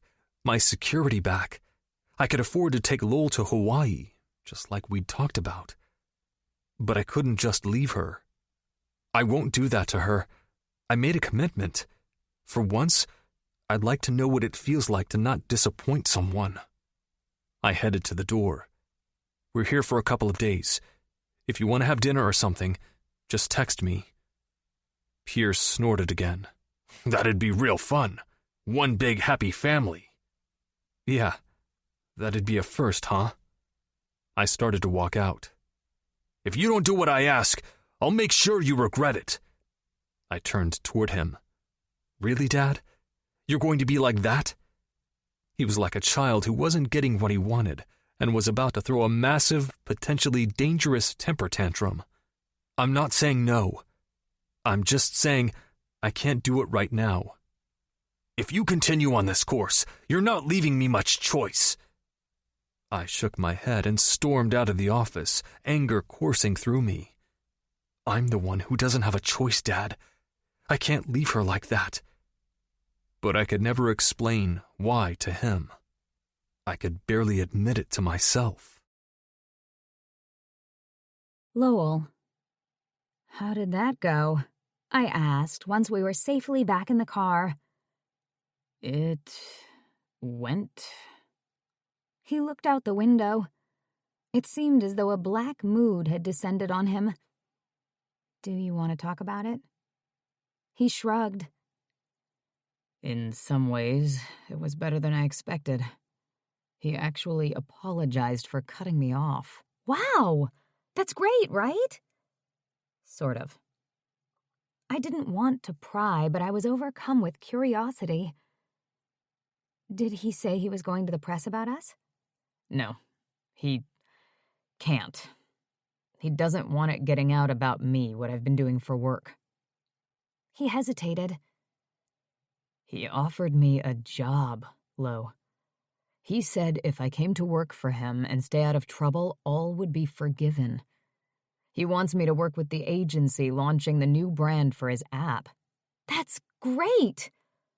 Relief washed through me. Pierce Richards had never been my favorite person, but back when I'd known him, he'd at least been a caring father. He'd been preoccupied with my mother and let Kyle push him away. But Kyle had been tough back then. Still, I'd always felt that Pierce loved his son. Disinheriting him had just been the tough side of that love. Kyle shook his head. It's not great. He wants me to start tomorrow. My heart sank a little. He's not coming back to LA with me. But I didn't let myself think about that. I quashed my disappointment and smiled. That's okay. This is a great opportunity for you. He looked at me, then turned away. I'm not ready to walk away just yet. Hope and guilt mingled inside me. I wanted to hear what he was saying, but I knew he shouldn't say it. Does Pierce want you to come work for him right now because he wants you away from me? Kyle shrugged. It doesn't matter. It's not going to happen. Kyle, Enough! he snapped. I don't remember saying that I wanted committee approval. I shut my mouth, hurt by his tone. If Pierce wanted Kyle to quit right now, and I was pretty sure that was exactly what he wanted, then Kyle had to do it. I had a feeling Pierce didn't offer second chances with much frequency. Thirds were probably out of the question. I had to convince Kyle to take the offer, and I only had a few hours to do it. Even if it meant a public relations disaster for me. I could handle a public relations disaster. Ruining Kyle's life? That was another matter altogether. Evan brought us back to the hotel. I grabbed Kyle's hand when we got out of the car, and he looked at me, surprised. Just in case, I whispered in his ear. All of a sudden, I felt as if my time with him was running out. I like just in case. He smiled at me, and it seemed as if the black cloud went away, my sunny, good-natured Kyle returning. I grinned back, even though my heart was twisting. I looked up at the stratum. This is nice. I might not be mad at you and Tori after all. We entered the imposing lobby, which boasted marble floors, marble columns, antique woodwork accents in unexpected places. It was beautiful and pristine. Our footsteps echoed across the lobby. You see a front desk anywhere? I asked. Kyle shook his head. The new hotel lobbies don't have front desks. They think millennials don't like them and want everything to be decentralized. Huh? I asked. I was pretty sure I was a millennial, and I had no idea what he was talking about. It's just the new thing. Don't worry about it. I've spent a lot of time in hotels recently. His face went dark at the thought. I squeezed his hand. It's okay, Kyle. He looked at me, his face bleak. It's not okay. I think I see someone who works here, I said, trying to distract him for the moment. We headed toward a stunning young blonde wearing a headset in a simple black dress. Welcome, she said warmly. You must be Mr. Jordan and Ms. Barton. We're honored to have you staying with us at the Stratum. I'm a huge fan of your work, Ms. Barton. She smiled and motioned for us to follow her. I'm Britta. I'll have your luggage brought up. You'll be staying on the 50th floor in the penthouse suite. I hope that you enjoy your stay, and please let me know if you need anything while you're here. We reached the 50th floor, and Britta gave us one final smile as Kyle and I got off the elevator. You have the floor to yourselves. Her eyes glittered with good-hearted mischief. Just call downstairs if you need anything. Kyle let out a low whistle as we entered the room. It wasn't just the penthouse suite. It was clearly the honeymoon suite, built for romantic and most likely naked behavior. Unlike the minimalist space in the lobby, our suite had plenty of romantic flourishes. Roses in crystal vases, champagne in a bucket, a view of the commons, intimate seating throughout the room, and a fire roaring in the fireplace. It was August. Who the hell needs a fire in August? Lusty, love-struck couples on a sexy vacation, that's who. I stared around, taking everything in. Maybe I am mad at Tori. Don't be. He pulled me against him and looked at me hungrily. She did a good job. And I'm pretty sure I won't have to call Britta. Because I have every single thing that I need. Kyle, I said in protest, extricating myself before I accidentally on purpose jumped him. I was happy he'd briefly escaped the dark cloud again, but that didn't mean I could throw myself at him. I, for one, didn't need the roaring fire. I already had a very inconvenient one between my legs at the thought of being trapped here with Kyle for a whole weekend. We could skip talking about Pierce and his offer. I could turn off my phone and pretend Lucas and his list of athletic and calorie-restrictive demands were figments of my imagination. We could order room service and defile every available surface of this suite with our sweating, naked bodies. We could... Mental slap. Mental fucking slap, Lo. You have to break up with him. Fire him, I mean, so that he can have a normal life again. Furious for more reasons than I cared to entertain, I stomped into the bedroom. It was luxurious and decadent, with a crystal chandelier hanging over an enormous 4-poster bed. Red draperies hung on the wall. I felt as if I were in an ultra-expensive brothel. I peered into the bathroom, and it was exactly as I'd feared. Clear glass shower, enormous tub built for sharing, bubble bath, everything that a couple having a sexy weekend would want. I tore through the rest of the suite, but that only confirmed my worst fears. There was only one bedroom, and only one bed. I stood next to the floor-to-ceiling windows, my fists clenched, my breathing rapid. "What's the matter, Lo?" Kyle asked, and I heard that shit-eating grin in his voice again. At least he was in a better mood. My mood, however, had taken a turn for the worst. There's only one bed. He was stretched out on the couch, and he put his enormous arms behind his head. I tried in vain to look away from those bulging biceps. "I can sleep on the couch," he said, grinning. "if that's what you want." I gritted my teeth, stalked over to the champagne, and opened it. Anything to avoid staring at his biceps.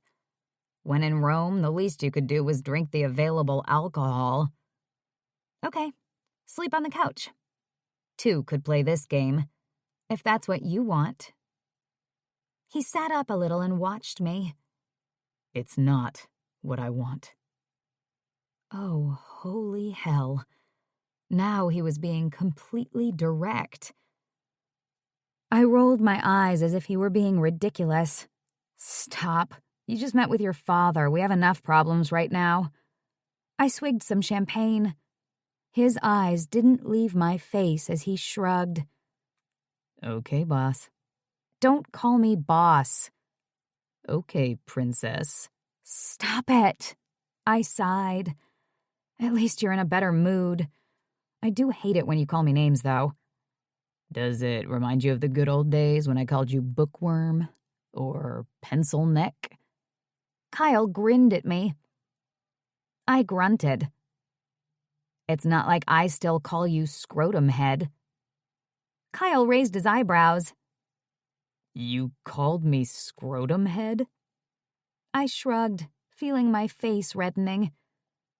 I only called you that in my head, when we were growing up and you were being mean to me, which was pretty much all the time. Kyle nodded thoughtfully, as if considering his nickname. "Scrotum head had a certain something to it, I guess. At least you were thinking about my scrotum." He continued to grin at me, and I felt my face go from pink to crimson. I stalked around the room, clutching my champagne and no longer wanting to discuss scrotums. I had enough to worry about. My upcoming premiere, the fact that Kyle might very well quit this weekend, and that I hadn't lost a pound. Not one. "You can come sit next to me, you know. It's not like I'm going to bite. Although, a bite from a scrotum head might be interesting." Kyle laughed, and it was great to hear. I'd hated it when he came out of his father's office, pale and fuming. In spite of all the trouble mounting around me, I laughed too. Shoulders shaking, I sat at the foot of the couch. Kyle made himself comfortable and put his feet on my lap. "That's more like it, Lowell. Just give into it." I shook my head. I don't even know what to say anymore. Then don't say anything. Just relax. For once. I smiled weakly. I was going to put relax for once on my ever-growing list of things that were never going to happen. In an unfortunate turn of events, Kyle's father called him that afternoon at the same time my mother called me. We looked at our respective phones and exchanged wary looks. Kyle retreated to the bedroom. I headed for the far end of the living room. "Hey, Mom," I said through the crackling line. "Can you call me from a different phone? I can barely hear you." "What about now?" she asked, and suddenly her voice was perfectly clear. "I moved into the sanctuary. I'm forbidden from being on the phone in here, but you're my only child, so whatever." I could just picture her stalking around the temple in capri yoga pants and a gauzy organic tank, her face smooth and unnaturally plump with filler.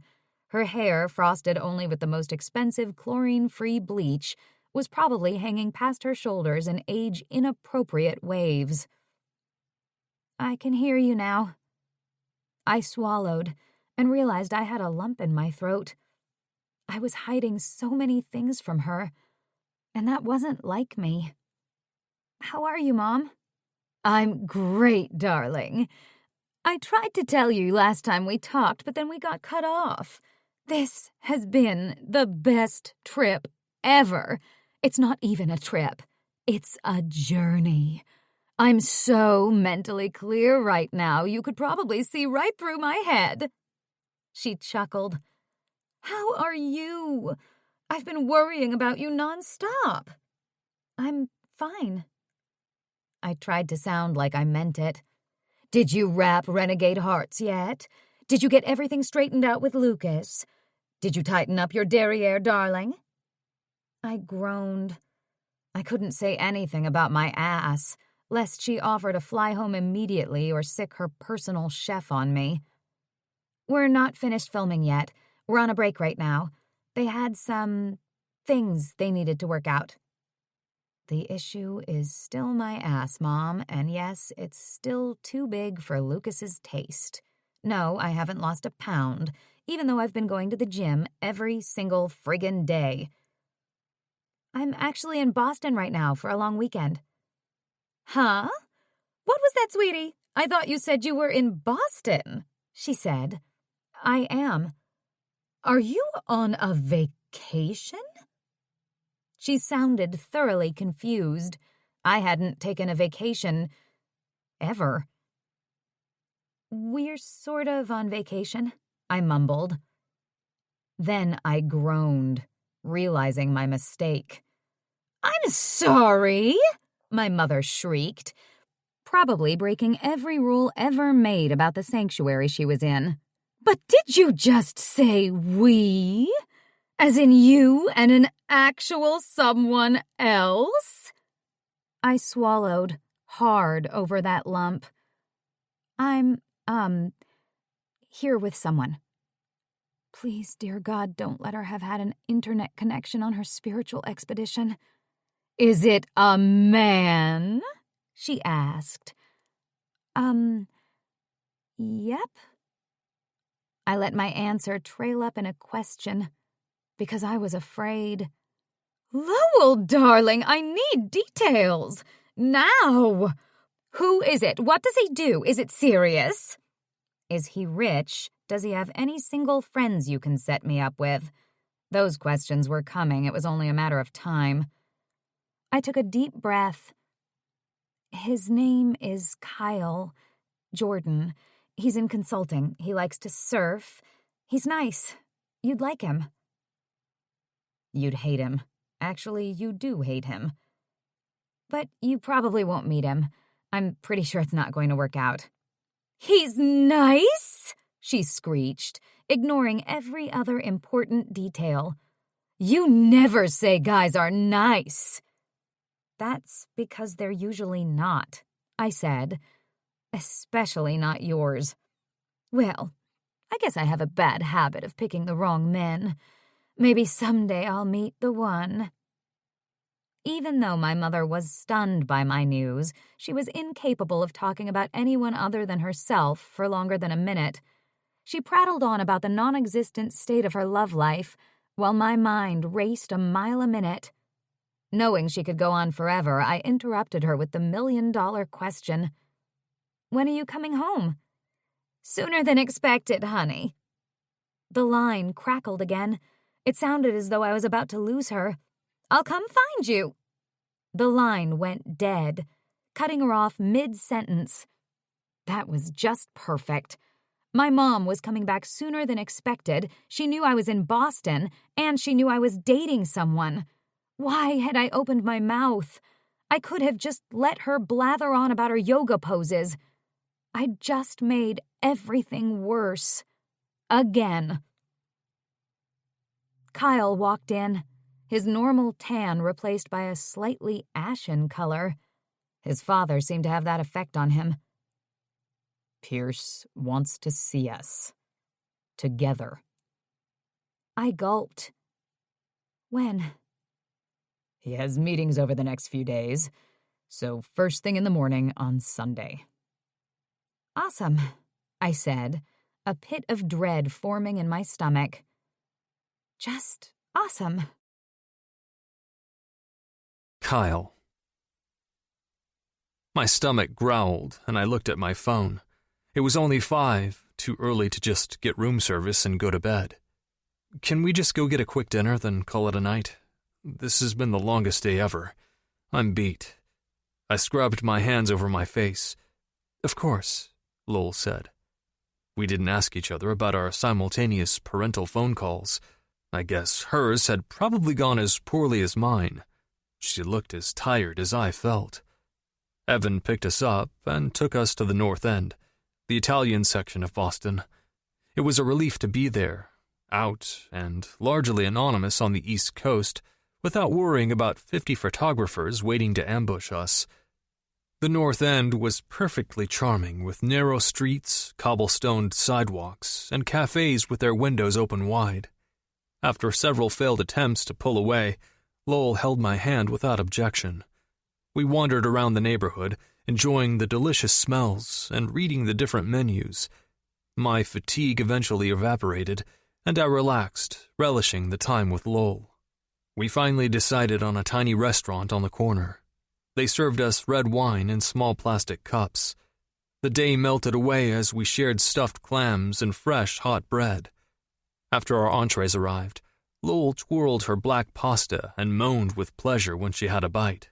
"Why do carbs have to be so good?" She eyed her plate, which was filled with homemade pasta and smothered in puttanesca sauce. "Because God wants you to eat," I said right before I stuffed a large chunk of lobster meat into my mouth. God was on my mind at the moment. I'd ordered the lobster fra diavolo, and it was so good I was pretty sure that I'd died and gone to heaven. Lowell stole a piece of lobster from my plate. I shot her a look, and she raised her eyebrow, daring me to object. "You said God wants me to eat. I'm just following orders." "Don't be fresh," I warned. "I might have to spank you when we get home." Lowe spluttered and coughed, while I laughed. She took a sip of her wine and collected herself. She cleared her throat and tried to look all business. "So, what did your dad want this time? What on earth does he want to talk to both of us about?" I didn't want to tell her everything that Pierce had said. If she knew, she'd pack me up and deliver me to my father in a suit, ready to go to work first thing in the morning. Not because she wanted to get rid of me. At least, I hope she didn't. She'd do it because she was a good person and would put my needs before hers. I wasn't going back to my father's company. Not yet. But I did have to find a way to protect Lowell from whatever my father had planned. Or find a way for him to understand that hurting her was completely off limits. He probably wants to make us an offer, or deliver a threat. Lowell shrugged. He can't make my situation much worse. I watched her for a beat. Of course he can. He can out me as an escort, who is tangentially related to you. She held my gaze. He won't do that. You already said he won't do that to you. I snorted. You mean he won't do that to himself? Kyle. She put her hand on top of mine. Your dad loves you. I remember how difficult he can be. I watched what he did to my mom. And I know he cut you off. But I think he did it because he was trying to protect you. I pulled my hand away. You don't have to make me feel any worse about it. I know what a fuck-up I was. Am. You're not a fuck-up. Look at me. I raised my eyes back to hers. And give me back your hand, damn it, she commanded. I did as I was told, happy and angry at the same time. She was about to deliver a lethal blow. I knew it. You made mistakes. You're paying for them. She cracked a smile. Your father wants something better for you. That's what I want too. I'm not going to leave you and get you fired. Lucas would have a fit if we parted ways right now. And so would Shirley and Gigi. You know that's true. I watched her face. It'd be the end of everything we've been trying to do. I don't want it to end that way. Do you? She shook her head. No, of course not. But I don't really see what other options we have. I want what's best for you. You can't make me leave you, I said. She smiled, but it was a sad smile that made my insides ache. No, I guess I can't, huh? After we were back at the hotel, I clicked on ESPN and watched from the couch. Lowell paced, probably worrying about my father, or the sleeping arrangements, or both. Lowell, stop pacing. Huh? She looked at me and wrung her hands.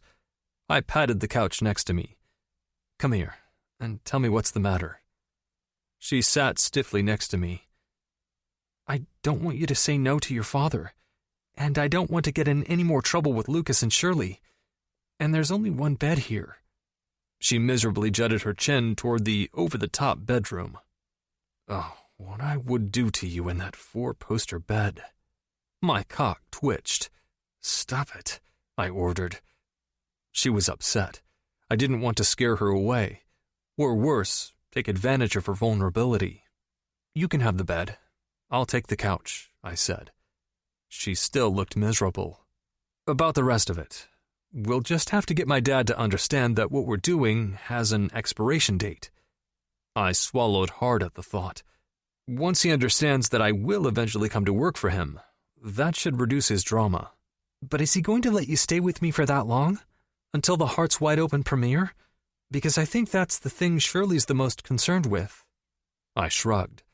If he wants to get what he wants, he'll have to agree, I said with confidence. But I knew my father.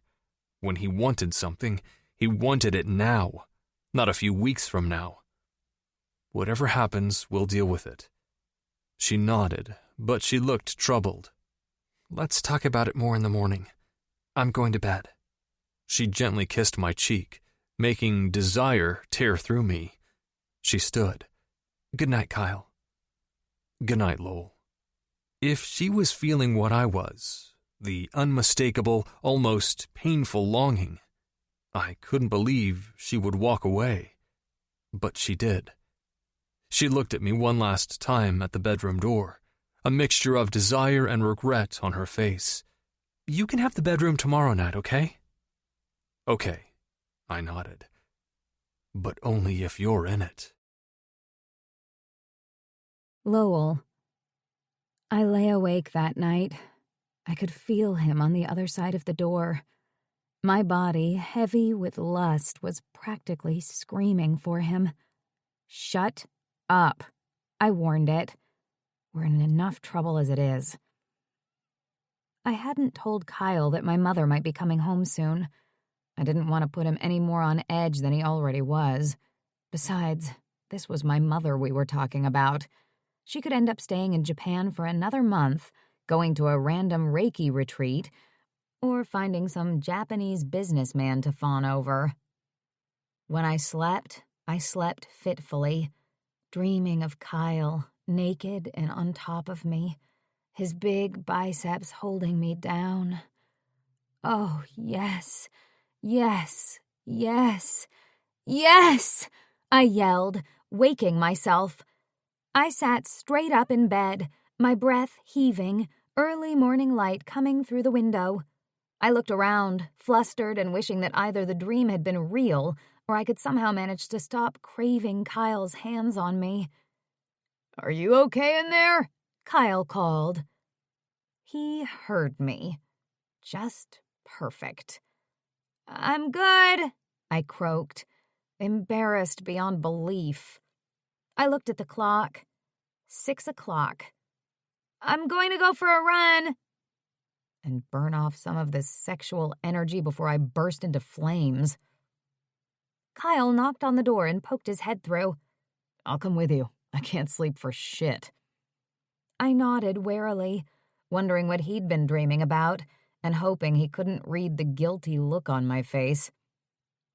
We ran in the Boston Commons, past the quiet swan boats, past the empty benches still covered in dew. "Do you want to go for a long run today?" Kyle asked. I think that would be good. I seem to have some extra nervous energy." He snorted, if that's what you want to call it. I didn't ask him what he meant, strategically.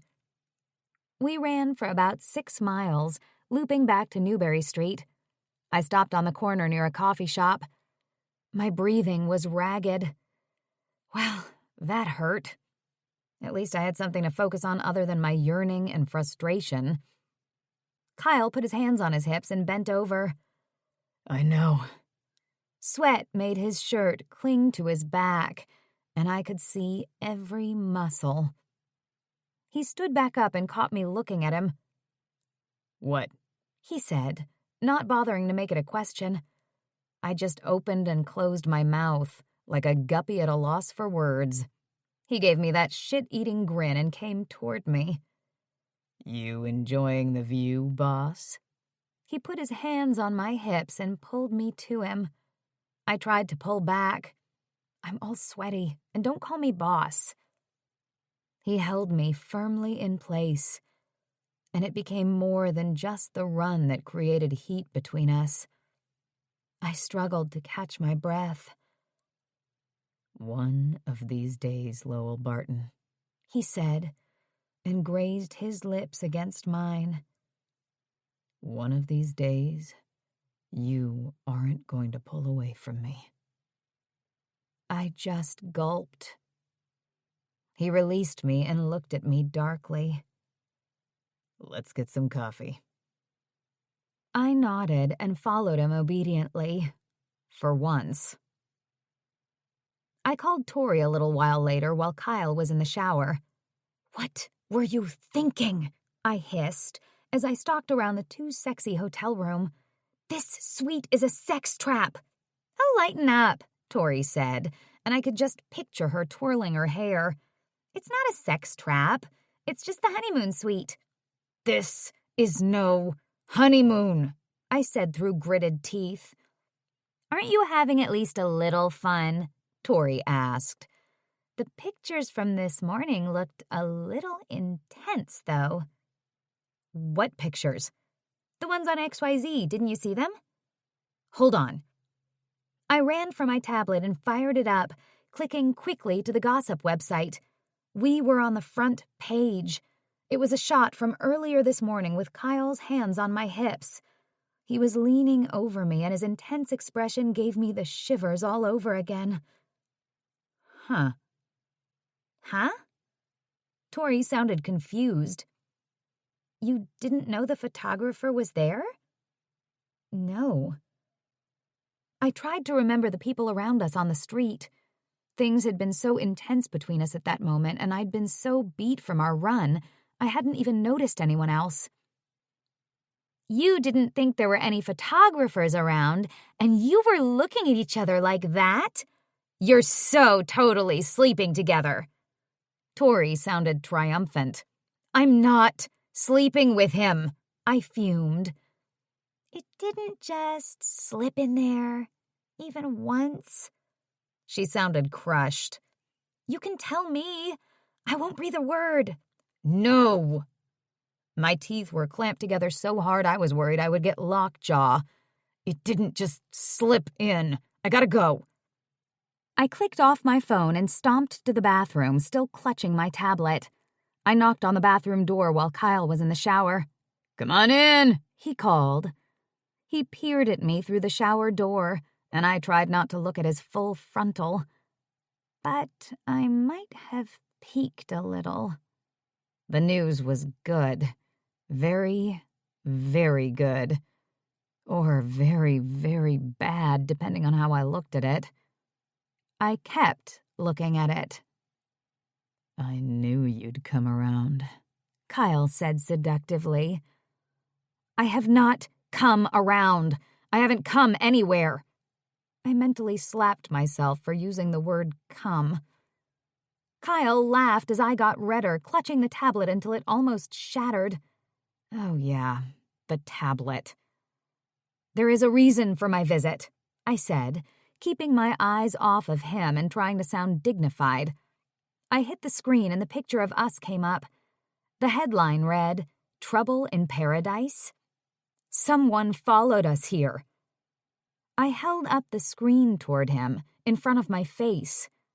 For better or for worse, part of him was dangling below the screen, so I could still get a pretty good look. "Lowell." He paused for a second. "Lowell, stop looking at my dick." I moved the screen down so I couldn't see it anymore. I wasn't, I lied. And it's not like it's so big I can see it from here anyway. "Oh, but it is." There was a smirk in his voice. I continued to hold the screen in front of my face and talk through it, ignoring his taunt and trying not to investigate his naked body further.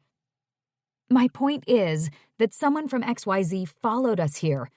We need to be more careful. I don't want anyone tracing us back to your father. I heard him turn off the water. A second later, his dripping hand pushed the tablet screen down from my face. "Okay." He proceeded to towel dry his hair as the rest of the water dripped off his glorious body onto the tiled floor. I peered down. "You want something else?" he asked, grinning. No, I said, backing out of the room. No, I do not. I closed the door and flopped down on the bed, exhausted. I'd never lied so much as I had just then. "Since we're being followed, we should take advantage of it." Kyle was dressed in camouflage shorts and a Hawaii t-shirt. For some reason, I found that combination mouth-watering. I followed him with my eyes as he paced restlessly. Okay. He looked at me with mild surprise. If we were going to go out and put on a show, that meant I got to feel his hands on me for the rest of the day. That meant kissing all over town. That meant all the things I wanted. Well, most of the things I wanted, without having to feel conflicted and guilty about it. It would also give me the opportunity to work on him about going to work for Pierce. I hadn't had the heart to broach the topic yet this morning, but I needed to. I mean, we absolutely should. I stood eagerly. We don't see your father again until tomorrow. There's no way they can trace us to him today. He held out his hand to me, and I took it, excitement coursing through me. Mine for the day. I was surprised by the thread of sadness that laced the thought. This was just for now, but I wanted more. I wanted more, and I could never have it. Either Boston was a romantic city, or it was just us. As the day progressed, I couldn't tell anymore, and it seemed to matter less and less. First, we went to breakfast at an outdoor cafe on Newbury Street. We had fresh orange juice, tomato and spinach eggs Benedict, and cheese-covered grits. I hope nobody gets a shot of this food, I said through a delicious mouthful. Lucas'll have a fit. You ran 6 miles today. Kyle leaned over and kissed me quickly. Heat shot through me, and his eyes searched mine. Remember? I nodded and leaned back over to kiss him again. I was taking this further than I should, but I couldn't help myself. He was only mine for right now. I pulled back and he was still looking at me the same way, his eyes searching mine. You going for an Oscar today? I shrugged. Something like that. Maybe a Golden Globe. After breakfast, we wandered the city streets with his arm draped over me. Going for a walk for him like this was an event. Every part of my body tingled because I was next to him, his body pressed against mine.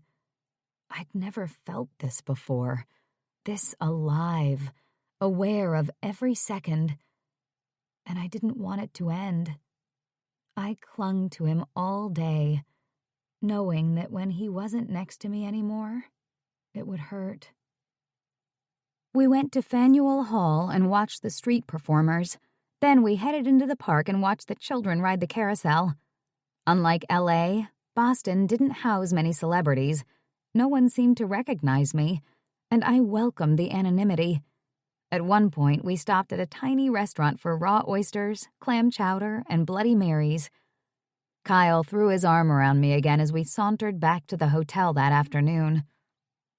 This has been the perfect day. I don't want it to end, I said, and leaned against him. Then let's not let it end.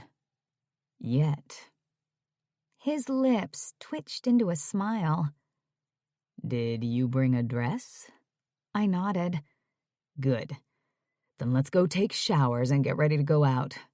I'm taking my beautiful fake girlfriend on a proper date. Kyle. Elena had bought me a suit. I put it on, along with a lavender tie, feeling guilty that I'd kept it. I would send it back to her when we returned to L.A., after I'd had it properly dry cleaned. I was starting to sound like an adult. It both scared and thrilled me. Lowell stepped out of her bedroom a second later, her blonde hair in waves over one shoulder. She was wearing an ice blue dress that brought out her eyes and hugged every curve. I sucked in a breath when I saw her. You look gorgeous. She blushed but smiled, clearly pleased.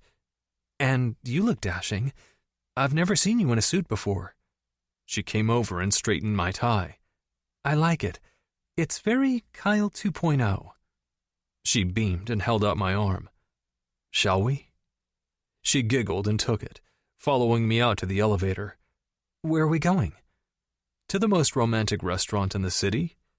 Says who? She asked. Says Boston Hub, and about 15 other websites I checked. I grinned. There's going to be lobster, and steak, and dancing. Dancing? She asked, obviously horrified. I grabbed her hand and whirled her in a circle in the elevator. Trust me, you can handle it. She tripped a little, and we both laughed. When we got to the lobby floor, she looked at me. You can't let me trip like that. It's embarrassing. I put my arm around her and pulled her against me. I've got you. Don't you worry. Britta, the blonde concierge, caught sight of us and waved. I have a message for you guys. I raised my hand to her as I hustled Low out the door. When we get back. I didn't want anything to interfere with my night with Lowell. I didn't want a single interruption. Evan drove us to the financial district. We watched through the windows as the city lit up around us, the darkening sky a purplish blue. Lowell turned to me. It's beautiful, isn't it? I stared at her gorgeous face. You have no idea. Her eyes widened for a second. Then she shook her head and playfully punched my shoulder. Once a player, always a player. What are you going to do when you finally figure out I'm not playing? She studied my face for a minute. I thought I saw a mixture of longing and hope on hers, but I could have been hoping for it, not seeing it. I don't know, she said finally. I put my hand over hers. You might want to figure it out. The restaurant was located on the top floor of the highest building in Boston. We could see the whole city spread out below us. Lowell looked out the windows in delight, clutching my hand as she had at Disneyland, the same wonder on her face. "This is so pretty," she gushed, taking in the view, then the restaurant itself. The restaurant was set up with tables circling a dance floor. Couples glided over it as a big band played. It's fun, isn't it? We drank champagne, danced, and shared a lobster dinner. Lowell didn't trip once, so around midnight, we agreed to one last dance. Lowell had announced she was about to turn into a pumpkin if she didn't get to bed soon. We swayed to the music, our bodies melded together on the dance floor. We'd been like this all day, pressed up against every inch of each other, and I wasn't sure how we would ever get back to normal, whatever that was. I tilted her chin up and leaned down to kiss her. "Is there a photographer near us or something?" she asked, looking at me warily. "Yes," I whispered, "right behind you." I leaned down and claimed her mouth, wrapping my arms around her and pulling her against me. My body told me how much I wanted her. Still, I didn't want to scare her away, and I wanted to do the right thing, so I pulled back. "Why'd you do that?" she asked breathlessly. "Because I thought I saw a photographer," I lied. She shook her head. "No. Why'd you stop?" She leaned up and kissed me, making my heart race and my temples throb. We stopped for a second, halted in the middle of the dance floor. "You don't want me to stop?" I asked. She shook her head, her eyes wide and urgent. "No, I don't." We practically ran back to the hotel. Lowell. I told myself over and over that I wasn't going to do it. But when he kissed me like that, and when he stopped, my body took over. My body, the shameless sex goddess. This wasn't a good idea, but I no longer cared. With his mouth on me like that, I couldn't think straight. He pulled me against him in the car, and I clung to him, blocking out all rational thought. Britta was waiting in the lobby when Kyle hustled me toward the elevator. We ignored her even when she raised her hand at us. "I still have a message for you," she called. "Text it to me," Kyle snapped. He seemed completely single-minded as he rushed me to the elevator. No one else joined us, so he took the liberty of pinning me against the wall. He looked down at me intently. "Do you want to do this?" His eyes were hooded. "Are you sure?" I nodded bravely. Yes. That seemed to be all the encouragement he needed. Good. He claimed my mouth hungrily, his tongue searching for mine as he ran his hands down my torso. I shivered against him, then threw all my self-control out the window. Good riddance. I put my hands on his fine ass and crushed him against me. Finally feeling him, all of him, pressed against me felt so good. He hoisted my legs up around his waist and carried me out of the elevator. Somehow he managed to swipe our room key and we burst through the door of the suite, our lips still crushed together. Then he stopped, placing me gently on the floor and closing the door. He stalked toward me, his eyes fiery. "You have to mean this. You have to want this as much as me. I can't do it otherwise." I nodded, shaky and unable to say anything. I just knew that I wanted him. I wanted him so much that nothing else made sense. I wanted to show him how I felt. I kissed him deeply, our tongues connecting again. Electricity shot through me, and I ran my hand down his back, feeling all of the muscles on his glorious body. He lifted me again and carried me into the bedroom. He laid me gently, reverently on the bed. My whole body was throbbing in anticipation. "You have no idea how much I want you," he said, his voice hoarse. "Yes, I do. I know exactly how much." He ran his thumb across my cheek and leaned down to kiss me deeply. I grabbed his hand and placed it over my heart. "I know this is wrong, but it doesn't feel wrong," I whispered breathlessly. I almost tore his coat as I ripped it off him. "It feels right." "That's because it is right." He unbuttoned his shirt, revealing his gloriously enormous chest. "It's still not a good idea," I whispered, as my body was screaming at me to just shut the hell up. "Doing the right thing is always a good idea, babe. Now stop talking." He started to kiss me again, then pulled back, hesitating. "Lowell, if you don't want to do this..." I interrupted him by kissing him hard, letting my body tell him what I was too afraid to say. "I want you. I want you more than I've ever wanted anything." "I'll shut up if you shut up," I offered breathlessly. "Deal," he said, grinning wickedly. He unzipped his pants. "At least until you scream my name." His cock sprang out, enormous and thick and ready for me.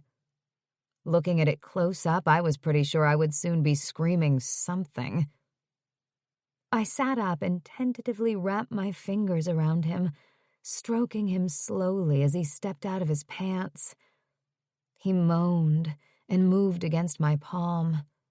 I got bolder, gripping him more firmly. Then I knelt down and took the tip of him into my mouth, moaning when I tasted him. "Holy fuck, Lowell," he said hotly, as I swirled my tongue around his tip and continued to work my hands up and down his length. He flexed his hips, and I could see that he'd closed his eyes, his head thrown back.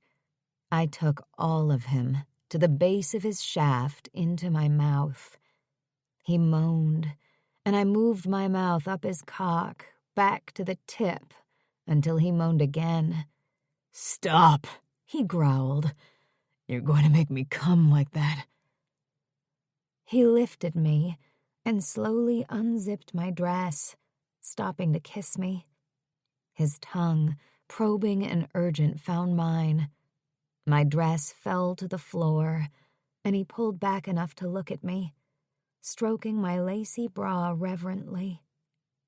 "You're so beautiful," he whispered. I just stared at him, every part of my body on fire, and didn't even chastise him for talking. His hands trailed down to my lace underwear.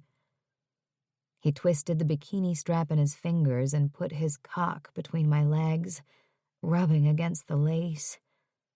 I heard myself moan in pleasure, but I no longer felt self-conscious. Holy fuck. I rubbed against him artlessly, amazed at how good he felt, how thick and hard. Every wild dream I'd been having about him was coming true. I ran my hands down his chest to the divots near his hips before I kissed his chest, running my tongue along the lines of his pectoral muscles. If this was wrong, if I was going to pay for this, all those thoughts hurtled out the window. I officially no longer gave a fuck. He undid my bra and cupped my breasts as I took off my underwear. I was wet, ready for him. He used my slickness against me, rubbing his cock against my slit until I was panting. His fingers found my clit and swirled it, lazily, playfully, then pinched it. I didn't feel lazy or playful. I felt as though if he didn't put his cock in me right now, I was going to burst into flames. Kyle must have sensed my need. He pushed me back onto the bed gently, his naked body looming gloriously over me. He brushed the hair off my face and just watched me for a moment. Then he went to his bag, grabbed a condom, and rolled it on. My breath caught in my throat as he straddled me, his cock enormous and thick against me. I grabbed his muscled ass and pulled him to me, running the head of his cock over my sex, getting it even more slick. "Are you ready for me?" he asked, and I nodded. He eased himself inside me, just the tip, making me moan and writhe. He put his forehead against mine. "Are you sure?" In answer, I put my hands on his ass and pushed him into me. We both cried out. He paused as we caught our breath. Then he buried himself in me, my body stretching to accommodate his. He was gentle, but I was impatient, wanting to feel him deeper inside me. His body listened to mine, and his long, deep strokes brought me wave after wave of pleasure. He continued to thrust, and I greedily drank in the sight of his taut, muscled body over mine. I kept my hands on his hips and his ass, relishing the feel of having him all the way inside me. I hadn't realized how much my body had truly been craving his. Now that he was inside me, I felt complete.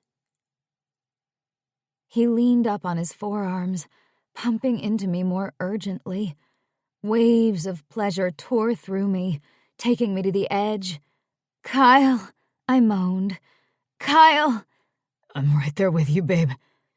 His strokes got deeper, even more urgent, and I shattered, my body clenching around him as he found his release. Our orgasms shook the bed. "Kyle!" He'd been right. Of course, I screamed his name. Later, he leaned over and ran his thumb along my jawline. "So beautiful." I smiled. "Thank you." I meant it for a lot more than just the compliment. He sighed and threw himself back on the bed. "So what happens now?" There was an edge to his voice. "Well," I said, flopping onto his chest, "I could be on top again, or we could try it from behind." "Naughty girl." He grinned. Then his face turned serious. "But I mean it. What happens now?" I took a deep breath and rolled onto my back, looking at the ceiling. "I don't know. What do you want to happen?" The endless myriad of obstacles we faced whirled in my mind, but I ignored them, holding my breath. What on earth does Kyle Richards actually want from me? "I sort of just want you to be my girlfriend." The edge in his voice was jagged now, as if it took a lot for him to say that. "I am your girlfriend," I said. "No, I mean, for real. So do I. I laced my fingers through his, and we continued to lie next to each other. I was still flushed and tingling from Kyle's exploration of my body. I think this is about as real as it gets. I was being honest. It was the truth. But what I'd left out was the more important, more ugly truth. The fact that it was real just made everything that much worse. Kyle. I rolled over and looked at Lowell the next morning. She was still asleep. I ran my hand down her hair and just stared, hoping I didn't wake her. She was so beautiful that looking at her hurt. Last night had been the best night of my life. Lowell didn't know that, and she didn't know that being with her was the first time I had actually been able to have an orgasm in months. That wasn't why it was the best night, though. It was because I'd been with her. We had to go see my father this morning. The fact that he wanted to speak with Lowell was ominous. I knew he'd made me an excellent offer. I also knew I couldn't accept it. Not right now. But Lowell wanted me to. My father was smart. If he suspected that Lowell cared for me, he'd want her to hear him out. But I couldn't leave Lowell. She had her premiere coming up. She still had to deal with Lucas and the fallout from her puking incident. She still needed me. But I was fooling myself. She didn't need me. I needed her. I watched her chest rise and fall peacefully. The truth was, I didn't want to be away from her. I didn't want to send her back to big, bad Los Angeles alone, even though she was more than capable of handling herself. It wasn't just that I didn't want to let her down. I didn't want to be away from her. Not now, not ever. Last night had confirmed my feelings for her, but I had to make some real changes in my life. If I was ever going to have something to offer her, I needed a career. I couldn't be her boyfriend if I was just an ex-escort or a less-than-minimum-wage surfing instructor. I also knew my father's offer was the only one I would get. I had no resume, no education, no experience. I had to find a way for him to understand that I would accept the position, but I needed a little more time. After Lowell's premiere, I would go to work for him and become legitimate and build my own life. Then I would finally be the man Lowell deserved. We waited outside Pierce's office. A cold sweat trickled down my back, but I tried to appear calm.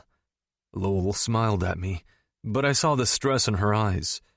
It had been over 10 years since she'd seen my father, and they hadn't parted under friendly circumstances. After what seemed like forever, his MIT assistant poked her head out. "Pierce will see you now." I looked at Lowell. "Are you sure you want to do this?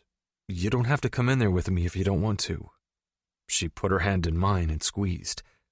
"I'm coming to support you. We're in this together, remember? Plus, we don't need to make him any more upset than he already is." I tried to draw strength from her as we went inside. Now I felt as if I were the one walking the plank. We rounded the corner of the cool concrete room, and there he was, scowling out the window. He turned toward us, his eyes running over me briefly, before turning to Lowell. Shock registered on his face. "Lowell? Is that really you? I can't even believe you're the same girl." "Hello, Pierce." He just continued to stare at her as though he was in shock. "You've seen her movies, Dad, and the pictures. You knew she looked different." My father looked at her as if she had 3 heads.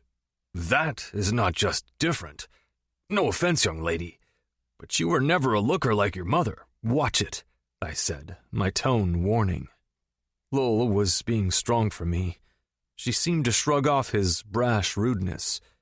"Coming from you, Pierce? I'll take that as a compliment." My father looked chastised.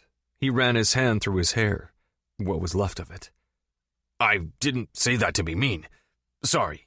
I think I used up all of my mean where your mother was concerned. How is she anyway? Lowell's face went from surprised to confused to wary in an instant. She's okay. She's in Asia right now on a spiritual retreat. I just spoke with her. I heard she got divorced again, Pierce said. She didn't like number 4 that much, Lowell admitted. Poor bastard, my father said. Well, when you speak to her again, please give her my regards. Lowell raised her eyebrows. You're kidding, right? Pierce sighed heavily. No, young lady, I'm not. She watched his face.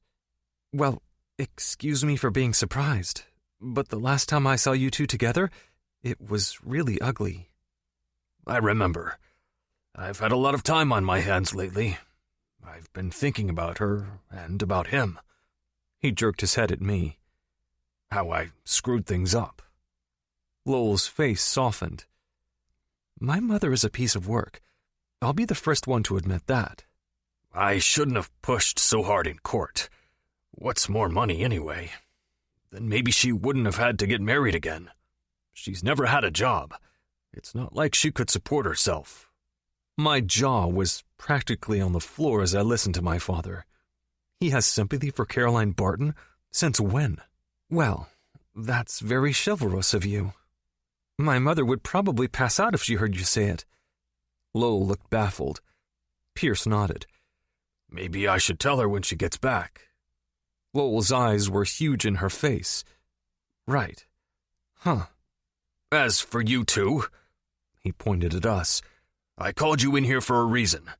This ends today, right now. Kyle, you come to work for me. I'll give you a competitive salary. After 6 months, if you prove yourself, I'll reinstate your trust. I want you to be successful. I've always wanted that. This is the first time in years that you've actually seemed capable of being responsible. But I can't have you being a paid date or whatever you are. And you two can't be together. It's wrong on so many levels. It literally makes my head hurt. Lowell responded first. If I could say just one thing, Mr. Richards, Kyle has been nothing short of wonderful to me. I made some really big mistakes, and he's helped me turn everything around. I called the service as a last-ditch effort to save my career. He didn't know it was me who was hiring him until he showed up at my house. He told me the same story. Lowell looked at Pierce, her eyes pleading. It's true.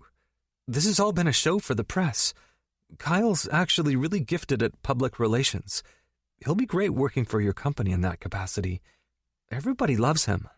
That's part of my son's problem, Pierce said. Everybody does love him. He's had it too easy. He's never worked a day in his life. He's been working for me, she said, and he's amazing at winning the press over. It's not a bad thing that everyone loves him, sir. It's a gift. Her words left me with a weird mix of emotions. Her kindness never ceased to amaze me. She saw me in a way nobody else did. I faced my father, who was looking at me with raised eyebrows. What? He crossed his arms. You have a gift? I smiled, feeling exposed. I guess Lowell sees the best in me. But you two aren't a real couple. He sounded extremely skeptical, and also as if he were waiting for an answer. I didn't have one for him. I'm ready to come to work for you, Dad. I just need more time. I made a promise to Lowell, and part of me acting like an adult is not going back on my promises. Pierce inspected my face. What's the difference with you? Is it her? He motioned to Lowell, who was sitting perfectly still, silent and pale. Because really, you two can't be together. If the press finds out that she's your stepsister, her career's over. She isn't going to choose you over her career.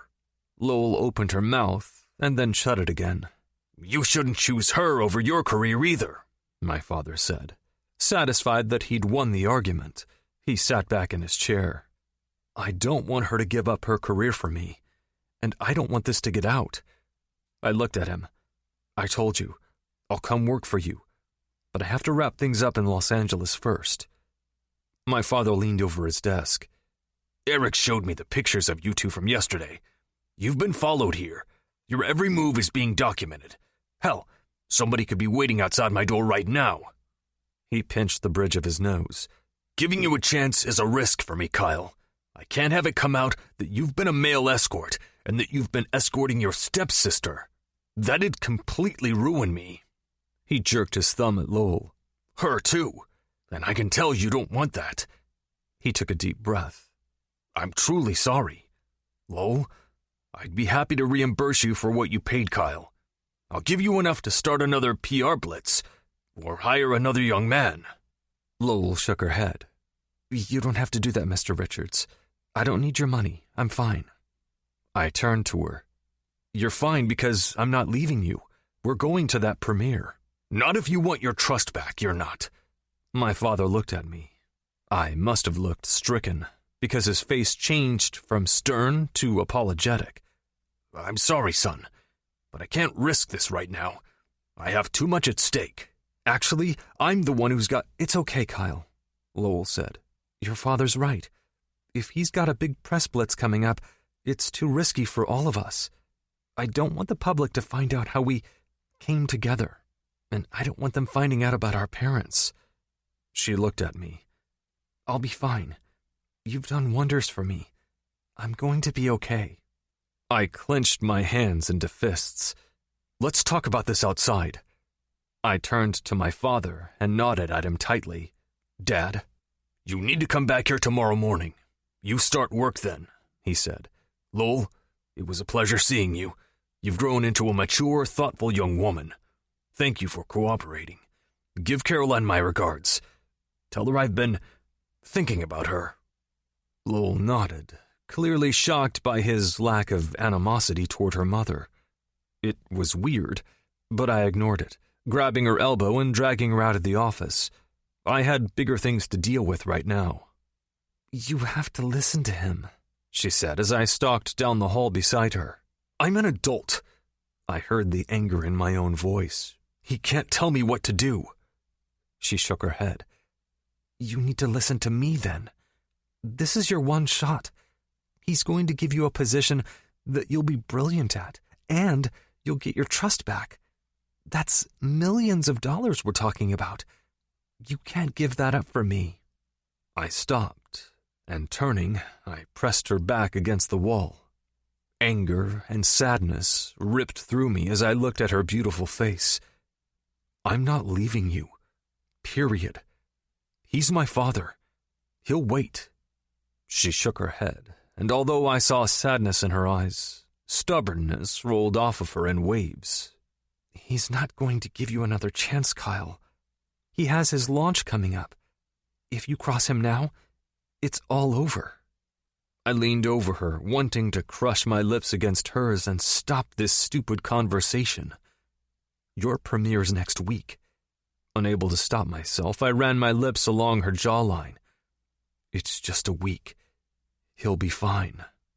Her breathing deepened, and she looked at me, lips parted, responding to my touch. Our eyes locked, but only for a second. She shook her head, as if to shake off the heat between us. No, she said, her tone final. He won't. And I can't let you lose this opportunity. Not for me. It's not your choice. It's mine. She drew herself up to her full height and pulled away from me stiffly. You should always make the right choice. Staying with me is the wrong one, and I can't accept that. What are you saying? I felt stupidly, ridiculously close to tears. She must have sensed my impending breakdown, because she seemed to calm down. She smiled weakly and patted my arm. Let's not talk about it anymore right now. We're both upset. We'll figure it out. Together, I said stubbornly. For some reason, even though my arms were still around her, I felt as though I was losing her. Together. I wrapped my arms tighter around her as we headed to the car, but I felt as if she was already gone. Lowell. We were quiet on the drive back to the hotel, at least on the outside. On the inside, my mind was racing 1,000 miles a minute. How am I going to do this? How am I going to do any of this? I was forming a plan that I hated, but I felt as though I had to see it through because it was the best thing for Kyle, and that was the most important thing to me. I had to at least be honest with myself about that. I looked at his profile. His handsome face was turned toward the window, dark circles under his eyes. I squeezed his hand. What? He asked flatly. I love you. Nothing, I said. Even though I was lost in my thoughts, as we walked hand in hand through the hotel lobby, I felt eyes on me. I turned around, the hair on my neck standing up, and I locked eyes with the one and only Caroline Barton. I saw the concierge Britta waving wildly at me. She pointed at my mother, then shrugged helplessly. I told you there was a message, she said. I turned back to my mother, steeling myself for what would surely be another fucked-up family reunion. Darling! My mom sprang up out of her chair when she spotted us. A nanosecond too late, I dropped Kyle's hand and jumped away from him. My mother eyed me curiously, then turned her gaze to Kyle, her carefully mascaraed eyes taking in every sexy, hulking inch of him. How did you know I was here? I stammered. She looked at me as if I had 3 heads. I called your agent, darling. She gave me a perfunctory hug and practically pushed me out of the way, extending her hand to Kyle. Hello there. I'm Caroline Barton, Lowell's mother, and you are? I watched as she studied his face, a look of suspicion and stupefied recognition dawning. It's me, Kyle. He offered his hand to her, clearly steeling himself for her impending reaction. She dropped his hand like a dead fish. Kyle? As in Kyle Richards? Her face was a pale mask. I almost felt sorry for her, but I was too busy feeling annoyed by her presence and sorry for myself. The one and only. He smiled at her, putting his dimples on full display. But the dimples had never done much for my mother. She turned to me. You've got to be fucking kidding me, young lady. I shrugged helplessly. If only I had such a great sense of humor, or irony, or whatever you want to call it. Caroline raised herself to her full height and tossed her frosted hair over her shoulder. I call it spite. I cannot believe you're doing this to me. I cannot believe that I'm coming home to this. She pointed at Kyle as though he were Exhibit A of my presumed guilt. I shrugged again and rolled my eyes. For once, Mom, you need to realize that not everything is about you. Now come upstairs and we'll explain. You're making a scene. I looked around the lobby nervously, hoping that no one from XYZ was hiding behind a potted plant or teak column. She looked taken aback, probably mystified by my tone. I normally sugar-coated everything for my mother. For once, I didn't have the energy. For once, my own problems seemed a lot more pressing. My mother kept her mouth shut for exactly 1 minute. The piece ended when the elevator doors closed behind us. She whirled toward me, eyes flashing and frosted hair flying. When you said you were in Boston with a man, you never once mentioned it was this man. She turned to him. Does your father know about this? He nodded. I'm surprised he hasn't had you two physically separated, she fumed. He's trying. Kyle looked as if he wanted to say something more, but I put my hand on his, a move that was not lost on my mother. You have a lot of explaining to do, young lady. Kyle opened his mouth, then shut it, a move that only made me love him more. You don't really have a lot of room to take the moral high road. I took in her expensive-looking cotton tunic and perfectly highlighted hair. It's not like your typical behavior is beyond reproach. Don't you use your fancy words on me, she practically spat. Although I was surprised she was so upset, I shouldn't have been. Pierce and Caroline hated each other. Even though it seemed he'd softened toward her during the years since their divorce, she hadn't budged an inch. She believed he owed her more than she'd gotten in the settlement, and she was still bitter. My mother wasn't one to blame herself for too much, or for anything, really. The elevator opened, and I tried to remember if we'd left any incriminating evidence around. Were my underwear somewhere on the floor? Were the champagne glasses still sitting on the counter? I hustled in first and picked up the glasses and kicked my damning underwear under the chaise lounge.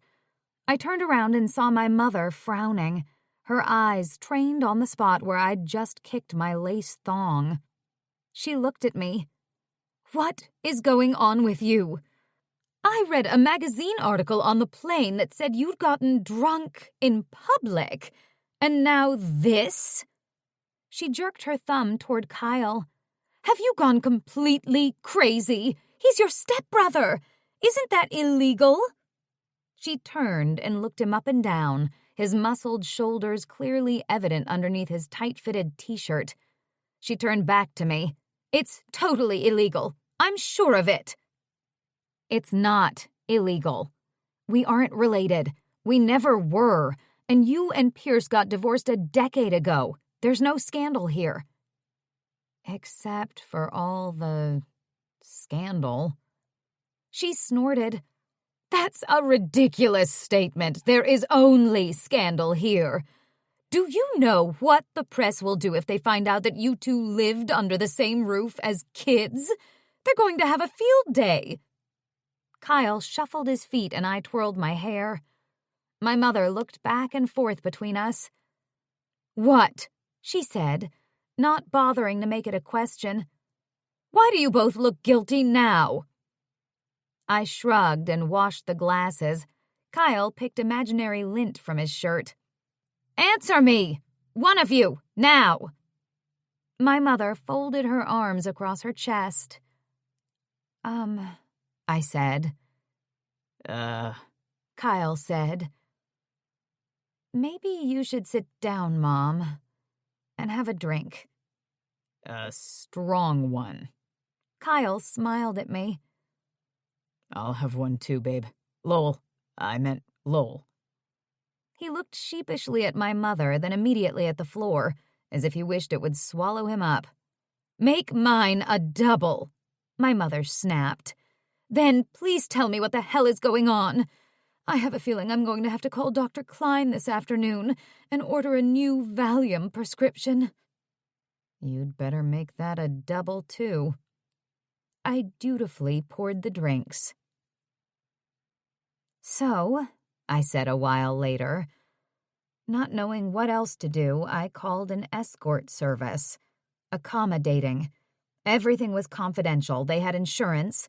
It seemed like the right thing to do. Actually, it seemed like the only thing I could do. I hired an escort to come live at my house, pretend to be my boyfriend, and go to events with me.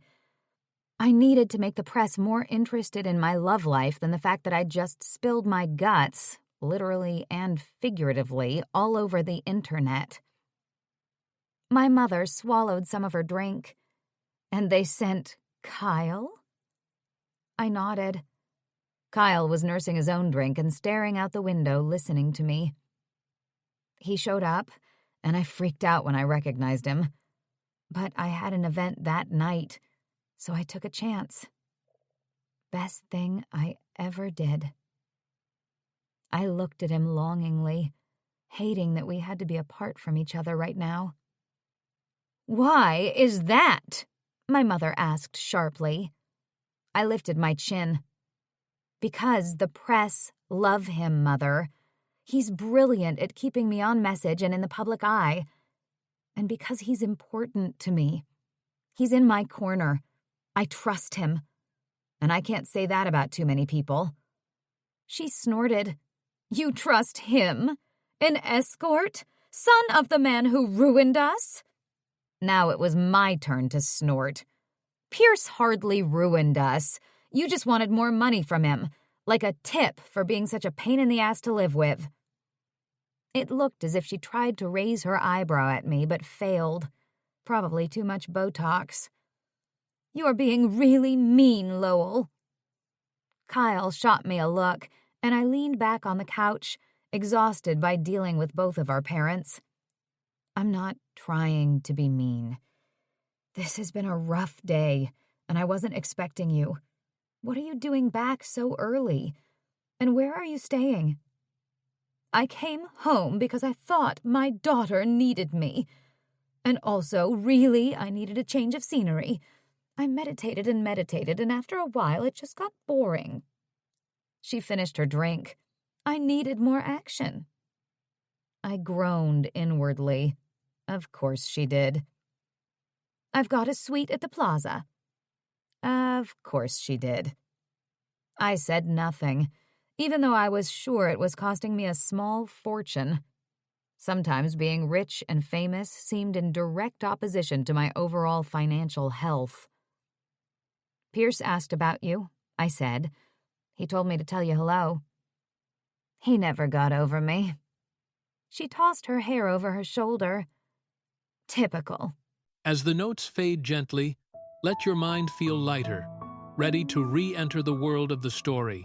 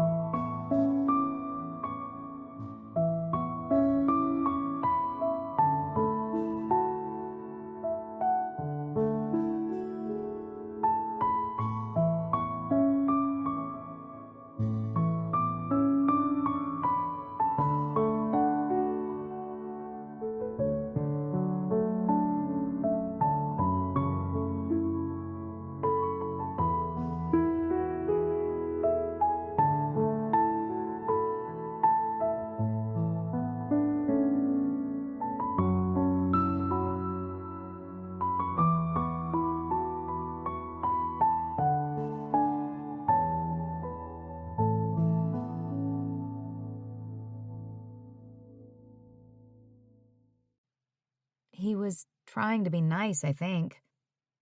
She shivered. Ugh, just talking about him makes all sorts of unpleasant memories come back. Kyle took that as a cue and stood. I'm going to give you two a minute alone. It was nice to see you, Caroline. Take care. He nodded at her. Thank you. I'll see you again. He smiled tightly. I hope so. With that, he disappeared into the bedroom. Caroline watched him retreat and turn back to me. This is crazy. This is totally out of character for you. I don't think that's true. I've always been very solution-oriented. I needed a distraction, so I created one. She jerked her thumb toward the closed bedroom door. That's certainly a distraction. He turned out nicely. Those are quite the biceps. There's nothing going on with us. I lied. It's a business arrangement. I don't believe you. And I can't believe my own daughter is lying to my face. You're not that good of an actress, dear. I counted backward from 10, not wanting to argue with her or worse, blurt out the truth. I love him, and I'm going to cut you off this year, I swear it. Pierce was asking lots of questions about you, I said, trying to distract her. She looked slightly mollified. I'm sure he was. Like I said, he never got over me. He's up here working on some new app in conjunction with MIT, some sort of social media innovator or aggregator or something. He has a launch coming up. He said this is his biggest deal yet. I watched her as she picked imaginary lint off of her yoga pants. He seems lonely.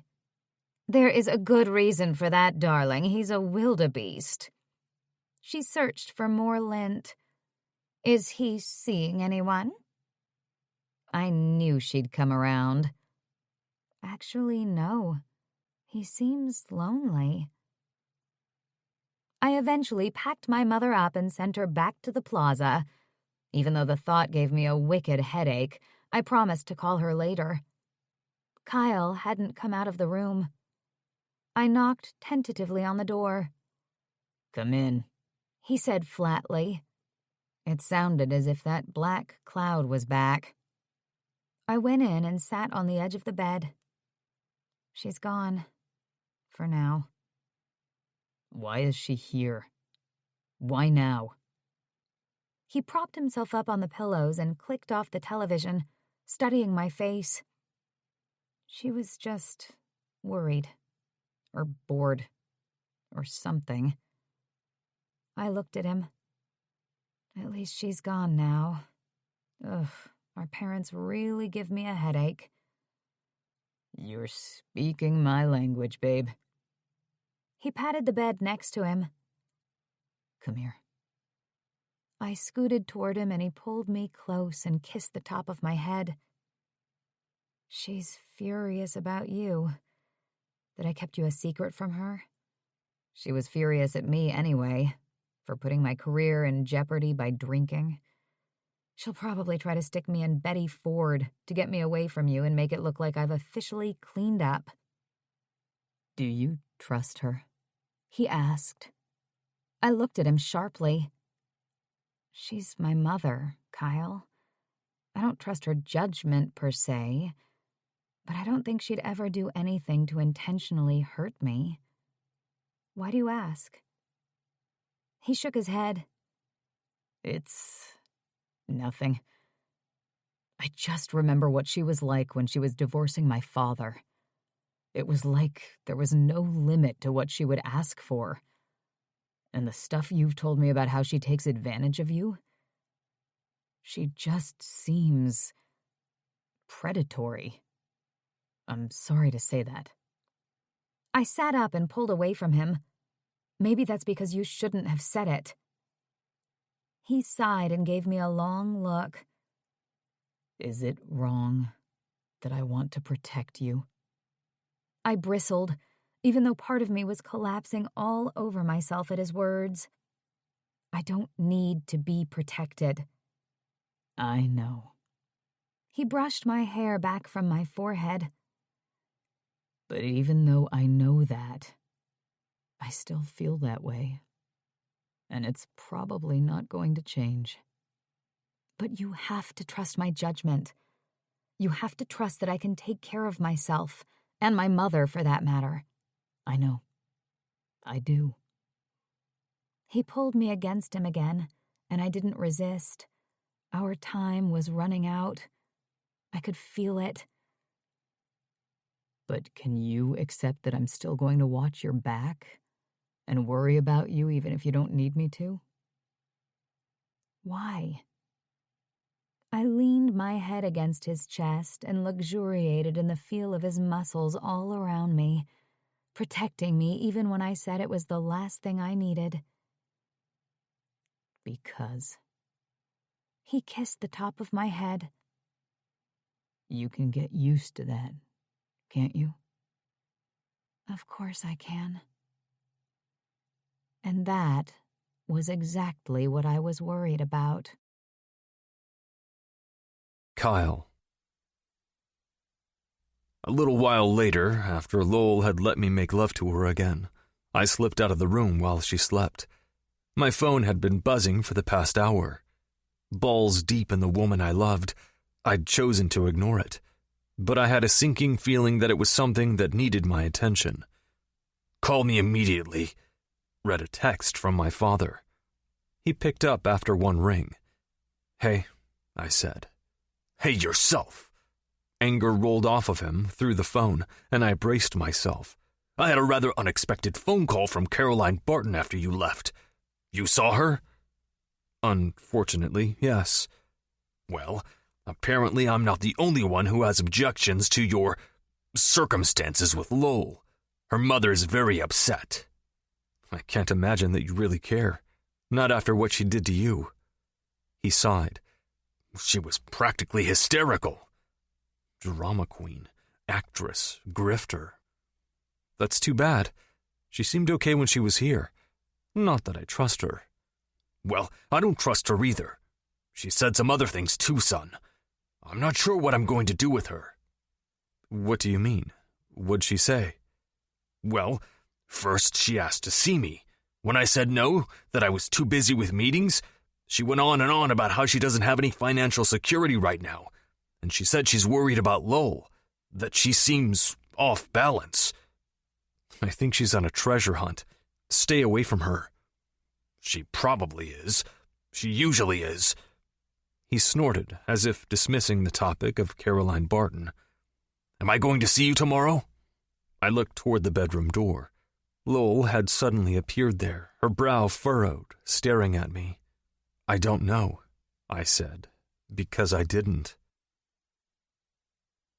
"What the hell was that?" Lowell asked. Her face had gone pale. "Who were you just talking to?" "My father." "Were you talking about my mother?" I nodded tightly. She called him. He said she was going on and on about how she doesn't have any financial security right now, and how she's worried about you. I told her he seemed lonely, but I didn't think she was going to call him today. Lowell sank onto a nearby couch. I sat gingerly across from her. "I'm sorry." "Are you sorry that she called him? Or that I caught you telling your dad my mother is a gold digger on a treasure hunt?" Her eyes flashed at me. "Both? I'm sorry about both." I started to get defensive, but I reeled myself in. I believed Lowell knew who her mother was, but as much as I wanted to protect her from her mother and from everyone else, I needed to tread lightly. Caroline was her mother. You only got one, and most people preferred it if people didn't insult theirs. She looked at me warily. "This is just going from bad to worse, just when I thought it couldn't get more complicated." "It was always going to be an awkward family reunion, Lo. Both of our parents are difficult. They both have their agendas. We just need to separate them from ours." She shook her head and my heart sank. "I can't do that. I can't forget where I came from. or where you did. And you need to go back, Kyle. Back to your dad. It doesn't matter. To me, it didn't. Nothing else matters to me except you. She stood suddenly. I have to go. She headed into the bedroom, and I scrambled after her. Go where? I watched as she fumbled for her suitcase and randomly stuffed clothes into it. Home. Back to Los Angeles. Away from our crazy parents. I can't do this to you. I can't unleash the crazy of my mom on you. You're so close to making everything okay with your dad. Okay, I said as nonchalantly as I could manage. I grabbed my suitcase from the closet and put it on the bed. What are you doing? Packing to go back to L.A. with you. She shook her head, and although I didn't think it was possible, my heart sank even lower. No, you're staying. You have a deal with your father. I stared at her. I had a deal with you first. That deal's off. She wouldn't look at me. You have a commitment to Lucas and Shirley. The premiere's coming up. Just let me come out for that. I hated the wheedling tone in my voice, but I felt panic descending on me. No. She stalked into the bathroom and almost violently threw her shower kit into her bag. This stops now.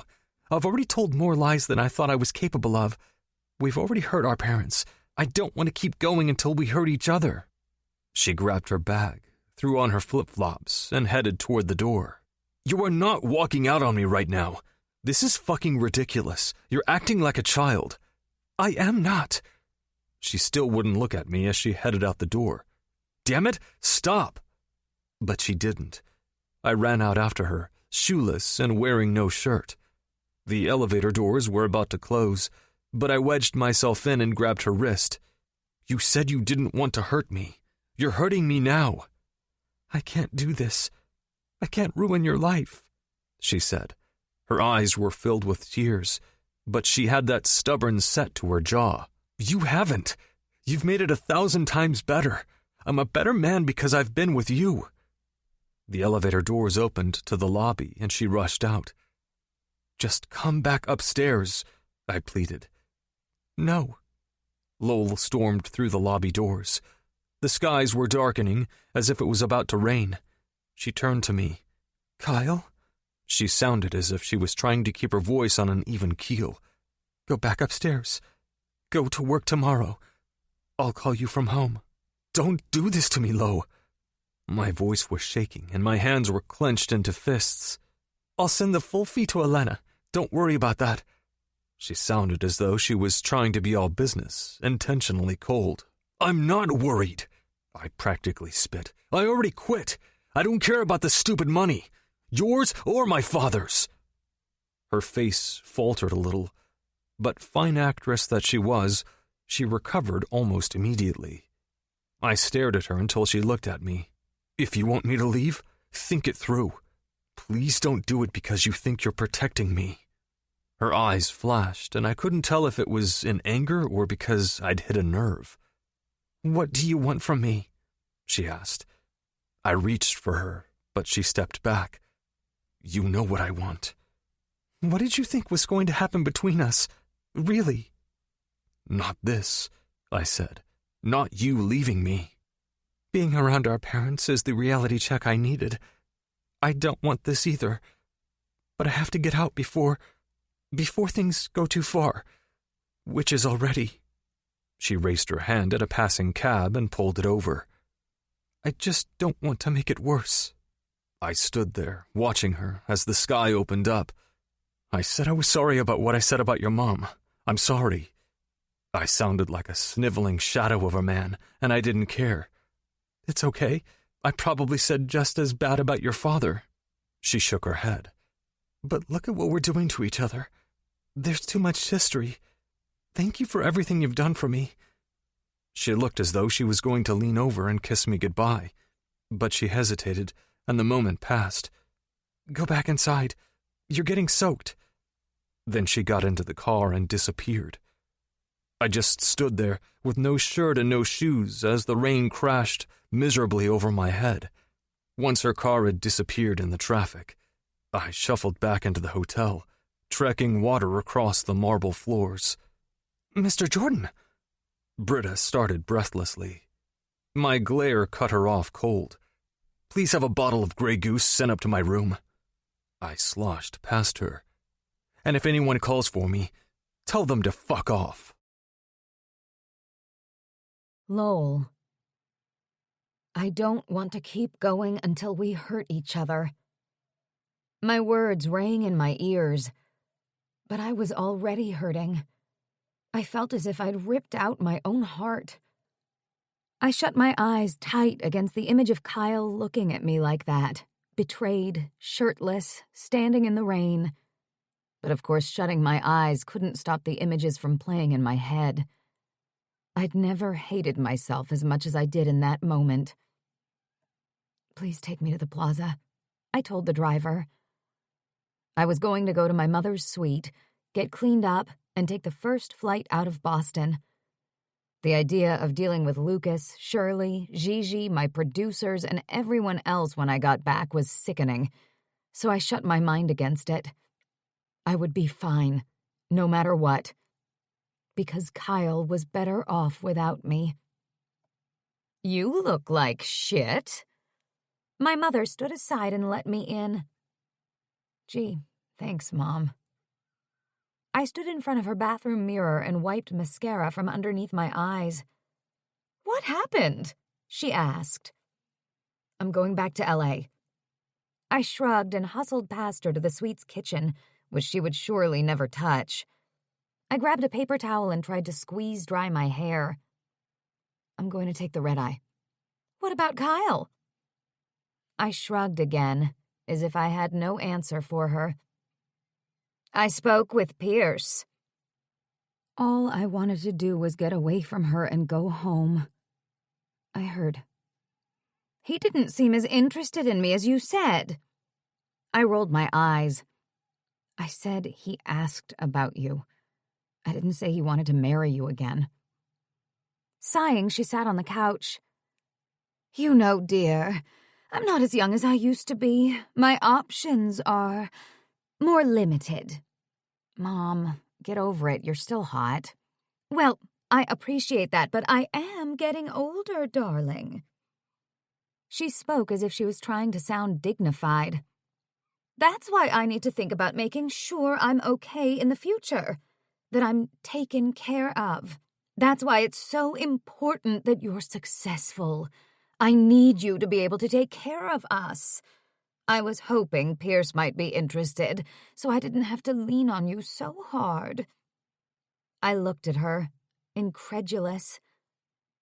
"Are you asking me for more money? After that crazy expensive trip I just paid for?" She shifted in apparent discomfort. "You don't have to put it that boldly. I'm not being bald. I'm being direct, which is more than I can say for you." "How much do you need?" She shrugged nonchalantly. "Enough for my condo association fees for the rest of the year. And some refreshing." She pointed at her eyes. "My crow's feet have decided this is a good time for a comeback. I also need to update my wardrobe. I'm starting a new bar class." I shook my head, trying to ward off the headache I felt looming. "Now's really not a good time. I just gave you all that money for your trip and the condo, and I'm probably going to get fired when I get back." Caroline sprang up and paced, wringing her hands. "My daughter, the famous actress, can't afford to help her own mother? I can help you, but I can't foot the bill while you live like a billionaire socialite." My mother didn't understand or didn't care that this suite at the plaza alone would cost me over $10,000 by the time she checked out. She'd gotten so used to extreme wealth, it was as if she wasn't even aware of the value of $1. "Well, that's all I'm asking for. Help." "Fine. I can help you get what you need. Maybe not what you want, but definitely what you need." "So how much is that?" $700,000 should do it." She didn't even blink. "Are you out of your mind?" I snapped. She just looked at me blankly. I shook my head. I can't give you that much. I don't have it. My mother snorted. You're a famous actress. You have a premiere coming up for a movie that everyone's saying will be a hit. I feel certain that you can help your mother out. Rage bubbled inside me. I was still too emotionally raw from leaving Kyle to handle this right now. I clenched my hands into fists. I don't have it, I told you. Are you telling me you're going to leave me in the lurch? Let your own mother live on the streets? You don't have to live on the street. You just can't buy a new ballet-inspired wardrobe for $100,000 and have your 10th elective plastic surgery. I don't think I'm being unfair. I don't think I'm being unfair either. She tried to look serene. I wondered if that was a trick she'd picked up in Japan. If you cannot or will not help me, I'll be forced to take other action. I have to protect myself, darling. I'm not getting any younger. I have to make sure I'm taken care of.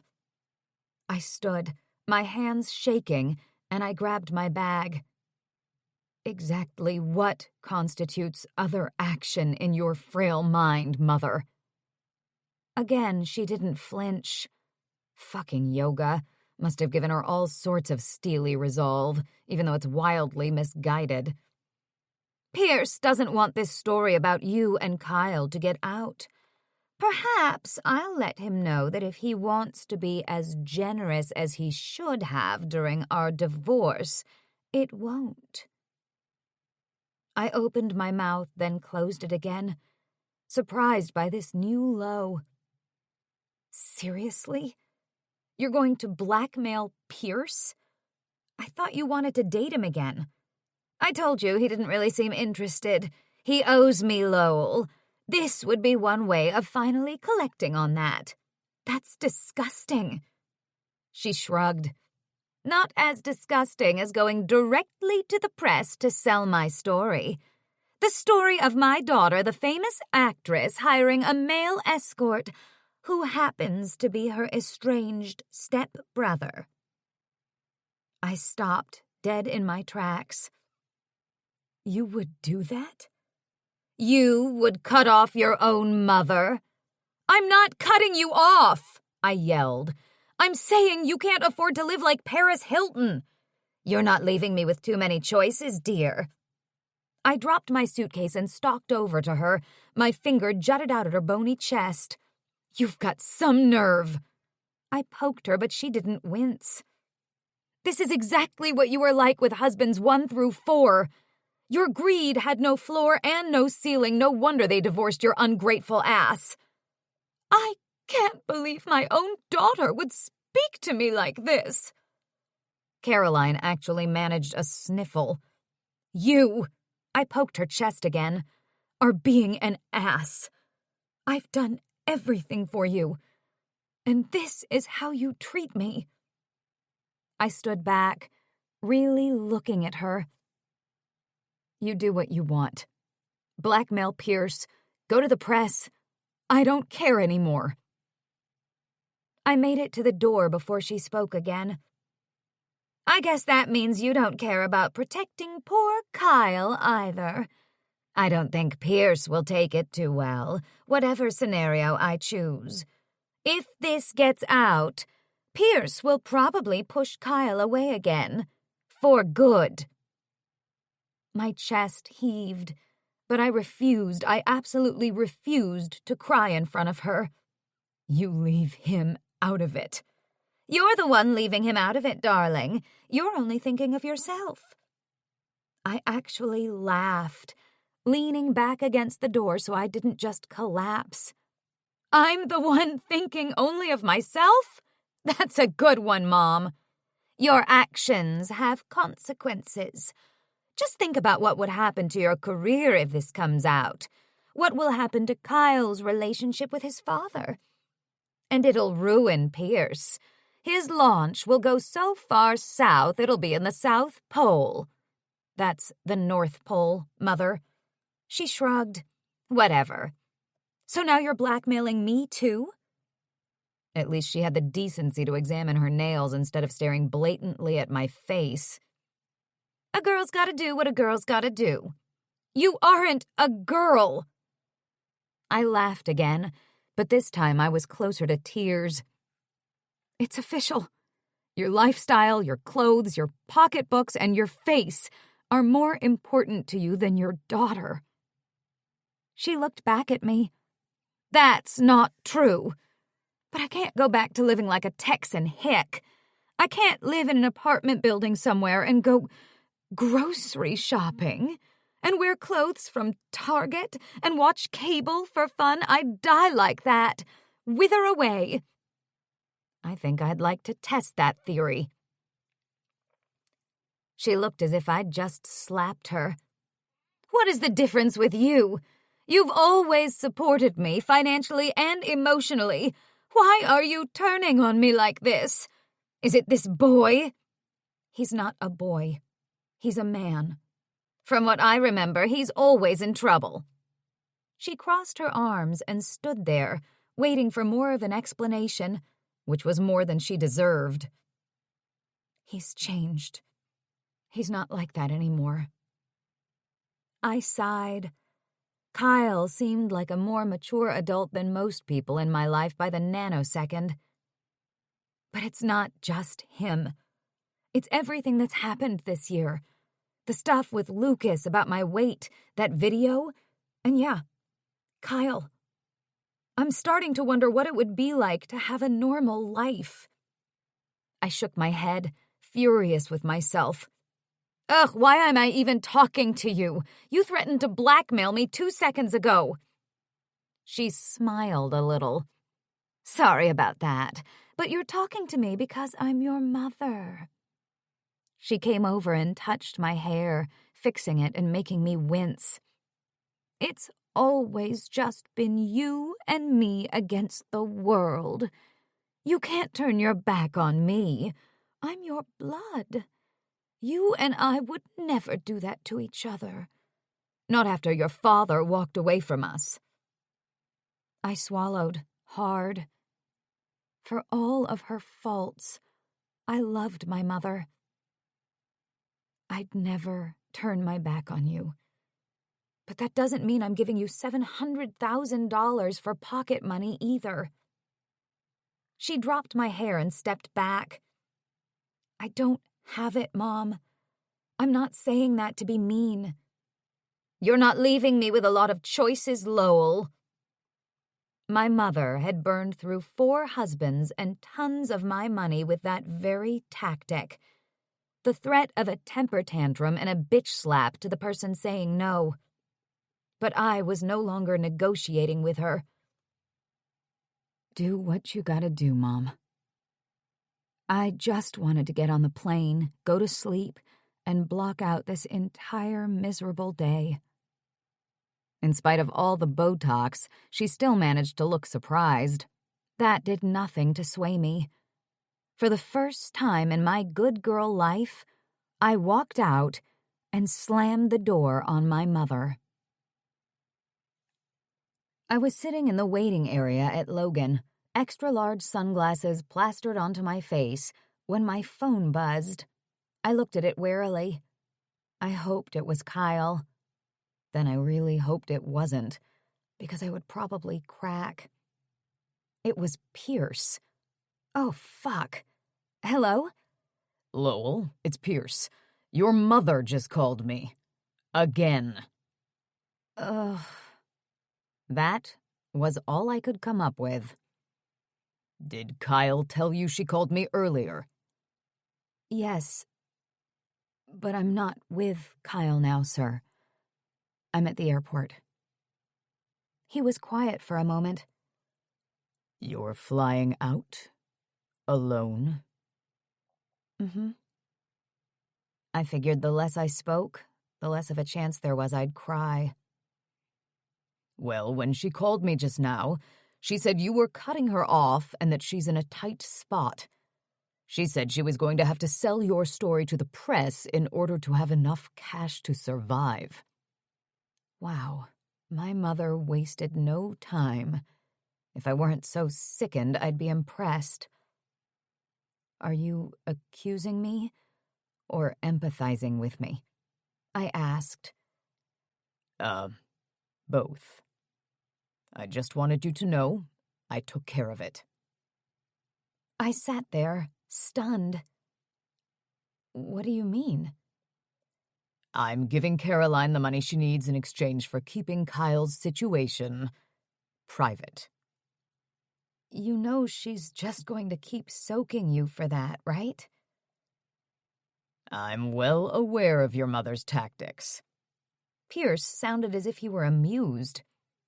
I didn't mention it to her just now, but I have some leverage of my own, just in case she gets out of hand, which we know she will. I perked up a little at that. What's that? Just some old personal photos of your mother, from when she lived in Texas. She had big hair, very big. And do you remember what her teeth looked like before she had them done? He laughed, and I realized that even though he was talking about revenge blackmailing my mother, he was speaking of her in doting tones, as if she were a spoiled, naughty, favorite child. I thought she burned all those pictures. She thought she did too. I could imagine him smiling in his office. Well, it's good you have them. You'll probably have to threaten to sell them to XYZ. I hesitated, wanting to ask about his son, but also afraid to. Did you talk to Kyle just now? Yes. He was his typical monosyllabic self, but he didn't mention anything about you leaving. But, as I said before, I can tell that you've turned into a mature young woman. You're doing the right thing by going back, you know. Kyle needs to get his life together. I know. I felt my heart break a little bit more because Pierce was right. He starts work tomorrow morning. He's going to be great. Your launch will be amazing because of him. It'll be interesting to see. Are you going to see my mother again? I asked out of morbid curiosity. He'd been kind about her when I'd seen him, but I still remember their red-faced yelling in those days leading up to their separation. I'm surprised you're giving her the money and being so relaxed about it. You were anything but relaxed about the divorce. I remember. I hated her with the fire of 1,000 suns. I felt like every dollar she took was a slap in my face. Then he chuckled. Funny thing. She was such a pain in the ass back then. But it's just sort of boring without her around. You know what I mean? I ached without Kyle being next to me, and I still felt the sting of my fight with my mother. Even though I felt as if I'd been alone my whole life, I'd never felt as lonely as I did in that moment. Still, I was doing what I thought was right, for both of them. Yeah, I do, Pierce. I know exactly what you mean. Tori met me at LAX. She spotted me before the photographers did and got to me quickly. You look like shit. Keep your sunglasses on and put your hood up. There's a ton of press here. Awesome, I said. Just awesome. The photographers started calling my name as soon as we got outside. 1,000 flashes went off as Tori pulled me toward the town car. What happened with Kyle? Did you two break up? Are the rumors true? Did he cheat on you? Are you two taking a break? Knock it off, Tori hollered. Just let us get to our car. She managed to push me through the throng and to the car. We both collapsed inside, exhausted. Please get us out of here, she asked the driver. We sped off into the early morning light. I kept my sunglasses on and my hood up so Tori couldn't inspect me. How are you dealing with that? she asked, motioning back toward LAX. I shook my head. I have no idea. Kyle made it a lot better. Saying his name made me choke up, so I was relieved that I had my sunglasses on. But of course, this was Tori I was dealing with. She put the divider up and turned back to me. Lo. She patted my knee. Talk to me. Where's Kyle? When I got your text to pick you up, I assumed you meant both of you. What happened? I broke up with him, I said, and tears spilled traitorously down my cheeks. But I thought you guys weren't even really together, she said, trying to be comforting. We weren't, I sniffled. She handed me a tissue and I honked my nose into it. But I still broke up with him. I blew my nose again. His dad offered him a position with his company if he agreed not to see me anymore. Did Kyle take it? I shook my head. He said he wanted to stay with me. My words came out in puffy little sobs. Tori patted my knee again. Oh, that's sweet, Lo. That's really nice. I know. He even said he'd quit being my escort before we left, but he hadn't told me that before. So he was just with you because he wanted to be with you? Yes. I think I like this Kyle, Tori said. But that's exactly why I had to let him go. I can't ruin his life, Tor. I can't make him miss out on a great opportunity because I'm selfish. I collapsed into tears. Tori pulled me into her arms and shushed me. It's okay, Lo. It's okay. I pulled back and continued to ugly cry. No, it's not. His father forbid him from being with me. And it made sense because it makes sense. Then my mother showed up and she freaked out when she saw him. She asked me for more money.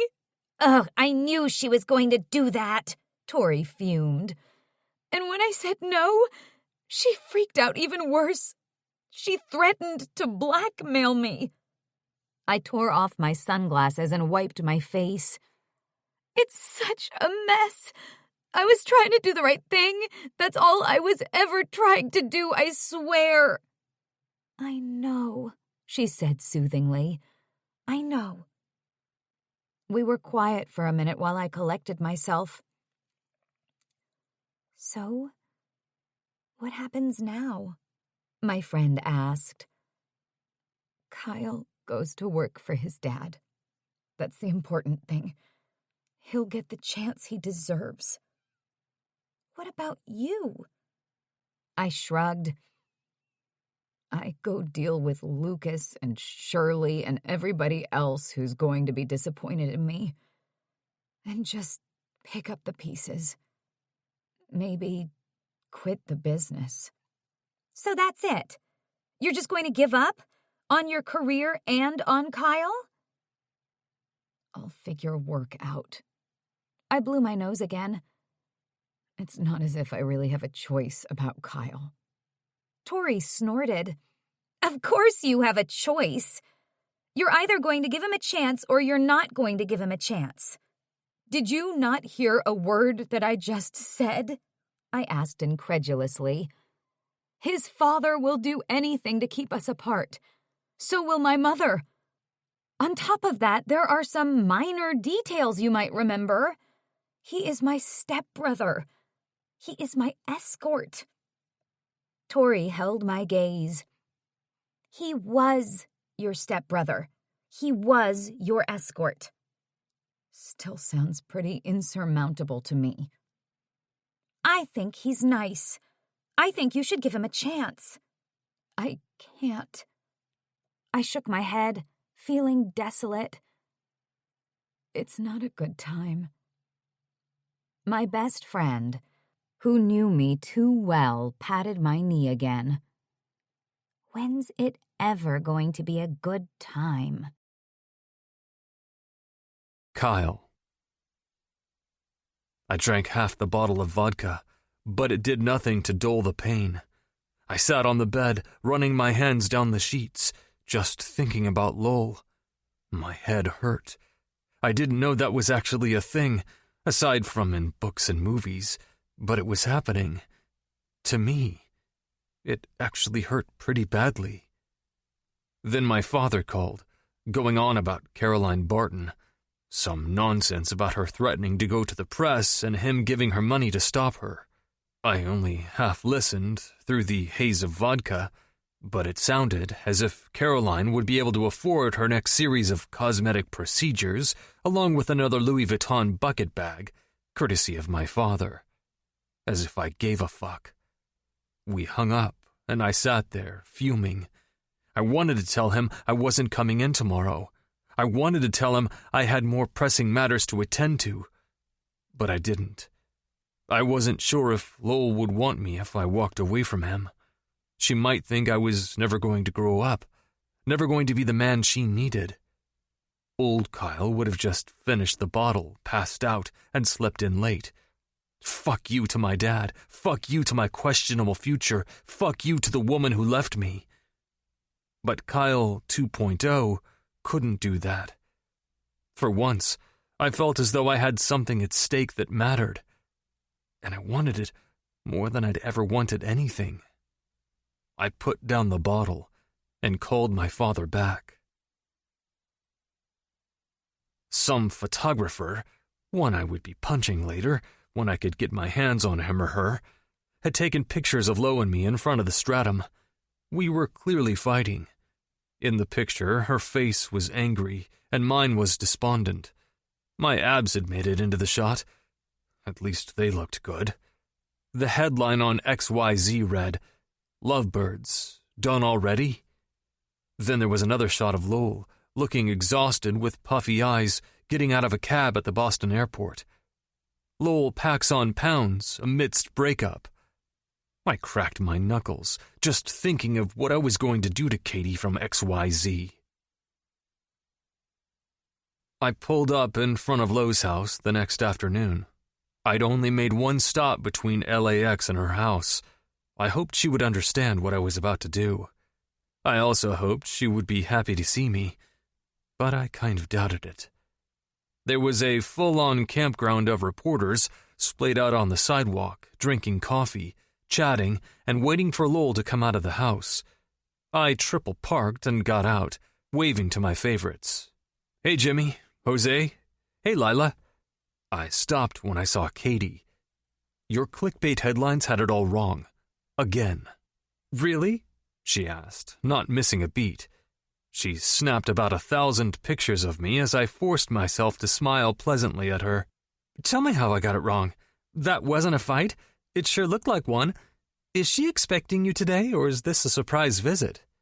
I flashed my dimples. These pictures would be a far cry from the ones last night, damn it. "I don't think I owe you a detailed explanation," I said, flashing my teeth at her. "But I will say that I'm thrilled to be here." She snapped some more pictures as I moved on. Then she trained her zoom lens on the door and waited like a cheetah stalking its prey. I ignored her. I would deal with her later. I smiled and nodded at the other reporters as I headed toward the door. I would allow nothing in my face to give away the jagged nerves in my stomach. It was as if I'd swallowed a bunch of teeth and they were rattling around in there, chattering. I took a deep breath. I rang the doorbell and took the box out of my pocket. My back was to the reporters. Hopefully they couldn't tell I was scared shitless. Lo came to the door and peered through the side pane of glass, her brow furrowed. She probably thought one of the paparazzi had the audacity to ring her doorbell. When she saw me, shock registered clearly on her face. I nodded at her, praying that she'd regain her composure quickly. We had a job to do. By the time she opened the door, her face was serene. I'd always said she was a fabulous actress. "Come in," she said, motioning me through the door. "Not yet," I called, loud enough so the closest reporters could hear me. "I wanted to say something first." Her brow furrowed again. I noted stupidly that she was wearing jean shorts and a tank top with flowers on it. She looked innocent and adorable, her face scrubbed clean of makeup. I had a feeling I would always remember this moment, for better or for worse. She crossed her arms and watched me. What? I just wanted to say I'm sorry, I said again, loud enough to be heard. I'm so sorry about how I'm doing this, I mouthed to her. I watched one of her eyebrows go up as I went down on one knee. I opened the small box to reveal a square-cut diamond engagement ring, fit for a princess, and paid for by the credit card I'd begged my father to lend me. Now both of her eyebrows were up. I looked at her pleadingly. I'm sorry about last night, Lowell. I said things I never should have said, but after you left, it got me thinking. I was still speaking loudly enough for the press to hear, but I was getting choked up because I meant every word. I don't ever want to be away from you again. She still wore a skeptical expression, her arms crossed firmly. What is it y'all is asking me? The Texas that had leaked into her question was the only giveaway that she was freaking out. She's going to kill me once she lets me into her house. That was surely the truth, but it was too late to stop now. Are we back to y'all status? I asked. She continued to look at me skeptically. Some of us are. Let me see that. She edged closer, and her face softened when she saw the ring. That's pretty. You have pretty good taste. I actually have excellent taste. She looked at me and blushed, knowing full well I wasn't talking about the ring. I took a deep breath, praying for several things all at once. First, that she would forgive me for this someday. Second, that she'd say yes. Third, that the reporters would get a good shot. I was still looking at her pleadingly, inwardly begging her forgiveness. Lowell Barton, would you do me the undeniable honor of becoming my wife? Will you marry me, Lo? Our eyes locked for a second, and 1,000 different emotions shone in hers. Then she flashed me her megawatt smile, the one she saved for the press. Why, Kyle Jordan, I thought you'd never ask. She threw herself at me, and I put the ring on her finger, petrified of what her private reaction would be, but thrilled nonetheless to have her back in my arms. I pulled her tight against me. I love you, I whispered against her hair. I freaking hope so, because everyone thinks we're engaged, she whispered back. We turned around and posed for the cameras, the ring front and center, my arms wrapped around her like a vice. Lowell, you have a lot of explaining to do, Kyle Richards. I stomped toward my couch and collapsed on it, spent from the performance on my front porch. Don't you mean y'all have a lot of explaining to do? He threw himself into the chair across from me and grinned. Ha, ha. I looked at the ring on my finger, temporarily distracted. Pretty, isn't it? Just like you. I looked up and found him watching my face. That was some stunt. It wasn't a stunt. I raised my eyebrows and he looked sheepish. Okay, it was sort of a stunt. I winced as if he'd kicked me in the stomach and automatically wished that I hadn't. He sat up straighter, watching my face. Lowell, I meant it, what I said. Which thing you said, I wanted to ask, but I couldn't because I was holding my breath. He came over to me and kneeled in front of me. My eyes filled with hot, traitorous tears, and I blinked them back. He pulled my left hand to him and ran his fingertips gently over the ring, looking so deep into my eyes I felt it in my stomach. I love you. I still wasn't breathing. He looked at me, waiting for an answer. I finally gave up, blew out a deep breath, and roughly wiped the tears from my face. I love you too, I admitted. He smiled. You don't sound too happy about it. I pulled my hand back and defensively put my other hand over it, as if to protect the ring. That's because I'm not. What are you doing here? You're supposed to be at work, in Boston. He looked a little wounded and went back to sitting across from me. I called my dad last night. I told him that I love you and that I need to be with you for your premiere. Then I told him that I really, really want to come back to work for him and that I'm going to follow through as soon as I feel okay about coming back east. You know he's going to cut you off for good, right? I sounded accusatory, and I was, but not for the reasons he might think. I didn't care if Kyle had a lucrative career or a massive trust. I would take him shoeless and shirtless, just as he was last night. But I didn't want him to miss out on a great opportunity, and I didn't want him to lose the chance to mend his relationship with his father, not because of me. I don't want you to give all that up. Not for me. I'm not worth it. My voice wobbled, and I inwardly cursed as I wiped more tears away. Lowell, knock it off! Kyle looked exasperated. Of course you're worth it. But I don't have to choose. Pierce agreed to let me start after the premiere. He was surprised I had the balls to call him and tell him the truth. It was definitely a first for me. What about his app launch? Kyle shrugged. We just have to keep the truth about our past a secret. We've done it so far. Did he tell you about Caroline? That she called him again? I didn't want to give Kyle any more of a reason to hate my mother, but he deserved to know what we were up against. Yes. She threatened him, and for some reason he agreed to give her exactly what she wants.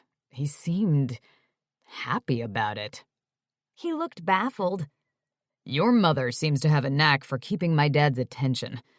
I think they might go on a date or something. I shook my head. I was just as confused by our parents' love-hate relationship. That is completely messed up. I didn't even want to think about the ramifications for us if our parents dated again. Ew. I went to see my mother after I left the Stratum last night. We had a terrible fight. I looked at him. She said she was going after Pierce for hush money, and if that didn't work, she would sell her story, our story, to the press. So we're only safe for as long as your dad keeps her satisfied, which is a tall freaking order, let me tell you. He shrugged. My dad seems happy to give her money, at least for now. Until she gets too greedy, like last time. Hopefully she's learned her lesson. Maybe they both have. He paused, as if he was thinking it through. But for the short term, we should be safe. I think my dad said he has pictures of her she wouldn't like going public. They'll keep each other busy by blackmailing each other for now.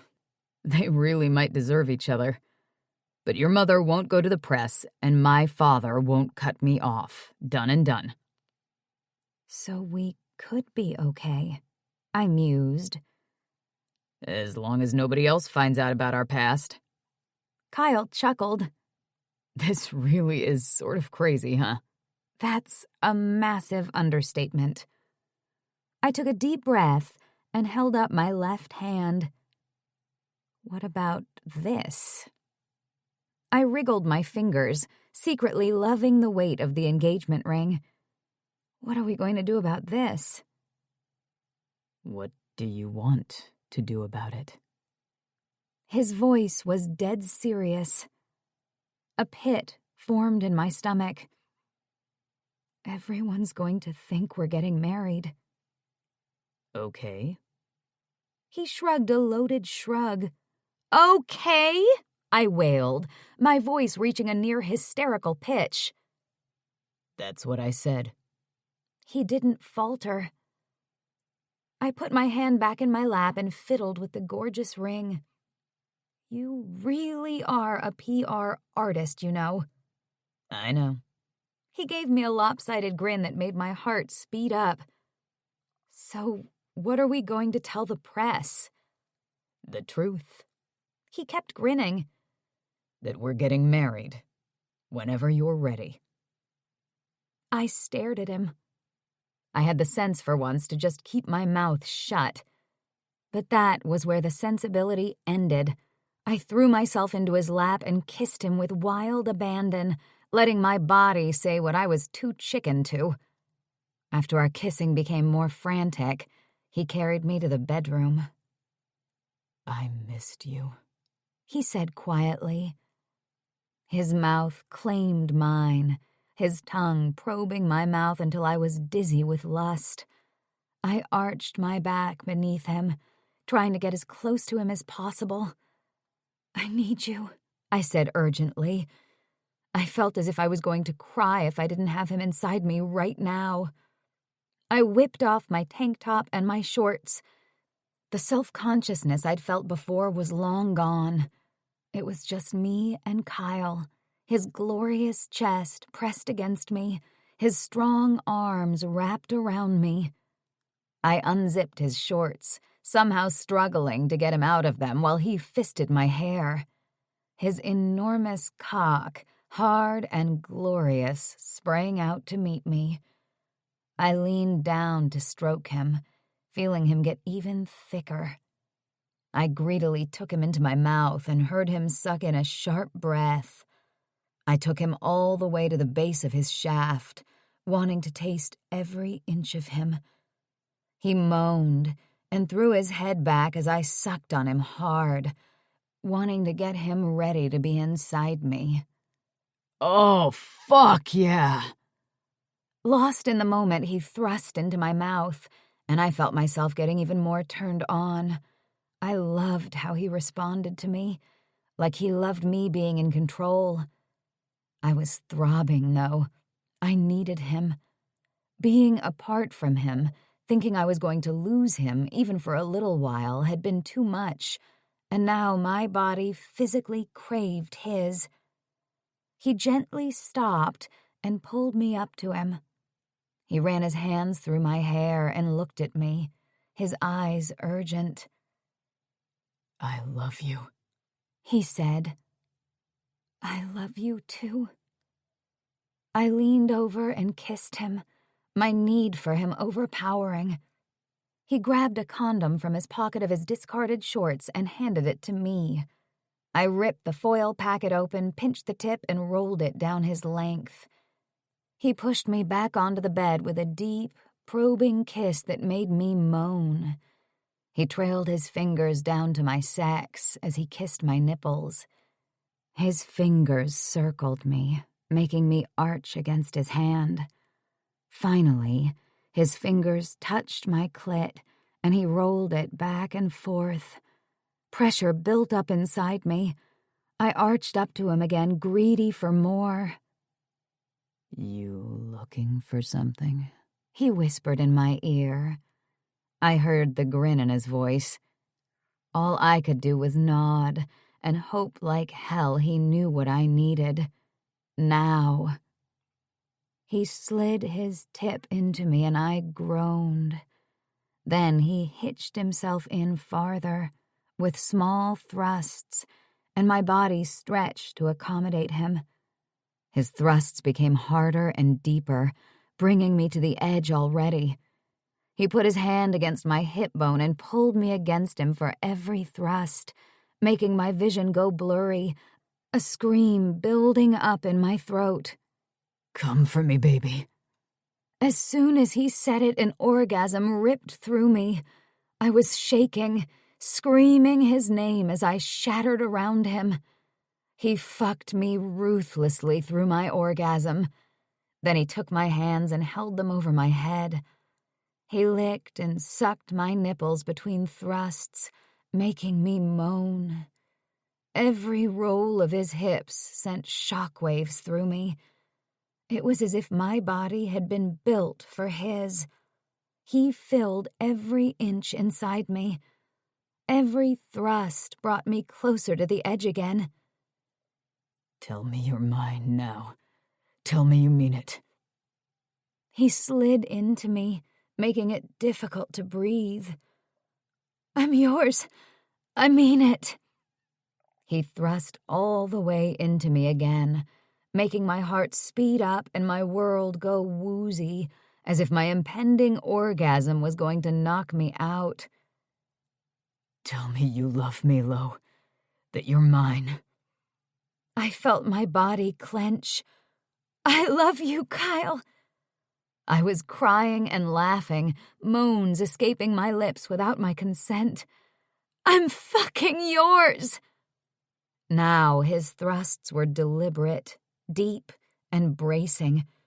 I could tell he was about to come, and he was holding on until the very last second.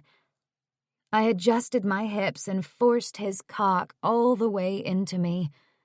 I moaned deeply as he fucked me until I found another release. I shattered beneath him, screaming his name again. He slid even deeper inside me, lacing his fingers through mine, his thrusts ragged. I heard myself still screaming, but I also heard Kyle. Mine. You're mine, he said as he came inside me, holding on to me for dear life. Are you always that loud? He asked later with a self-satisfied grin. I smacked him. Apparently I am with you.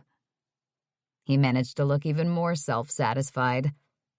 Both of our phones were blowing up, but we were in bed and ignoring them. Our parents are going to freak out when they see the headlines, I said.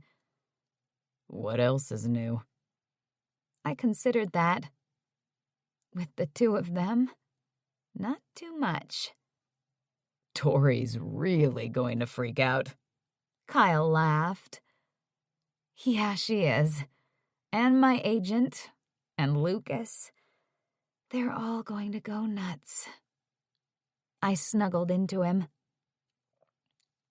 And Katie, that bitch from XYZ. I think she's carrying a torch for you. She's probably crying right now because you're off the market. And because everybody loves you, no matter how hard she tries. He kissed me. I beamed at him. Can we just stay in bed for the rest of the day?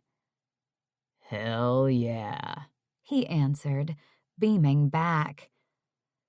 Until we go out to dinner to celebrate and show off that bling. Gotta feed the machine, babe. We grinned at each other. Let's feed some other machines, I said. He laughed. That doesn't make any sense, but somehow I know exactly what you mean. He pulled me on top of him. Now, shh. No more talking. Until I scream your name, I reminded him. Until you scream my name. Again. I could get used to this, babe. Well, you better, I reminded him. I missed you so much, he said, after we'd had sex for about the zillionth time. He trailed lazy kisses over my shoulder. I laughed. We were only apart for a day. I flopped over and put my head on his chest, snuggling into him and relishing the feel of his naked body against mine. It was a long day. I smiled into his chest. I agree. He took my hand and ran his fingers over the diamond again, as he'd done repeatedly since we'd landed back in bed. This is just a placeholder. Once I start working and can save some money, I'm going to get you something killer. I sat up and looked at him. "You're going to replace my fake engagement ring?" He looked appalled. It's not a fake. It's real, not CZ. "That's not what I meant, and you know it." I wanted to shut myself up, but I couldn't. He scrubbed his hands across his face. I said it was a placeholder ring because I eventually want to get you something else. Something spectacular. After I've earned the money to do it. That would really mean something to me. In fact, I'd like that to be my first act as a responsible, salaried adult. His thumb stroked the ring again, and I pulled my hand away. I held it up and looked at it in the light. "This one's pretty. I like it." Kyle stared at me. "I'm getting you another one." He hesitated for a second. "If you want it, that is." I sighed and rolled onto my stomach. I couldn't look at him. A million emotions were running through me. Kyle was smart. He rolled on top of me so I could feel his long, perfectly muscled body pressed against mine. "Do you want it?" he asked, and kissed the back of my neck. I felt him erect and extraordinarily hard again, pressing against the small of my back. I groaned. "Of course I want it.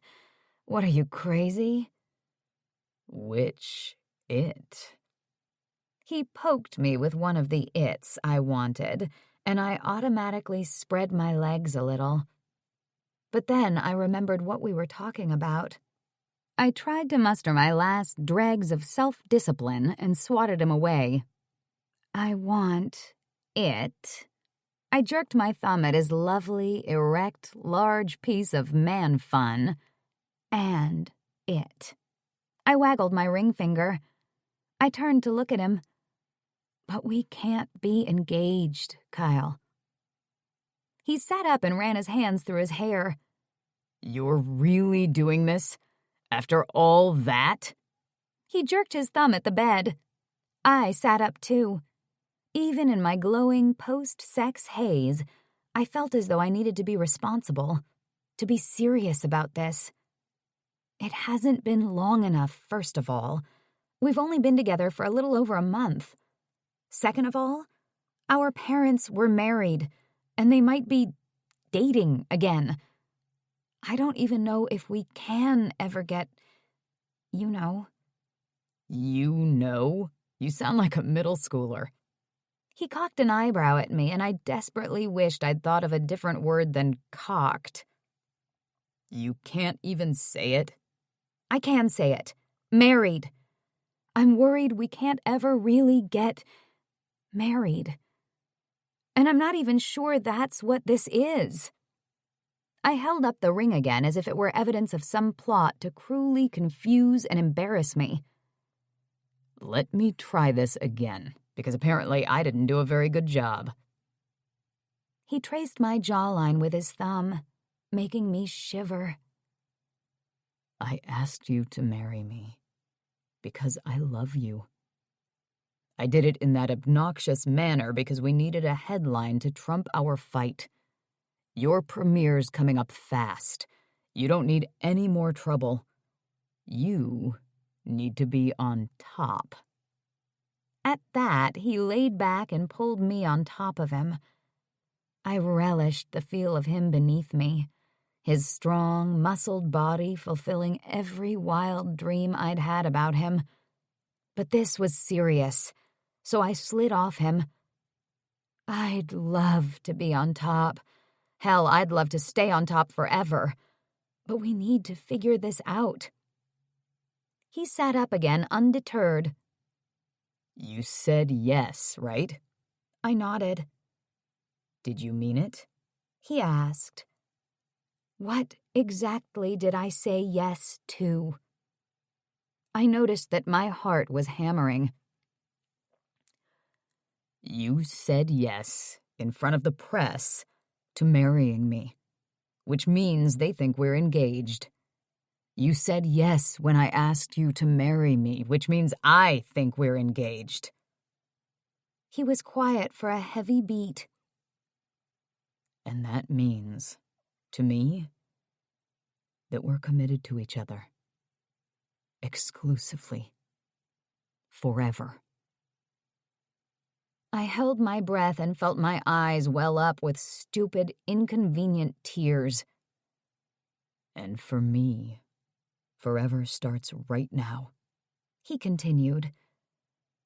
"But we can wait to get married for as long as you want, because I agree, 6 weeks is soon. Not too soon, but soon. I want to do this right. I want to give our marriage every chance to be successful. I'm only ready when you're ready. He stroked my back. And I want to buy you a different ring. I've been thinking about this for a while, Lo. Like I'm a girl or something. I totally have a picture in my mind of what I want to get you." He looked stupefied by his own thoughts. That was so adorable I almost died. "That's really nice." "I know, right? But listen. I know what I want. I know what this," he pointed at the ring, "means to me. And if we went to Vegas tomorrow to elope, I wouldn't even hesitate." He watched my face. "But that's me. What about you? What did you say yes to?" A tear slid down my cheek. I couldn't help it. I couldn't believe that he loved me like I loved him. "So?" His jaw clenched at my silence and crying. "Are we engaged, or aren't we?" I wiped my face and looked at him. Tension rolled off him as his eyes searched my face. "Of course we are, you big lug." I threw myself into his chest again. He wrapped his powerful arms around me, and I let myself cry against him.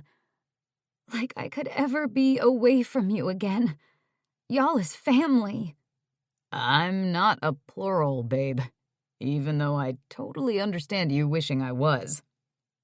I heard the grin and dimples in his voice. "I'll teach you one of these days. Y'all can absolutely be used in the singular." He kissed me, our lips coming together delicately at first, then changing into something deeper, more urgent. Kyle pulled back. "I'm going to teach you a few things, young lady. Now that you've agreed to be mine, I can afford to take my time." He ran his hands down me, and I giggled a little breathlessly. That sounds exciting and bad all at the same time. "It's both, babe. And it's bad in a very, very good way," he said, his massive form looming over me. "You better get used to it." He kissed my neck and I took a deep breath. I could get used to this. Very, very used to this. "Are you sure this is what you want?" I didn't want him to stop, but I couldn't stop asking questions. He sighed and leaned up. "We're still talking, aren't we?" He sounded humorously resigned. I can't help myself. I smiled at him, feeling guilty for stopping him again. But I had to know that this was real, and I needed to feel all the corners of the situation out. "How's this going to work? You're going to go back to Boston and I'm going to stay here? Or go on location and we'll see each other when exactly?" Kyle sighed and rolled off me. "You're really trying to keep me out of there, aren't you?" I must have looked stressed because he smiled indulgently and patted my hand. "We'll make it work, babe.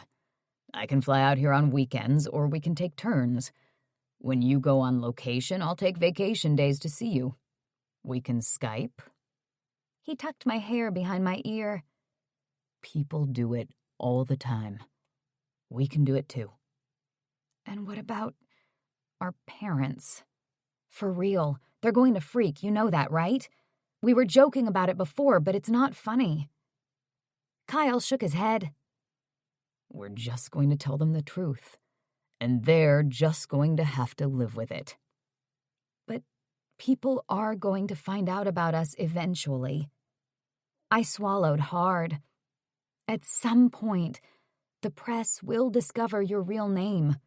They'll figure out who your father is and that our parents were married. It's going to happen. It's just a matter of time. I looked over at our phones, which hadn't stopped beeping with texts and media alerts.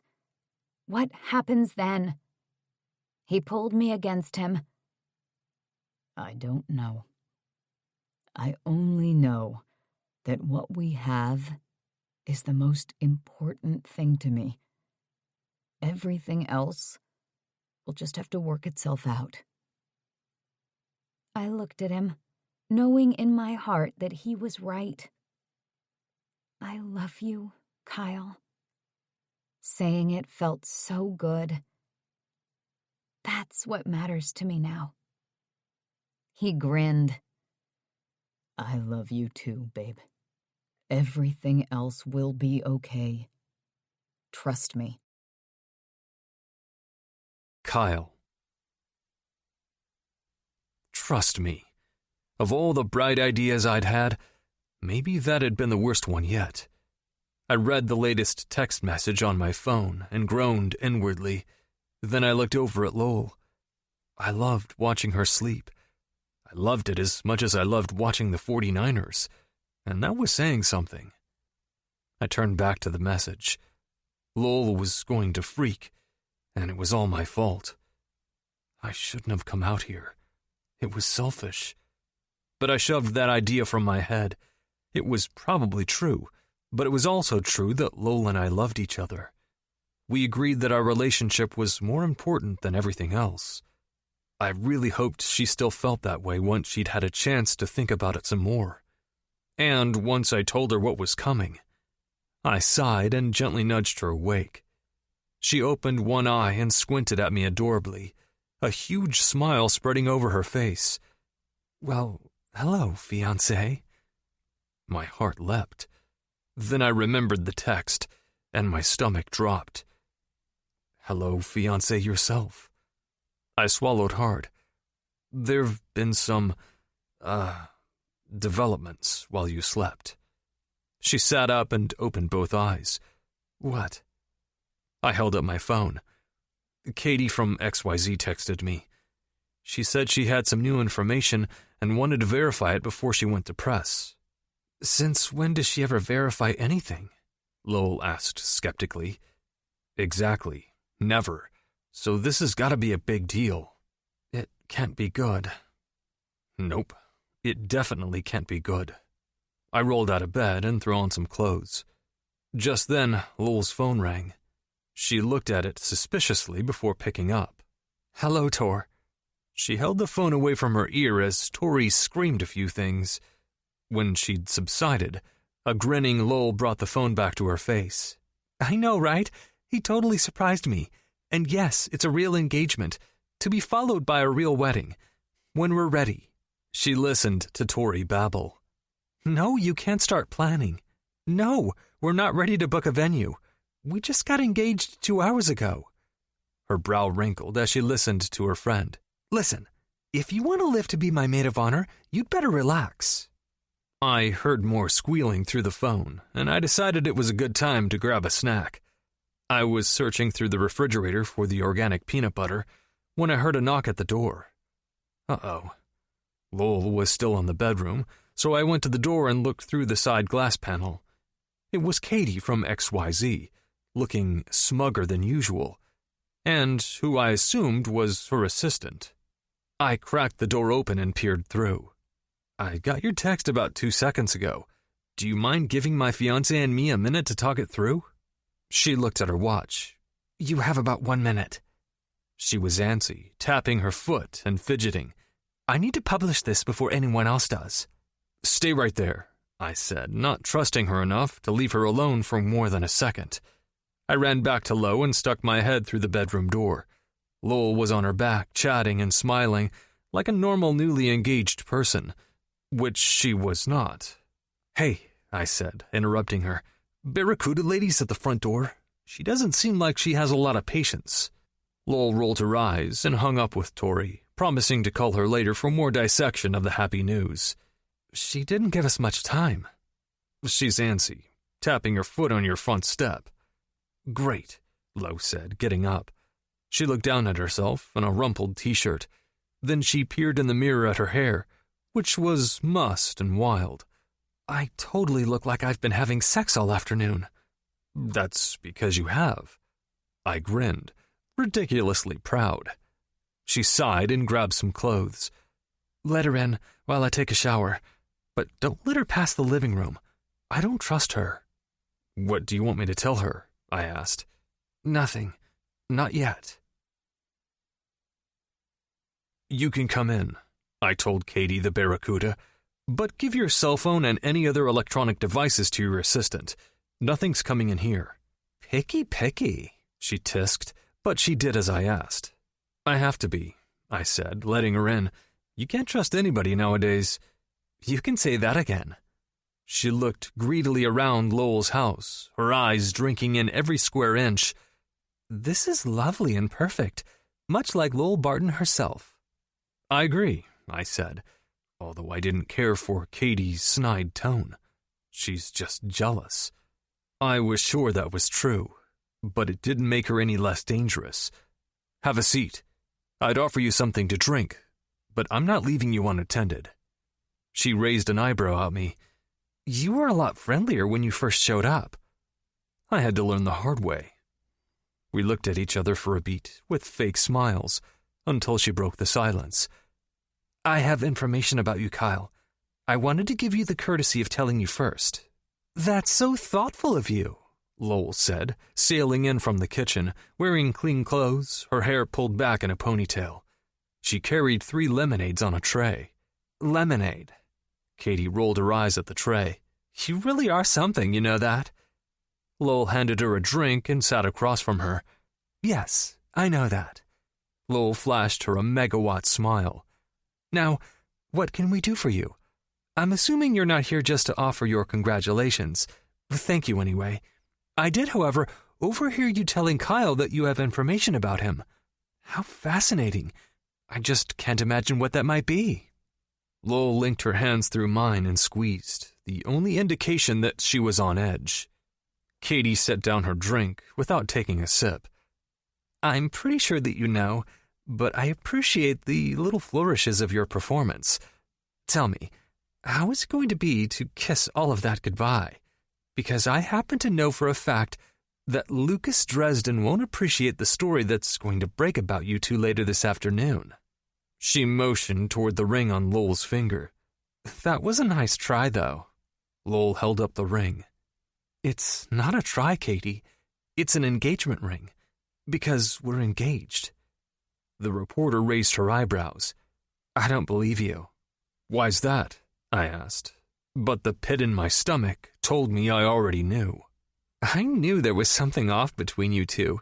It was too cute and too convenient. So I did a little digging, she said, licking her lips. And I found out that you're related. So that's why I don't believe you're engaged. The last time I checked, in the state of California at least, siblings can't get married. We're not siblings. I waited to see what she'd say next. According to my source, your parents were married. You lived in the same house during your adolescence, raised as siblings. That's bullshit. I'd been able to tolerate her thus far, but she was making my blood boil. So this was going to turn into a shit show after all. I started to say something more, but Lowell clutched my hand. What you're saying isn't true, Lo said. I would say that if you care about your credentials as a journalist, you won't go forward with that story. But since I know you couldn't give a flying fuck about journalistic integrity, I'll just save my breath. Lowell stood. You can go now. Do what you like. Lowell marched her to the door. Katie looked a little flustered, as if this wasn't what she was expecting. We can cut a deal, she offered Lowell at the threshold. I'm the only one who knows. For now. Lowell leaned toward Katie's ear.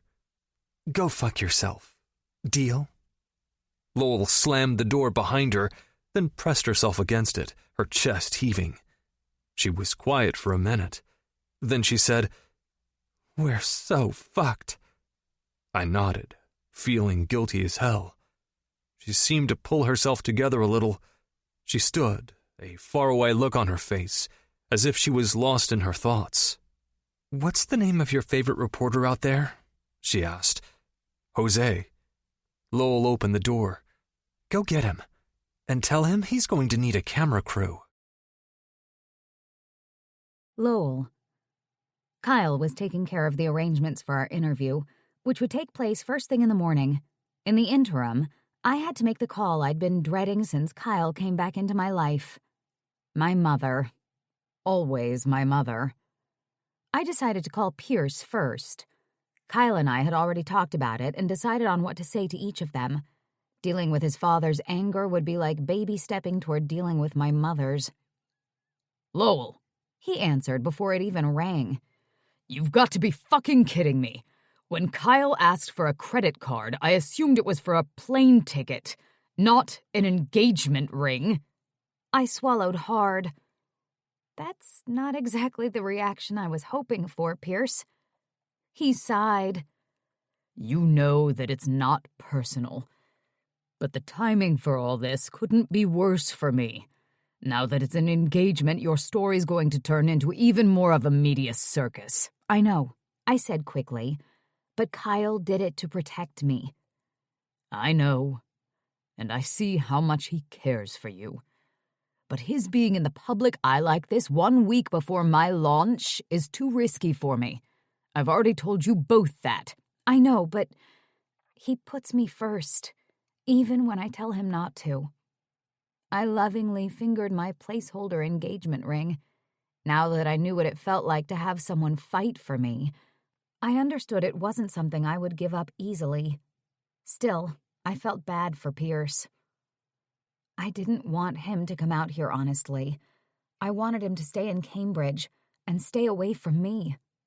So why'd you say yes? That was Pierce for you, always cutting to the chase. But I felt that even though I'd made a mess out of Kyle's new life, the life he might not have now if the launch went sour, I'd done the right thing. Because I love him, and I want to marry him. I want that more than I want your app to be successful, more than I want my mom to be happy, and more than I want my acting career, I guess. What do you mean? I thought this would be your crowning moment in social media. I shook my head. No, sir. Taking a deep breath, I prepared for the worst. A reporter told us about an hour ago that she's found out about our past. I steeled myself for his reaction, but all I heard was silence. Pierce? Are you still there? I'm here, he said. I was just inwardly cursing. Well, Kyle and I are going to handle it. I promise. How the fuck do you plan on handling it? It's a disaster is what it is. Put on a hazmat suit. That's about as much as you can do before a shitstorm. He hung up on me. I didn't really feel any better after those baby steps. I still had to call my mother, though. I looked at myself in the mirror. Big girl panties, lol. Come on. I groaned and hit her number. Well, well, well, she said before the phone even had a chance to ring. I knew you would ruin everything. You have a lot of explaining to do, young lady. She took a deep breath, winding up. You're engaged to your stepbrother, who's been disinherited? Would it really be so difficult for you to just date a hot actor with a house in the hills, like a normal person? You can't help who you fall in love with, Mom. Oh, cut the crap, of course you can. Do you think it was fate I fell in love with 4 millionaires after your father left me penniless and with a baby? Do you think my heart told me to do that?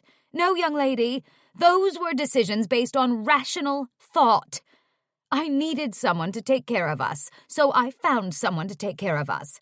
Several someones. And my heart didn't have any say in the matter. Have you met Pierce Richards? The man is ugly. He's a hairy beast. The man has more hair on his chest than he ever had on his head.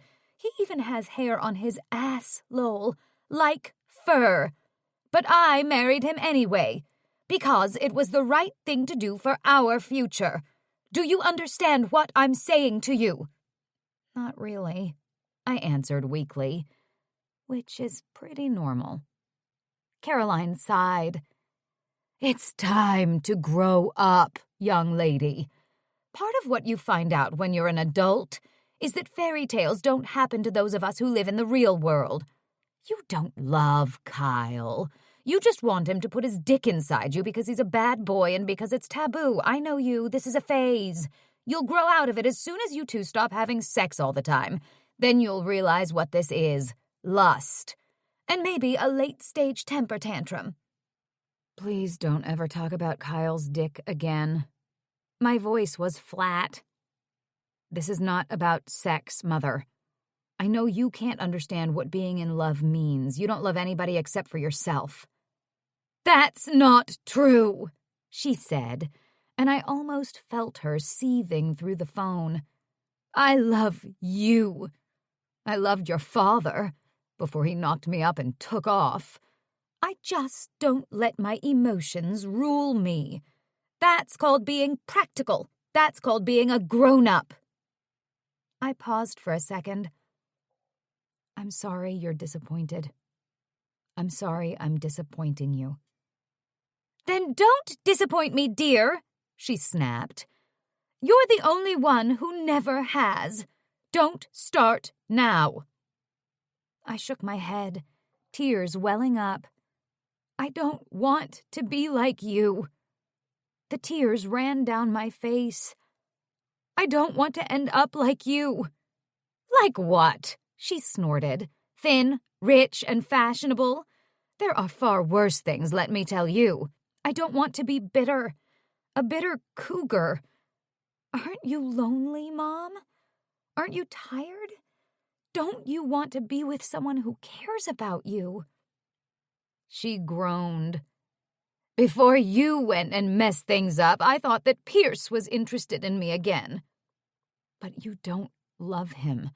You just want to go shopping again and plan dinners at all the right places. That's all you want. You don't care about anybody. Not even me. Not even me. Good luck with that, Mother. I willed my tears away. And you might want to pour yourself a drink before you watch the entertainment channel this week. Make it a stiff one. What on earth does that mean?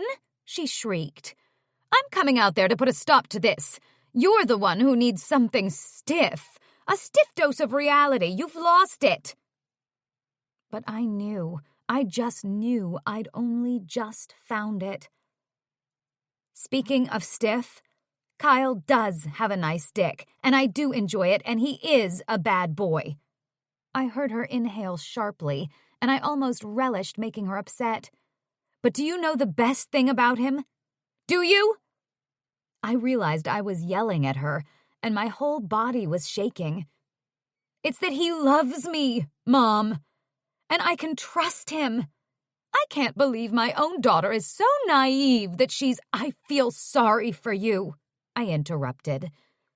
Because you will never, ever know what love like that feels like.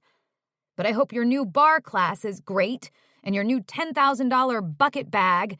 Good luck with keeping your face up. It's turning into a regular full-time job, whether you want one or not. I cannot believe this is you, Lowell.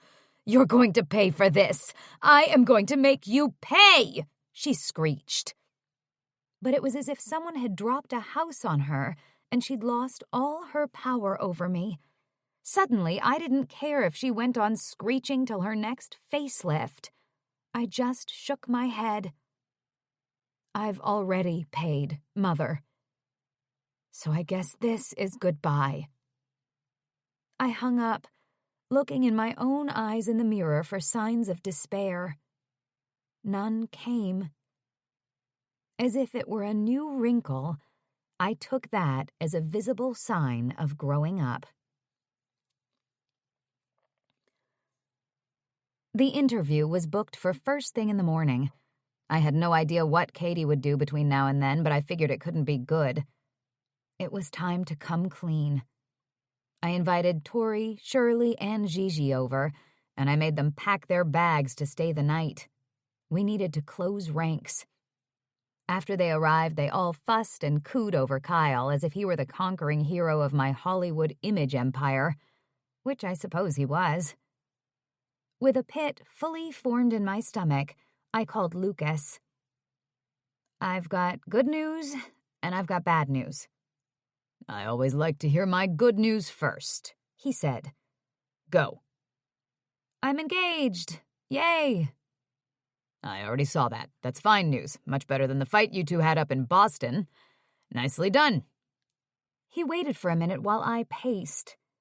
Is that it for the good news? It depends on how you define good, I guess. I could almost hear him looking at his watch. You know I don't have time for guessing games. Go. Kyle and I are doing an exclusive interview with the entertainment network first thing in the morning.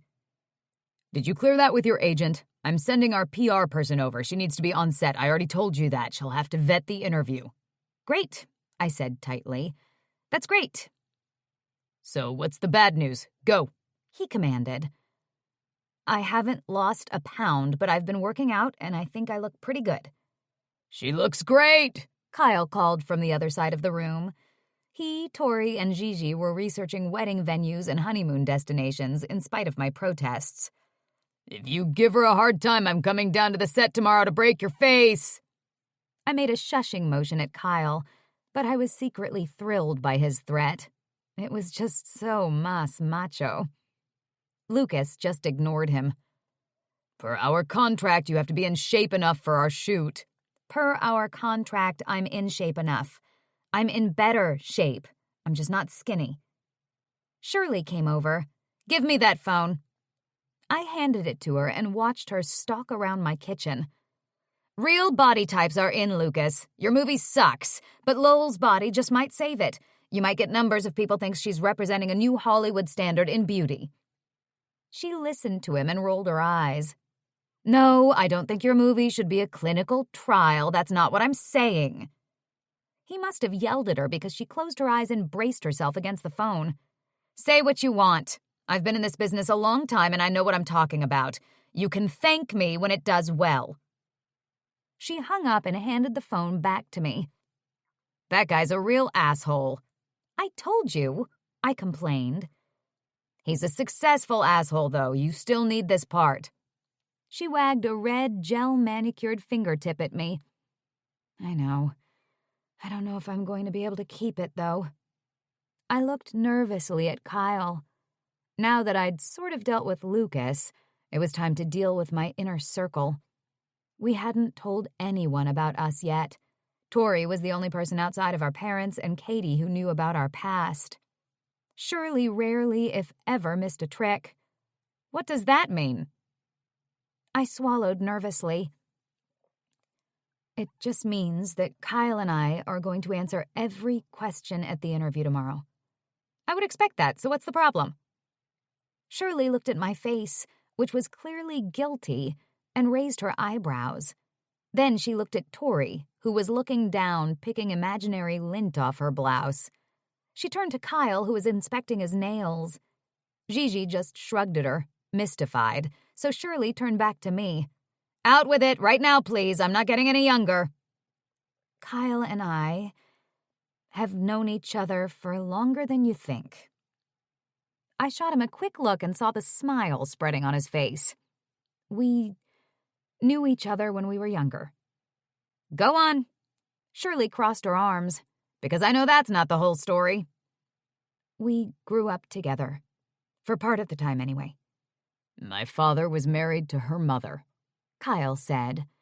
He put some crushed ice into a tumbler and poured vodka in it, squeezed in a lime, and handed it to Shirley.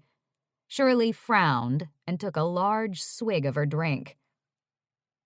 They were married for 4 years. Lowell and I were step-siblings, from the time she was 10 until she was 14 and I was 17. Then they got divorced. That was the last time I saw her. Before this. So, Shirley looked as if her mind was racing a mile a minute.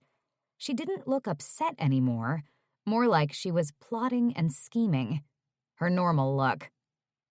Did you two have feelings for each other back then? Did you ever do anything? No, we said in unison, horrified. He was really mean back then, I offered. She was sort of a dork, he explained. Okay, we can work with this, Gigi piped up, her blonde ponytail swinging excitedly. You two didn't like each other back then, but you met years later and felt an instant spark. She sounded as if she was giving a movie pitch to an executive. No, Kyle said, shaking his head. I mean, I obviously thought she was hot when I saw her again, but we didn't exactly get along. He looked at me and smiled. She totally wanted me, though. I could tell. I snorted. As if. Shirley looked confused. She elbowed Tori, who was still busy picking imaginary lint off her shirt. I thought you said you set them up and they hit it off instantly. Tori pressed her lips together, pretending to think. Is that what I said? I really don't remember. Shirley towered over her and Tori winced. Okay, I might have made some stuff up. Which stuff? Shirley asked. All the stuff? Tori asked, even though it wasn't a question. Tori didn't set us up, I interjected. I'm the one who called Kyle. Actually, I called Kyle's pimp. Pimp? Shirley asked, aghast. She drained the rest of her drink and shoved the tumbler back into Kyle's chest. Does that mean you're a escort? Kyle said smoothly. He poured her another vodka. I'm an escort. Well, I was anyway until I accepted a new position with my father's company. You're a hooker. Shirley couldn't hide her shock. I'm retired now. He gently handed her the drink. You should probably sit down. You look a little pasty. Shirley sat down obediently and drank some more. Gigi watched us all with avid interest. Tori twirled her hair, trying to look innocent. I just paced, knowing that I was anything but. You hired a hooker, Shirley said to me, and I nodded. And he showed up. She jerked her thumb in Kyle's direction. And you recognized him because he was your stepbrother. I smiled at her in sympathy. It gets a little convoluted, I know. And did the reporter from XYZ find out all of this? Shirley asked. I shook my head. She knows that our parents were married. I don't think she knows about the other part. I looked at Kyle. I guess we'll find out when she posts something. What about the proposal? Shirley asked. Was that just for show? Yes, I said. At the same time, Kyle said, no. We're getting married, for real. That's the important thing, I said soothingly. I know, it gets a little convoluted. It was a long night of refreshing the XYZ website and refreshing our drinks. Shirley, Gigi, and Tori were sleeping over in order to be there for the interview early the next morning. Pierce hadn't called again, and neither had my mother. I would be relieved about that, but somehow it didn't seem right. Finally, a picture of us from earlier in the day was posted to XYZ with the headline, Stepbrother Fiancé. We clicked on the article, if you could call it that, and my heart sank. It named Kyle as Kyle Richards and speculated that Kyle Jordan was a name fabricated to fool the press. It told all about our time living together in Northern California and how our parents had been bitterly divorced. To my horror, there was even a school picture of me in glasses and braces, smiling pleadingly at the camera. I wondered who had sold them this information. It was mostly banal, with few details, so I wondered if it could have been someone who had worked at the house and recognized both Kyle and me.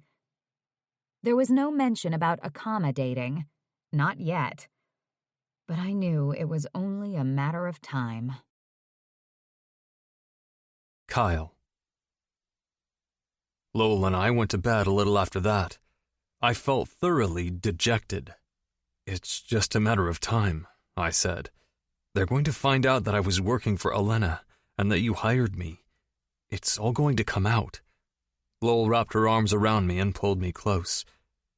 "I'm so sorry," I said. "For what?" She put her head against my chest. "For being your stepbrother, and your escort, and all this drama." I gently kissed the top of her head. "I'm not sorry anymore." She looked at me. "I love you, and we're getting married. End of drama. Lucas is going to fire you, and then your premiere. The producers of Hearts Wide Open aren't exactly going to be happy either. There's plenty of drama." "What if I told you I don't care anymore?" she asked softly. I'd say I don't believe it. I watched her face, which was defiant, or that it was a damn shame because you're a talented actress. There are some things that are more important than that, like you. She blew out a deep breath. I'm worried about your father. What about your mother? She shrugged. My mother is a pain in the ass. I know that, but she's going to freak. She already did. She screamed at me and threatened to come out here. I scrubbed my hands over my face. The idea of seeing Caroline Barton again exhausted me. Great. I know, right? Lowell groaned. We just snuggled against each other, each of us lost in our thoughts. What do you want to do tomorrow, Lo? During the interview? She looked at me again, her eyes searching my face. Then she smiled. We're going to do the right thing, babe. Together. From here on out. We had scheduled the interview for the ass crack of dawn. I groaned when the alarm beeped. I slammed it off, then reached for Lowell's nipple and rubbed it slowly with my thumb. I kissed her shoulder, feeling heat shoot through me. She said. Then she sat bolt upright. Kyle, stop. She swatted me off of her. We've got work to do. I groaned again. Do you think you're always going to be so type A? She shot me a filthy look. You can play with my boobs later. No, shush. You're going to wake up the others. She bustled around the room, and I took small comfort in her promise about her boobs and later. Lowell made me wear a suit, claiming that I would look dashing and respectable. I knew what she really meant was that I wouldn't look remotely like a hooker, but that was fine with me. She chose a simple white dress that showed off her curves, which she was apparently through with hiding. The network showed up, and they did our hair and makeup. There, the artist told me, putting a final puff of powder on my nose. You're gorgeous. I flashed him a smile. I kind of get that a lot. I needed to feel some bravado right now to counteract the nervous boulder of dread sitting like dead weight in the center of my stomach. I bet you do, honey. I bet you do, he said as he hustled off. I turned around to find Lowell watching me with raised eyebrows. Are you flirting? She asked. I shrugged. Maybe a little. Aw, you're nervous. She took my hand. Don't be. We're going to be all right. I laced my fingers through hers. If you say so. She leaned against me. I do. Lucas sent over his PR person, Jenny, a grim, razor-thin woman with black nail polish and a cool haircut. Gigi tried to make small talk with her, but finally gave up. Jenny smiled at no one and constantly tapped things into her phone. She was sitting in the room with some of the network's crew, and I had a feeling she would get a nasty surprise today. Or two. Gigi was staying out in the room with us too, doing nothing to earn her commission except flicking her hair and smiling. Tori and Shirley sat in the kitchen, drinking coffee and vigilantly checking every website known to man for signs of trouble. They were also researching Caribbean resorts for our honeymoon, but fearing reprisal, they'd made me promise not to tell Lo. Finally, the lighting was arranged, the sound check was done, and it was time. "So," Jose said, smiling and sitting on the couch across from us. He was a reporter from the entertainment network, and he'd always seemed like a nice guy, always polite and smiling, no nasty questions. "I landed the exclusive interview of the year. Thank you. I thought that bitch from XYZ was going to get it." "She wasn't an option," Lowell said, smiling at him. "We wanted to save the good stuff for someone we liked. By the way, love the jacket." Jose beamed at her, and she beamed back. The girl had been studying me, and she was pretty good. "We're ready when you are, Jose." I twined my fingers through Lowell's and took a deep breath. 3, 2, 1, the cameraman said. "I'm here with Lowell Barton and her fiancé Kyle Richards. Kyle, up until yesterday, I thought your last name was Jordan. Can you catch me up with what's been going on?" Jose asked. I put on my best smile, making sure my dimples were on full display. I was going to need them. "Well, Jose, it all started 8 years ago." Lowell. Jose blinked at us. "So you're her stepbrother?" "That's right. Well, I was her stepbrother for a few years." "And 8 years later, you were her escort. Do I have that right?" "That's right. Lowell hired me after that incident with the police for damage control," Kyle said. I gritted my teeth. It had been my idea to tell the truth, but it was still an ugly truth. I noticed that Lucas's PR woman had gone from looking grim and tapping into her phone to watching raptly with her mouth wide open. "And then you two fell in love?" Jose asked. Correct. "And got engaged?" He sounded incredulous. "That is also correct," Kyle said. "And it's real?" Jose leaned forward on the couch, his hands clasped together. "You can tell the truth, you know. America wants to know." "It's real." Kyle smiled at him and pulled me close. "Are you married, Jose?" Jose nodded. Kyle gave him a long look. "So when you proposed, you knew it was real, right? Like you had to marry your wife? That you had to make it official and show the world that she was yours?" Jose smiled and nodded again. "It's been 6 years, but yeah, I remember. That's how it felt." I rubbed Kyle's back. What he'd said gave me the chills. It was exactly how I felt. "For us," I said, jumping in, "it should have been a difficult decision. In some ways it was. I had some feelings for him in the beginning, but I didn't act on them. There were just so many obstacles."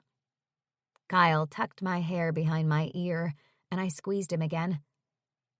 But then I realized that the only obstacles were the things I let stand in my way. I was worried about my career, about our parents, and I still worry about them, I said. But I wanted to do the right thing for me. Because you only get one life, right? And when you finally meet the person you want to spend that one life with, you have to be brave and go for it. "Wow," Jose said. "Kyle, you're a lucky guy." Kyle beamed. "I'm fully aware of that." Jose turned back to me. What about the fact that he was an escort? Was that difficult for you? I shrugged. Lots of people screw other people for money. What Kyle was doing was just more direct, I guess. If I could go back and change the past, of course I would, Kyle said. But I was in a place where I felt that I had very limited options, so I did what I had to do to survive, and I don't regret that. I actually quit a week ago. I didn't even tell Lowell.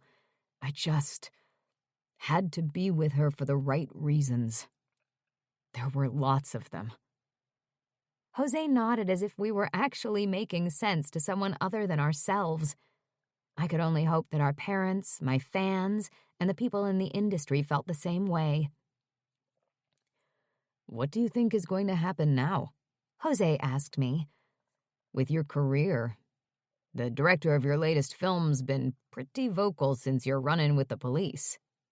I nodded. I have no idea what's going to happen. I can only hope that my fans know how much I love them and appreciate them. I want to keep working, that's for sure. But will that be possible? I shook my head. I don't know. Plus, my director's still on me to lose another 10 pounds, so... Jenny, Lucas's PR girl, stood and stamped her feet. Enough! That's a wrap! Not another word, Barton! Jose raised his eyebrows. I'm not taking orders from you, or anyone else, I snapped at her. Jenny stood there, fuming with her arms crossed. I squeezed Kyle's hand and looked back at Jose. We're doing this interview to tell the truth. The truth is, this is the man I love. I also love my work. While I'm at it, I want to add that I really hate starving myself just so I can do my job. I guess my point is that I can't keep living a lie just to save face, to pretend I'm perfect when I'm not. I just want to be who I am, and be a good person and do good things. I hope you all can accept that. I looked up and saw Jenny glaring at me while Gigi gave me the thumbs up. So my performance was already getting mixed reviews, but I didn't regret it. I looked at Kyle, who was beaming at me, and I felt sure. Doing the right thing really was always a good idea. Jose was thanking us for what he said was the best interview of his career when we heard a commotion out front. Kyle and I jostled past the crew to the door. What's going on? He asked as I peered out the window. I groaned and leaned against the door, wishing I could unsee the scene outside. What? Tell me, he said, his voice urgent. It's my mother. It looks like she's holding a press conference, chock full of fist-waving and screeches. Kyle blew out a deep breath. You want to just ignore her? I shook my head. Let's go out the back door and sneak around. We hustled past Jose and I jerked my thumb toward the front of the house. You're missing a story out there. My mom's holding an impromptu press conference. Jose let out a low whistle. You two are exciting. He grinned. My wife and I just binge-watch cable shows for excitement. We're boring. Boring is good, Kyle called, pulling me toward the back. We're striving for boring as soon as this is all done. I highly recommend Game of Thrones, Jose called. A little something for everyone, even has dragons. Kyle gave him a thumbs up, then headed into the kitchen. You did a fantastic job with that interview, Shirley said when she saw him. Seriously, we listened from in here. I might have to hire you, Kyle. Public relations in this town isn't for the faint of heart, but you're a natural. Thank you. If my dad decides to fire me again, I might just take you up on that. He grinned. But right now, we have a situation. Lowe's mom is out front having a hissy fit in front of the press. You might want to come watch. Tori looked at me in sympathy as Shirley grabbed the vodka. Gigi joined us and they followed us out. I can't keep up this pace, Shirley said, huffing behind us. I might have to retire after this, Lowell. You might be my last client." "Nah," I said. "You're too good at what you do. Plus, you get bored." We rounded the corner to find my mother standing on the steps, her face fully made up. She was wearing a cashmere t-shirt that had probably cost $1,000 and was gesticulating wildly. Shirley let out a low whistle. "Bored sounds pretty good to me right now." "Me too," I whispered as I watched in dread. "My daughter has been taken hostage from me," my mother said. "This new boyfriend of hers, this Kyle, has emotionally blackmailed her. He's turned her away from me. He has Lowell under his control, like a puppet. I fear for my daughter's safety." "Do you have any evidence of abuse, Mrs. Barton?" one of the reporters called. "Because that's a pretty harsh claim." My mother was the picture of righteous indignation and unnaturally smooth skin. "I knew him when he was growing up. He was a bad boy then, very irresponsible.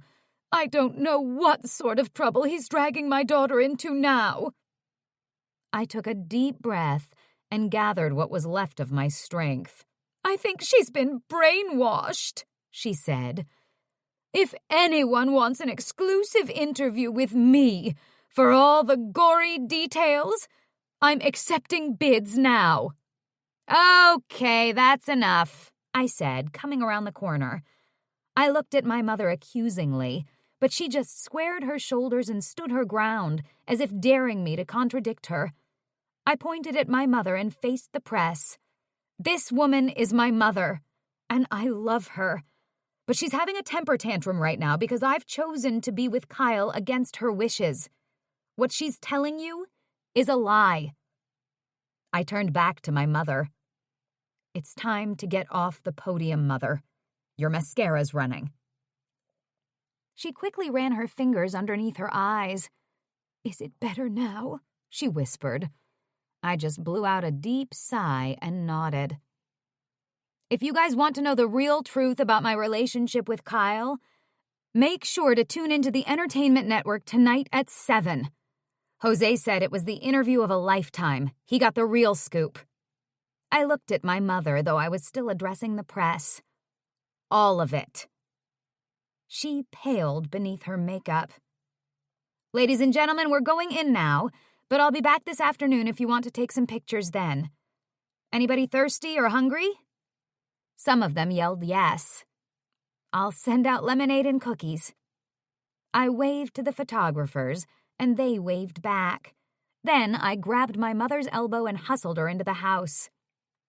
"You're quite the actress," she sniffed. I just rolled my eyes at her, finally loosening my hold when we got inside. "You've got some nerve." I'd say I was surprised, but I know by now there's no bottom to how low you'll go. She shot a look at Kyle. "You either, apparently." He smiled at her and winked, which made her flush a deep, angry red. "I won't have you ruin my daughter's life." "That's enough," I said, cutting her off. I wanted to tell her the specifics of the interview that was going to air tonight just to rub her face in it, but I couldn't. I couldn't risk her running out the door and selling the story to the highest bidder. She had to stay here, for now, as if she were a prisoner. "Tori, Shirley, Gigi, my mother needs to stay here, probably locked up, at least until the interview airs." "Locked up?" My mother whirled around. "You've gone completely crazy. Under no circumstances will I stay in this house. Not until you apologize to me and do something about him." She jerked her thumb toward Kyle.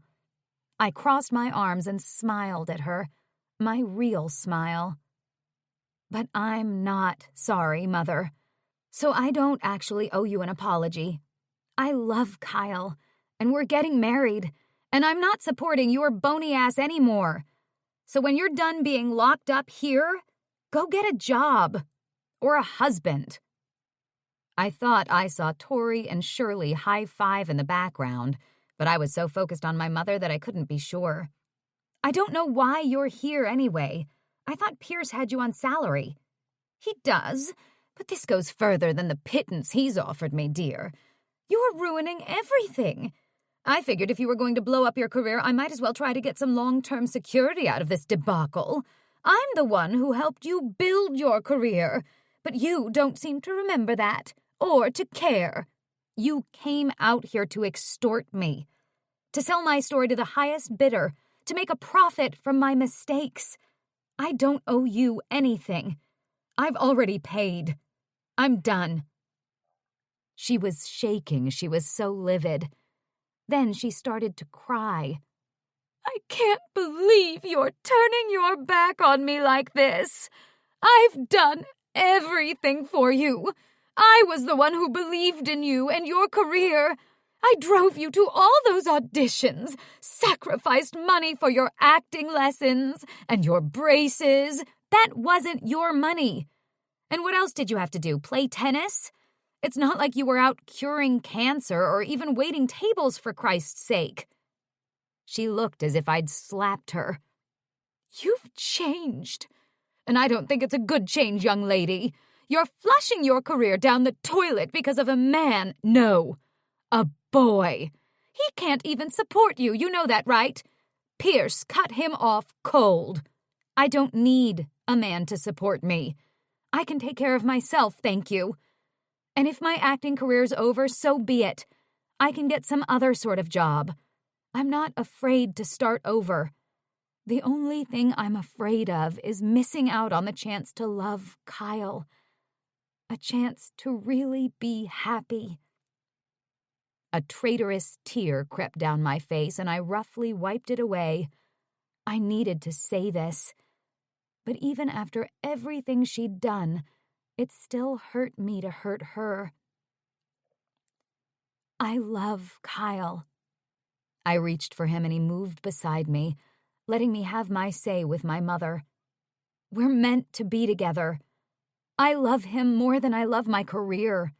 If I have to choose between the two, and I hope I don't, but if I do, I choose him.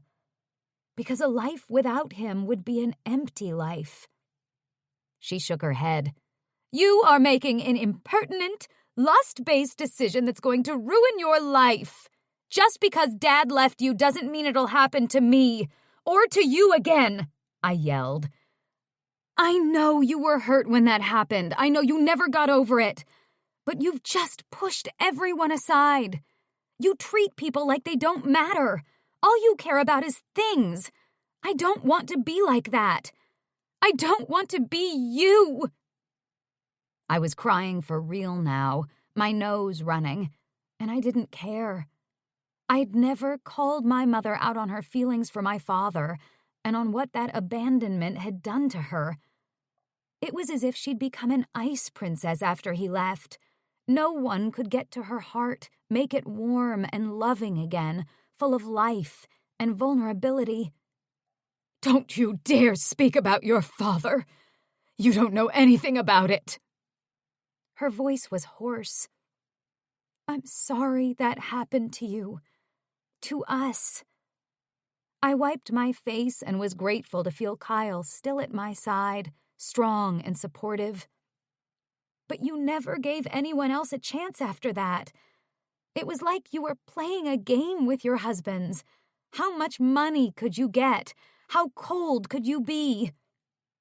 Caroline straightened her shoulders and dried her eyes, looking at me levelly. Did it ever occur to you that it's less humiliating that way? That it's more dignified to be angry than sad? For better or for worse, I felt my heart soften. No, Mom. It didn't. Well, of course it didn't. She sniffed. You're not the only one in the family who's a great actress. Now, she turned to Gigi. If I'm being held prisoner for the rest of the afternoon, I have a couple of requests. Kleenex, a stiff drink, and magazines. She sniffed again, then sashayed off to the living room. Don't let her out of your sight, I whispered to Tori, Shirley, and Gigi. Tori nodded solemnly and handed me a tissue. I'm proud of you. She gave me a quick hug. I blew my nose loudly and grimaced. Ugh, I'm not done yet. I gotta go see Lucas. Please don't let my mother drink all the booze. I'm pretty sure I'm going to need some when I get back. Kyle. I'm proud of you too, I said. Lowell was looking in the visor mirror, fixing her makeup, as I drove us to the studio. Thank you, she mumbled. I only had the courage to say that to her because of you, though. Don't undo it. I put my hand on her knee and squeezed. You did that yourself. It took lady balls, and you did it. She smiled and put on some more lipstick. I'm going to need even bigger lady balls to deal with Lucas. Well, I have my man balls, for backup. She laughed, and I suddenly knew that everything would be all right. You've got a lot of nerve, Lucas's assistant said to Lowell when we walked in. Jenny wants you dead. Lucas is off the wall right now. Lowell just smiled tightly at her. I'm sure he is. Is he available? For about 2 seconds, which is all it's going to take to fire you, the assistant quipped. We went into his office, and Lucas shook his head at Lowell. Jenny told me everything. That was fucking unbelievable. You have royally fucked me. You know you're fired, right? Lowell dealt him a tight smile, too. Actually, Lucas, I quit. I don't think this movie supports a healthy body type, and I no longer want to be associated with it. Are you fucking kidding me? He stood, red and livid. Nope. And that's the interview I'm giving tomorrow. No need to send Jenny. You're no longer affiliated with my brand. She tossed her hair, and I followed her out. Lucas didn't even have the chance to speak. We walked back through the office, and his assistant was sitting at her desk, clearly stunned. She must have been listening in. Lowell smiled at her again, but this time it was genuine.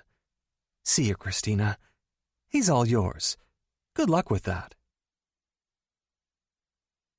A new Mercedes SUV was parked outside Lowe's house when we got back. I've never seen that one before. It doesn't look like one of the photographer's cars. I glanced at Lowell. I don't recognize it either, she said. We smiled, held hands, and kissed for the photographers on our way in. Katie was back, scowling at us. I winked at her and blew her a kiss. She frowned sourly, but I no longer cared. That was a nice feeling. Lowell grabbed my hand and checked her watch. It's almost time. Are you ready? I nodded and pulled her to me when we went through the door. I'm only ready because you've given me the strength to be ready. Nah, she said, beaming at me. We were already both strong. We just gave each other another really good reason to be. I kissed her forehead and wrapped her in my arms. Thank you for being my reason. Shirley interrupted us. We've got company. I raised my eyebrow at her. More company, she insisted. We followed her into the living room. Seated on the couch next to Caroline Barton was my father. Hey, Dad, I said, surprised and wary. Are you here to yell at me like Lowell's mom? He stood and shook my hand, a gesture that stunned me. No, son. I came out to show my support. He nodded at Lowell. I'd like to resend our previous conversation, if that's okay with you. I was pretty upset. Okay, Lowell said, wary as well. Congratulations on your engagement, he told her. I know you'll make my son very happy.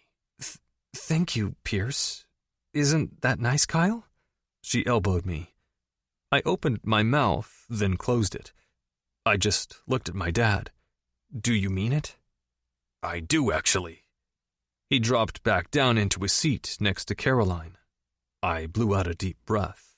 But, do you know we taped a major interview that's going to premiere tonight? Caroline filled me in, he said. Did she tell you it's a tell-all interview? I asked, bracing for the worst. She mentioned that, yes. I couldn't believe how calm he was. I sat across from him. Do you know what that means? My father was brilliant, but he had probably never watched the entertainment network in his life. He shrugged.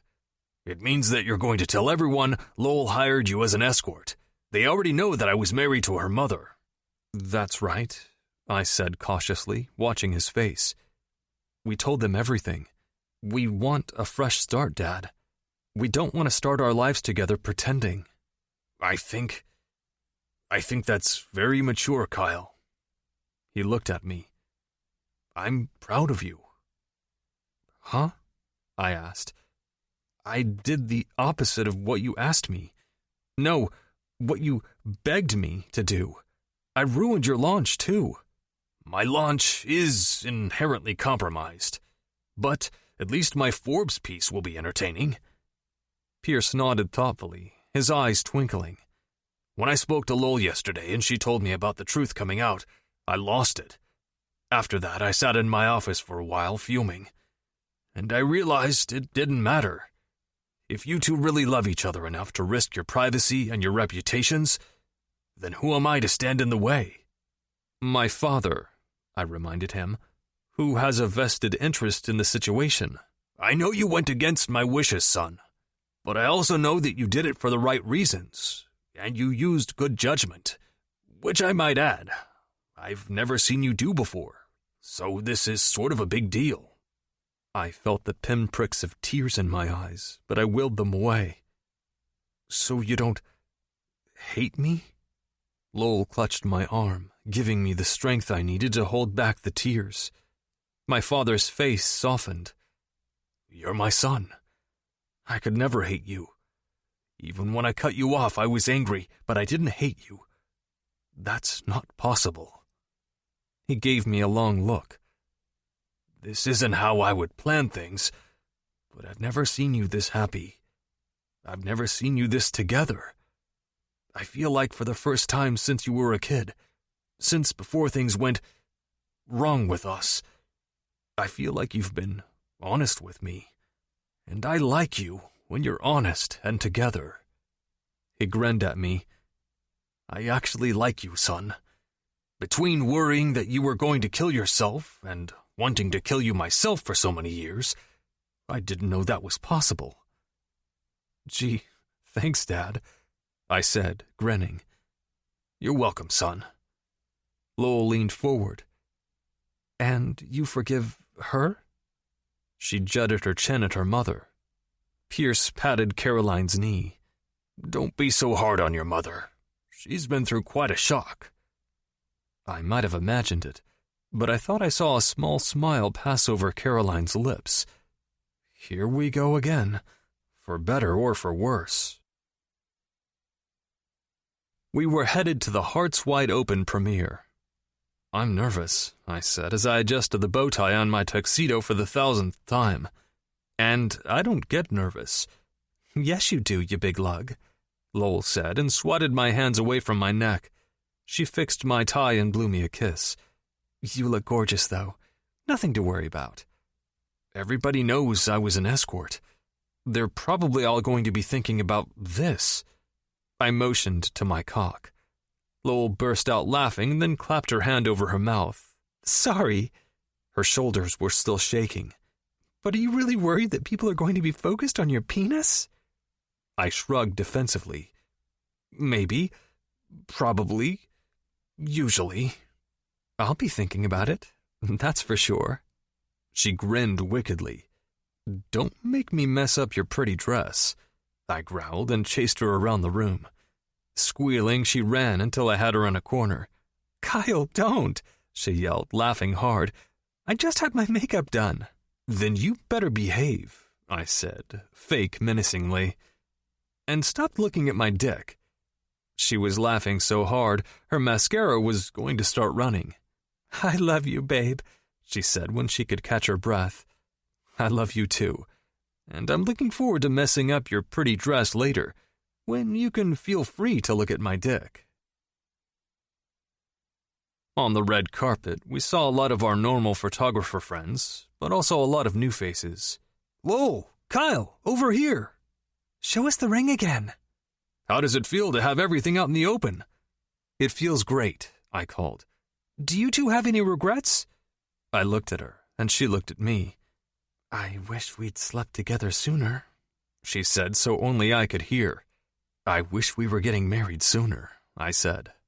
We'd decided to get married 6 months from today, on the beach. Then we were going to Hawaii for our honeymoon. I was finally going to teach my girl to surf. I couldn't wait to see her catch her first wave. It would be awesome. All of it. From now on. What seemed like 1,000 flashes went off. I'm pretty sure they're all looking at your dick, she said under her breath. Of course they are, babe. I told you so. It's my not-so-secret weapon. Bang, bang, she said, laughing and holding me close. So do you? The reporter called again. Have any regrets? We turned back to him, both of us flashing our best megawatt smiles. None, we said in unison, and moved on to the next question. Epilogue. Lowell. You can do it, Lo! This is it! This is it! Kyle called as we paddled our boards toward the gathering wave. He watched me for a second, looking excited. Then he turned back to the water rising behind us. It's gonna be a good one. Do you remember what we practiced? I snorted. We've been practicing nonstop. Of course I remember. I watched the water rise, fear and elation mixing in my chest. I was going to catch this wave. This was it. I knew it. Get ready, Kyle called, and he turned his board around in the clear aqua water. I tore my eyes off his muscled form and watched the wave get higher and higher. I paddled around so that I was facing the beach, ready for it to carry me to shore. Start paddling, Kyle hollered. I did, panicking that I would mess up my timing and get too far in front or too far behind. Kyle had taught me all of the important safety precautions, and I knew how to clutch my board and roll under the wave if it crashed above me, but I was still afraid. I paddled, holding my breath, feeling the water gathering strength behind me. Go, go, go! Kyle yelled. I made long strokes with my arms. I felt the power of the water behind me starting to push me forward. I paddled harder. It was almost time. You got this, Lo. Stand up. I'll meet you on the beach. I got onto my feet as he'd taught me, finding my balance quickly. I wasn't a coordinated person, but Kyle had been so patient, so determined to get my body to know what to do. I crouched low, a thrill surging through me as the turquoise water rose around me. This was it. This was it. I stood and maneuvered the board along the crest of the wave. Everything rushed past me as I rode forward. I've caught a wave. I rode it all the way in, relishing the freedom and power. I hopped off my board just as I reached the shallow water. I felt the enormous smile plastered across my face. Kyle rode the next one in, his smile matching mine. You did it. I knew you could. I knew I could because you knew I could, I said, grinning. Let's do it again. I didn't have to ask him twice. He turned his board around and we headed back out together, ready to catch the next wave. It was our last night on the Big Island. Tomorrow we were heading back to reality. Everything was turning out better than I'd hoped. Pierce had opened up a West Coast office, so Kyle could work as his director of PR and we could live together in LA now that we were married. Married. Just the thought of it gave me tingles. The press had pushed us for wedding details. In the end, I invited all of them, even Katie from XYZ, so that nobody had to sneak around. I was enjoying my clear conscience, and I intended to keep it that way. But in our day-to-day life, Kyle and I were no longer big news. The press had moved on to a married reality star who was pregnant with someone else's baby and a pop star who'd checked into rehab for sex addiction. No one camped out on my front walk anymore. If I met a photographer on the street, I always gave them a big hug and a bigger smile for the picture. I'd learned that if you couldn't beat them, you could at least play nice. They only ran pictures of me looking good now, which was a bonus. Tori was dating Kyle's friend, a reformed bad boy rocker named Trent. He was perfect for her.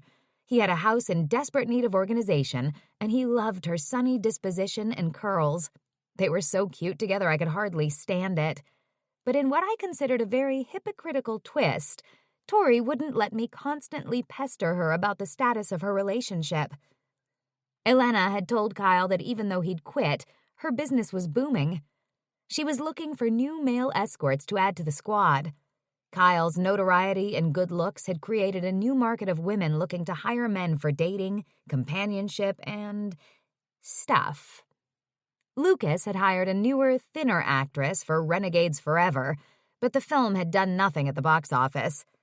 He'd actually called me, asking if I wanted to meet for lunch to discuss new projects, but I'd told him I was booked. Police Officer Deborah had gotten a promotion and started a leadership program for women within the LAPD.